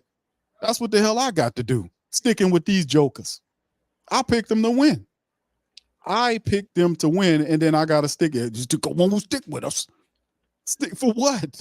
So that you can be humiliated by Falcon people because you had the nerve to pick your team, who you thought was going to win a football game? Man, you can go to absolute living hell on that one, man. You can go take your ass somewhere on that. Shout out to you, Brent. Thank you, man, for the Cash App. Says for Kara, who wants everyone to get a ribbon. Yeah, come on, man. Thank you. Kevin, thank you, bro. Kevin Johnson for the Jersey Fund. Thank you, bro. Appreciate the family members with the Jersey Fund, man. I appreciate y'all sending it. They kind of, the joy. Thank you, bro, for that. Thank you, Brent, as well, man. Appreciate all y'all for that. Thank y'all. You very much. Stick with us. Stick with us. Stick with us. Are you kidding me, bro? Don't listen to these people. I stuck with the Saints today because I actually believed that they would win this game. They were supposed to win this game. They had several opportunities to win this game, and they got into the red zone and fumbled the ball away inside the 5 to the Falcons. They could have changed the trajectory of the game. And that's me picking them, saying there's no way they lose this game, because the Saints, coming off a loss to the Vikings, they should have enough guts and courage and respect for themselves as players and for us to have a better performance, and they did not. And it's awful. It's distasteful. It's trash. And then for bastards to stand up before you and tell you that, it's injury related. No, it was not injury related. Was Taysom injured when he fumbled the damn ball in the inside the 5-yard line? Was he injured then? No, he wasn't injured then. So it's just we don't let them off the hook is what I'm saying. Don't let them off the hook, and don't believe nothing that they say. Don't believe nothing they say. And how dare this dude stand up here and ask the Who Dat Nation to ride with them when they're not giving you anything. Now, that'll work for some idiots out there. They'll buy into this BS because they'll buy the damn Crescent City connection. If you told them, hey, man, I got 2 bridges for sale. If you buy one, I give you the second one for free. And guess what? They're standing up right next to each other. Listen, I got a bridge that I own. Listen, you buy one, I give you the second one for free. You buy the northbound span, I give you the southbound span for free. And if you act now, I got a bridge further down. They got a railroad bridge on top of it. I throw that one in for half cost. You know, but it's just you those people gonna always buy the BS. Do not believe these clowns. They can't even keep it real with you, man. I rocked with my team today, and look how they did. Now I got to put on Falcon jerseys and shit and sit up here and talk about rise up, man. And I'm me. I'm black and gold to the core. I despise the Atlanta Falcons red and black colors, and I got to put that on my person, you know, because of this dumbass on the screen right here. And then he got the nerve to talk about sticking with him and all this type of stuff, man. Listen, man, we want you gone, dude. You need to get out of here as soon as possible. You and that dumbass Dennis Allen that look like a possum, and Mickey Loomis is damn near senile. And it is ridiculous and out of his mind. He's somewhere hiding, somewhere peeking through thick ass screens and through the window. He's peeking out the sky. He peeking through screens out the Saints window, looking at people out there before he goes run to his car. Dude, listen, man, enough is enough, man. Do not trust and do not believe these people. Chantel says, I thought Cleveland Browns paying all that money for Watson was bad. But Carr has him beat because at least Deshaun Watson, when he plays, he'll give you some type of production. We got a $150 million quarterback that's missing on throws, right? His passes are erratic. He can't consistently read defenses. I mean, it's like, I've studied so much film on him, and I'm looking at it, and I'm gonna break this film down for Tuesdays for Patreon Tuesday, man. It's gonna be a joke fest. We do the film work on Tuesday on Patreon. It's gonna be a joke fest to watch him. The check downs that he usually does is because he didn't have the discipline or the intelligence to span through his progressions and find better targets. He's so lazy that he would go to the check downs as opposed to force his eyes upfield to see things. That's the big problem with the Saints offense. And we'll talk about Pete Carmichael and bad play calling, but in the end, it's tied to Derek Carr. If he's calling plays and Carr's not spanning the field correctly, what good is it if you got people running free and all he does is won't check the ball down because he's lazy? How about the dumbass play when he scrambled to pick up the yards and then had the ball out like a loaf of bread and the guy comes from behind and chops his hand and almost fumbles the ball back to him? He was several yards beyond the line of scrimmage. What are you still holding the ball like that? This dude is incompetent, man. He's incompetent. And I think he's broken. I'm going to be honest with you. From what I'm seeing is like he's not getting any better. Like fundamental stuff that quarterback's supposed to do, like protect the ball when they're scrambling, this dude doesn't do it. Fundamental stuff like going through progressions and finding what you need to do, he's a clown. He's a clown. He overthrows receivers consistently. He doesn't command the pocket correctly. I mean, he has zero pocket awareness, and he stares people down all the time. He is a complete joke. And they will not admit to it because to admit to it would mean that the Saints would have to, all of them got to go if you chose this poorly. The dude is not seeing the field correctly. And I would have hope in him if he would say what we see, but he wants to pretend like we don't see what he's doing. Like only they can see it. No, we see everything. We see it all. We see you staring guys down. That's how the pick six occurred. We see it all, bro. We see it all. Rich says, Q, this money grab for Tom Benson, the state. Something's got to be done about this, fam. But I implore you guys to do not stick with the Saints in terms of sticking with them with the support that Carr's talking about. I, sir, did stick with you guys for this game. And listen, this is not just some any game. This is the Atlanta Falcon rivalry game where if you're going to lose anywhere, you lose to the Detroit Lions, that's one thing. But when you lose to the Atlanta Falcons, that'll get you fired. That's like another level of we not tolerating that. When you lose to the Falcons, you can't even put up one offensive touchdown in the game because you throwing out and that you overthrowing people. You're not spanning the field. You running around scrambling. The guy chops the ball out. You fumble the ball from behind and get up and look around. Like, did you see the look on his face when after the guy chopped the ball and A.T. Perry got the fumble pickup on it? Did you see the guy's face when he seen it? They took his fumbling ass out of the game. But it's just terrible. Thank you, Rich. Appreciate that. I want to say thank you very much. Picking me up and bringing me back to this world. It's the ultimate disrespect when you lose to the Atlanta Falcons if you're a New Orleans Saints person, man. It's the ultimate disrespect because the Falcons are doing their best to emulate what you're doing down here. They're a clone of you. They got all your former personnel and people. They're a clone. They take all your players, several players littered throughout the team. They're a clone franchise of the Saints. You're not supposed to lose to your clone. You're not supposed to lose to a team that a clone team that's emulating your actions. The original's supposed to know better, but not with dumb leadership on top of the team and a dude that don't know what he's doing and refuses to pull the trigger on changes, or a quarterback that's completely inept.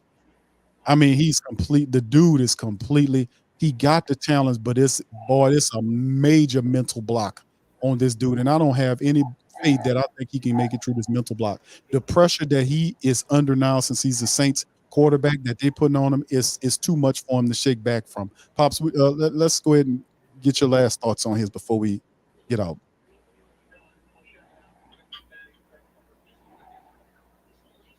All right. You still there, Pops? I think I might have lost him, man. I'm still here. I'm just listening to you. I can hear you. I was just listening at your commentary. Can you hear me? Yes, sir. Okay.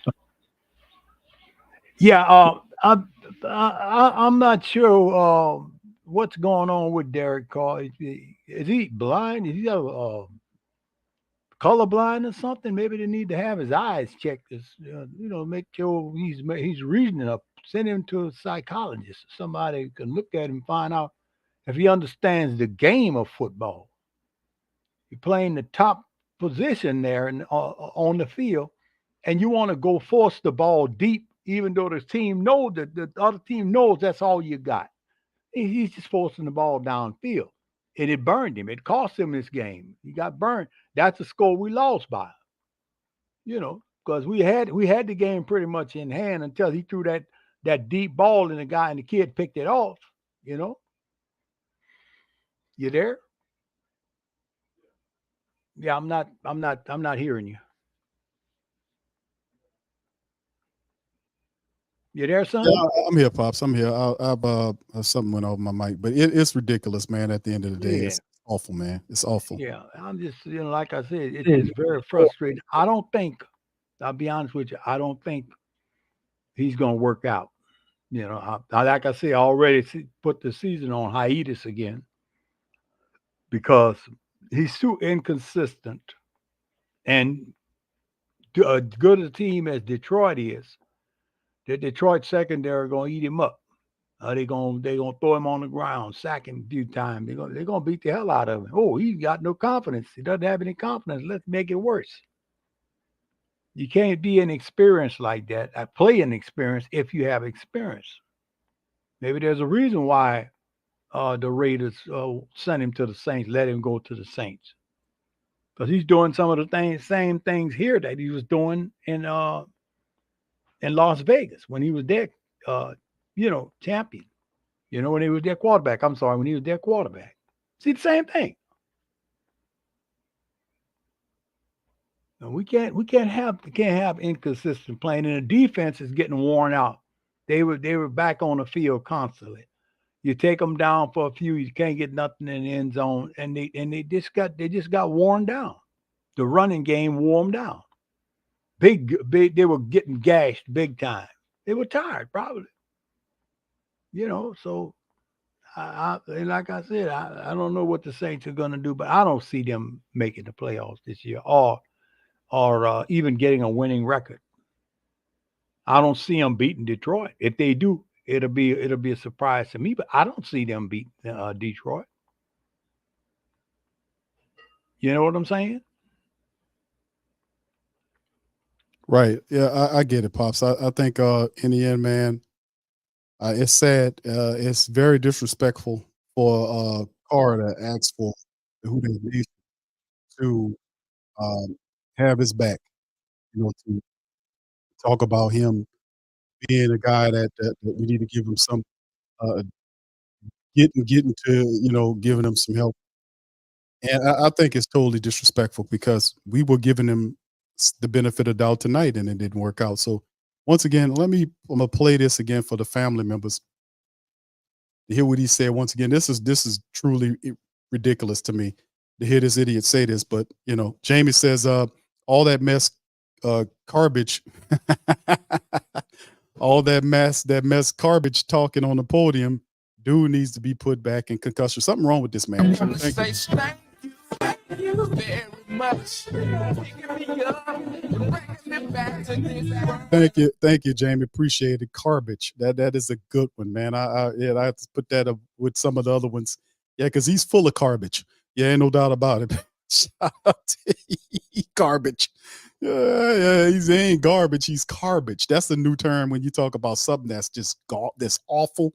That's straight up. That's a great term. Shout out to you, Jamie, for putting up a really good one, because I'm gonna use that one. That, man, this team is not garbage, they garbage. That is that's a new level of stink. All right, Chantel says, Q, let's be honest, if you had to choose between garbage and 150 million car or 250 million garbage Watson to lead your team, who'd you choose? Well, based on what we're seeing right now, one guy, he does impact your offense a lot better than the other one. If you have Deshaun Watson, remember the Saints went after Deshaun Watson. He did not want to come here. He was using the Saints' leverage to get the Falcons to bid on him so he can build a super team in Atlanta. He was he had no intentions of coming to New Orleans. And the Saints were so thirsty that they were trying to stick with him. And I was telling them, listen, man, this is a game. Cut off from this dude and leave this dude the hell alone and go find somebody else. And they sat there all the way to the end until he made the decision for the Cleveland Browns to be able to get him, and made him, because Cleveland then jumped in and gave him all that guaranteed money because they were extra thirsty.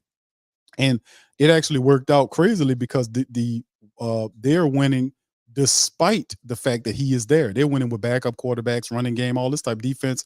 They're winning games. Their record is way better than the Saints. So the Saints tried to go after Deshaun Watson, and he played them, and he was trying to get to Atlanta. So they tried that. They tried to get both of them, and then the next summer they settled on getting garbage and brought him here. So thank you, Chantel, for that. Appreciate I want it. to say thank you very much. Picking me up and bringing me back to this world. All right, shout out to you. Appreciate you for that. Let's go into this here, and we're gonna go into and listen to Garbage one more time as he talks about what the Who Dat Nation and the Black and Gold people need to do for him. Here we go. To do as a team, and that's what I share with the guys is. But if you come in with the long face and no one on Twitter likes you right now and all that kind of stuff, then this is the wrong business, and this is going to be the wrong month and a half for you. This right here. We're going to find out what guys are made of with their work ethic and how they want to come to work, because, we still have everything that we want to do, but we need, and we will correct certain things when we take a look at it tomorrow. You had a strong connection with Chris there in the first half. Just how hard was it losing him and Shaheed in the same game? I mean, it's tough, but at the end of the day, I always say nobody cares, we care about them. We care about their injuries. And I'm just so proud of the relationships that we've built, and, the things that we're doing better on the field together. So when that went down, it's like, dang, something else happened, so it's a little frustrating. But at the end of the day, nobody cares, man. Our guys came in, and I thought, the young guys and, guys that maybe don't play as much, they came in and they did their best and made some plays for us. It wasn't perfect, but gave us a chance. They gave us a chance and competed their tail off. So I was proud of them for that. But I was really excited about, the game plan and what we had for Chris today and Rashid. And it's a shame that, they both went down early. Dennis told us that on that third down play, AT, he just thought he false started. Yeah. So on that specific type of play, you were it's basically catch and go, throw to his spot. Yeah, I saw him kind of stutter, and so I thought he was doing his release. And the one-on-one is outside to him. They doubled inside. And so, I was working outside to him, and I didn't know what he said because they were over there, but apparently he thought he false started. And as soon as I let it go, I kind of looked to the sideline. I thought there was going to be a whistle or a flag. But I think he just thought he jumped. After just getting the chance to self-scout last week and kind of identifying a lot of issues, some of those same issues crop up again today, you think, or did you correct some things? Or? I thought we corrected some things, honestly. I thought third downs, no, we didn't hit them all, but I thought we were better. I thought we hit some big third downs. Even when we got behind the sticks, I thought we got some chunks back to help put us back in a chance or give us a chance to get a first down again in the red zone. I thought that we ran the ball. in certain areas under center really well, which helps some play action plays open up big time for us, especially in the first half. So I thought there were some things that we did better. But like every game, there's going to be things you can point at 3 or 4 things that we didn't do that good, But for sure, I don't think that moving the ball has been an issue for us. I think that we really have moved it well. Situational football is where we've failed, and I thought we were better on third down. I don't know the number. I felt like we hit more of them. I thought we protected well, but the red zone creeped up today for sure. I mean, that was as bad as it gets. And then when you were talking about just like kind of shutting out the outside talk and just focusing on getting right inside, like how do you get guys really buy into that? I guess it is hard to shut out the noise. Well, I would say it's harder nowadays than it was 8, 9 years ago, 10 years ago. Thank goodness I came from a time that stuff was just new and it didn't really matter, and the only thing you care about is, going home, making sure you're a good husband and a good dad, and now guys have come from high school and college and all that. That's the world that they come from. And, so it's a challenge, because, everyone cares about what somebody thinks, everybody cares, you get a tweet or you get this kind of stuff. And just as an older player, as a leader, you just try and encourage them, man, that the people in this room are the ones that matter. We love you, and I think that we have a good group of guys that is preaching that same thing and putting their arms around guys that they know they could have done this or could have done that, and you put your arm around them and be like, look, bro, none of that stuff matters. No one's going to love your Instagram post today, but we do, and we care about you. So give us your best, and you just try and preach that message, man, because times definitely have changed since I first got in the league. We weren't even talking about this stuff, but now it's a real thing that, you deal with. But, I think we have I think you agree. We got some great guys in that locker room and in certain spots that can help with that and try and, be positive, because in our building, we're going to be positive, man. We're going to be positive. We're going to work. We're going to challenge the heck out of each other, these last 6 or so weeks.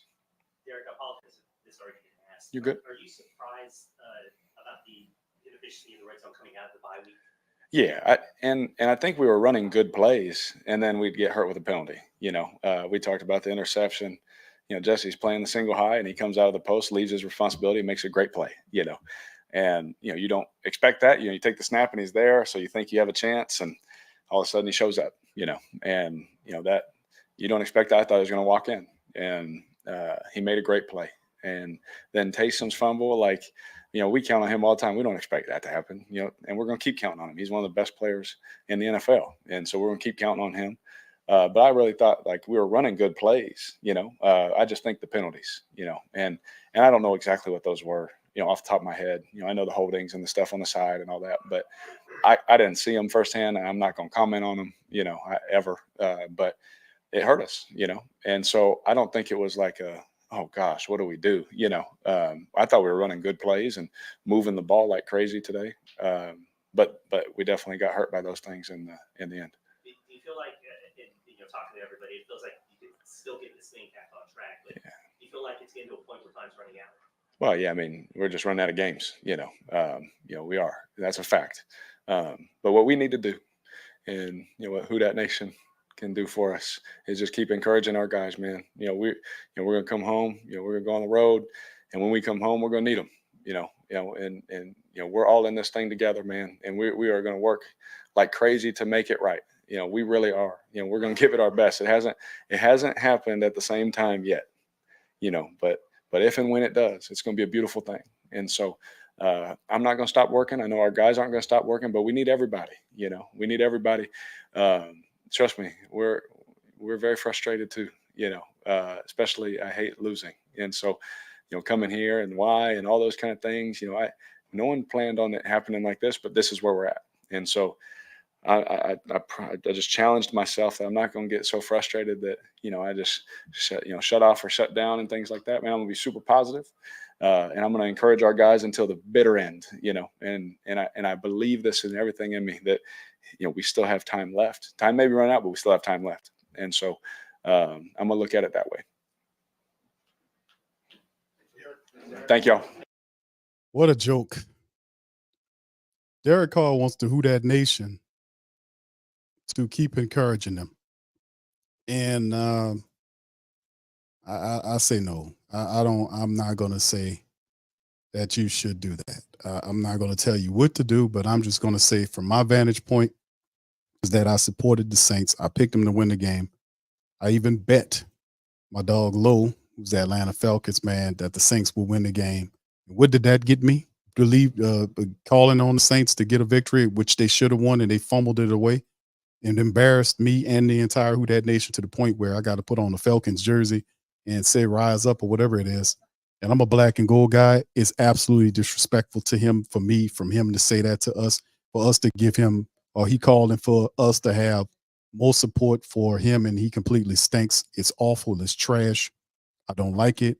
It's the disrespectful commentary, and I encourage you guys to don't listen to this idiot or the rest of those clowns and buffoons. The Saints continue to disrespect the Who Dat Nation base. I ask you guys to continue to rock with me by not supporting this team.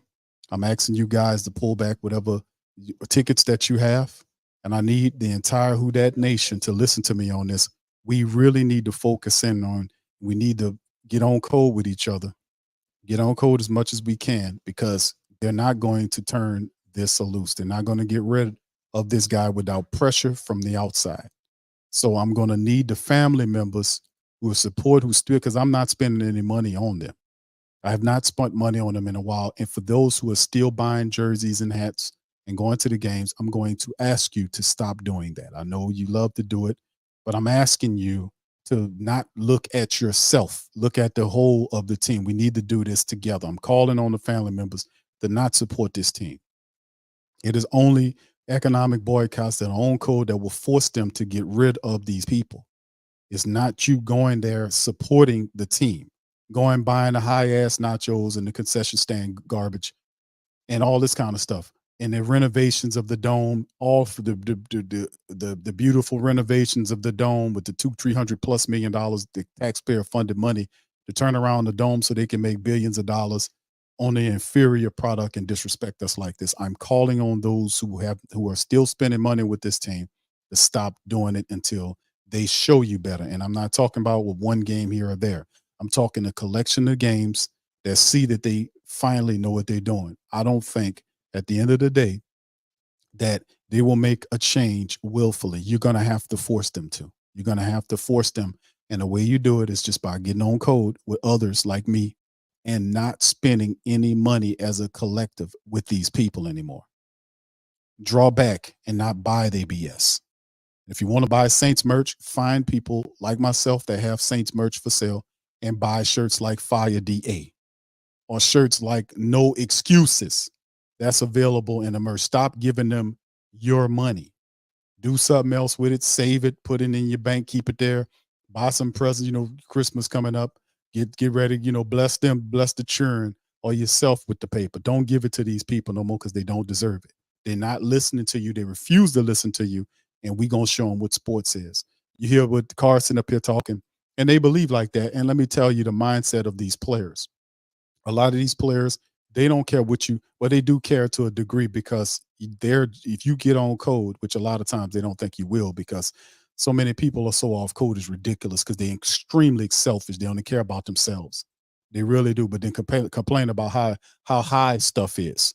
If you get on code and have some discipline with the rest of the people, you'll see a lot of stuff start to get cheaper because you're not buying it no more. And then the demand, when that happens, everything gets cheaper when you stay on code with people that are on code. I don't care what you look like or who you are, where you come from. Get on code with the people and stop giving your money to them. Bottom line, stop supporting them. Another thing, that'll force them to clean this up. They won't do it willfully, family. I'm telling you. They're going to try to take this Dennis Allen and Derek Carr thing into the next 3 years. Could you imagine the next 3 years under Derek Carr and Dennis Allen? It's not going to get any easier. You're losing to the Falcons. At least you're supposed to beat the Falcons, fam. You're supposed to be competitive in Falcon games. If you fought your tail off and you lost by a field goal, that's one thing. But when you go there and can't even score an offensive touchdown, you got a dumbass quarterback with big old eyes talking about the guy just made a good play on the ball. He don't even recognize he's staring people down. We got a problem when guys who are making $150 million don't even realize what they're doing. And I don't know if the guy's suffering from some kind of concussion issues. I think something wrong with him mentally, to be honest with you, for him to sit up there and try to gloss over the fact that whoever's here, everybody who matter is here in the building. No, you can't sustain yourself if it wasn't for the people outside the building. What you thinking? They getting it from them? They get the money from us. We give it to them. We support the team. They take the money and give it to your stank ass. So at the end of the day, what we need to do is let's stop giving them the money. And then when that happens, that'll force guys at the top of the team like Dennis Lucia and all of them to say, damn, these bank books, oh, this is right. Yep. They're not buying the tickets, sir. What's going on? What's going on? Because I'm telling you, then we done made them big, fat, and happy, and they sitting up there feeling real good about themselves, like they can't do no wrong. And Mickey Loomis sitting up here with the team falling through the floor. He not saying nothing. He running from you, telling you statistics about other teams that scoring is down. That's why it looks like what it is. The only thing is using bull crap stats like that, and I called Mickey Loomis out for that, is that those other teams are winning games. Your team isn't. It don't have nothing to do with low scoring. Your team's not even competitive offensively speaking. They're prone all over the place, and I'm not disparaging them. It's just what it is. Guys don't know who they're blocking. The offensive linemen missing block. They don't know who they're blocking. They holding all the time, the majority of the time. They can't open up lanes for Alvin Kamara to run consistently. They got a quarterback who doesn't even go through his full progressions. He has zero pocket awareness. He's too dumb to tuck the ball when he's running, and he doesn't overlook the field like he's supposed to. He stares guys down. $150 million quarterback that's still staring guys down, and he's 10+ years in the league. I can't even do it no more. I can't even look at it. So anyway, I would advise you to not do this, because I appreciate the family members sending me money for the jerseys to buy, because I'm gonna have to uphold my end of the bargain with Low. But a lot of the Atlanta Falcons people in the chat, they're just loving this right now, and that's fine, man. You know that Big Q gonna put on an Atlanta Falcon jersey and say "Rise Up" and all that. They gonna love that, and they gonna lock that in their box for a long time. You know, we got them. You know, and that's cool, man. I understand. I know what a rivalry is, but this is what I get for believing in the Saints. Just remember that. That's my lesson to you. To watch me go through this crap, my lesson to you is I have to put on Falcon stuff and talk about Rise Up. You hear what I said? I got to put on a Falcon shirt or whatever it is and talk about rising up in this little script or whatever. That was the game. That was the bet.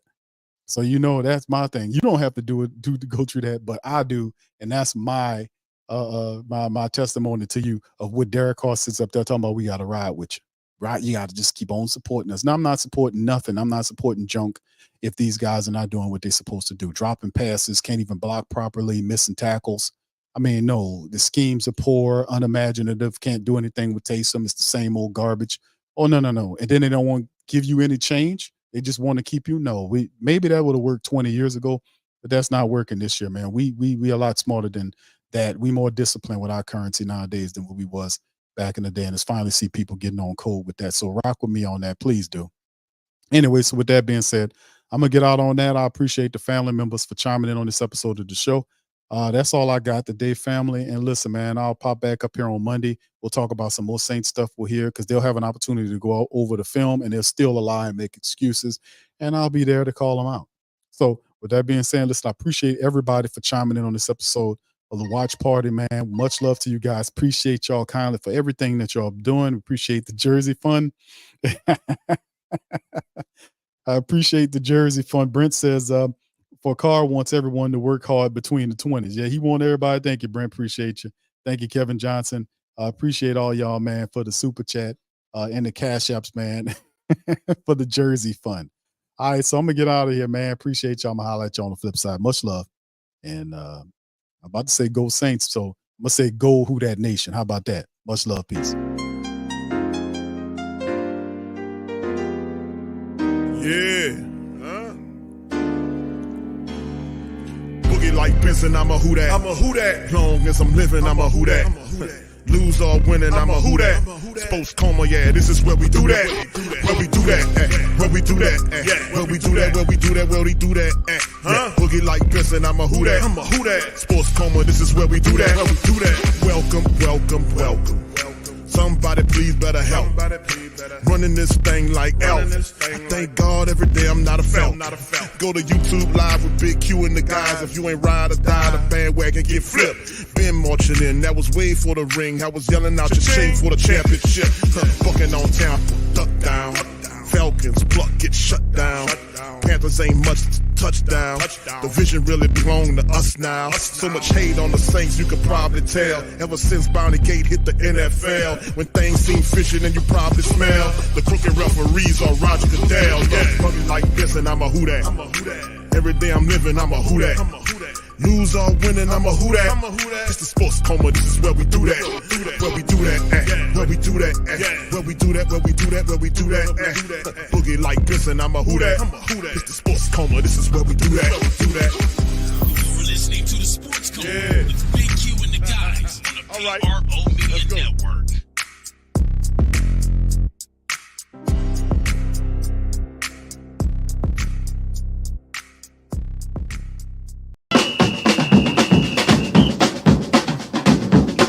Say they gon' beat them Saints. Who that? Who that? Who that say they gon' beat them Saints? Who that?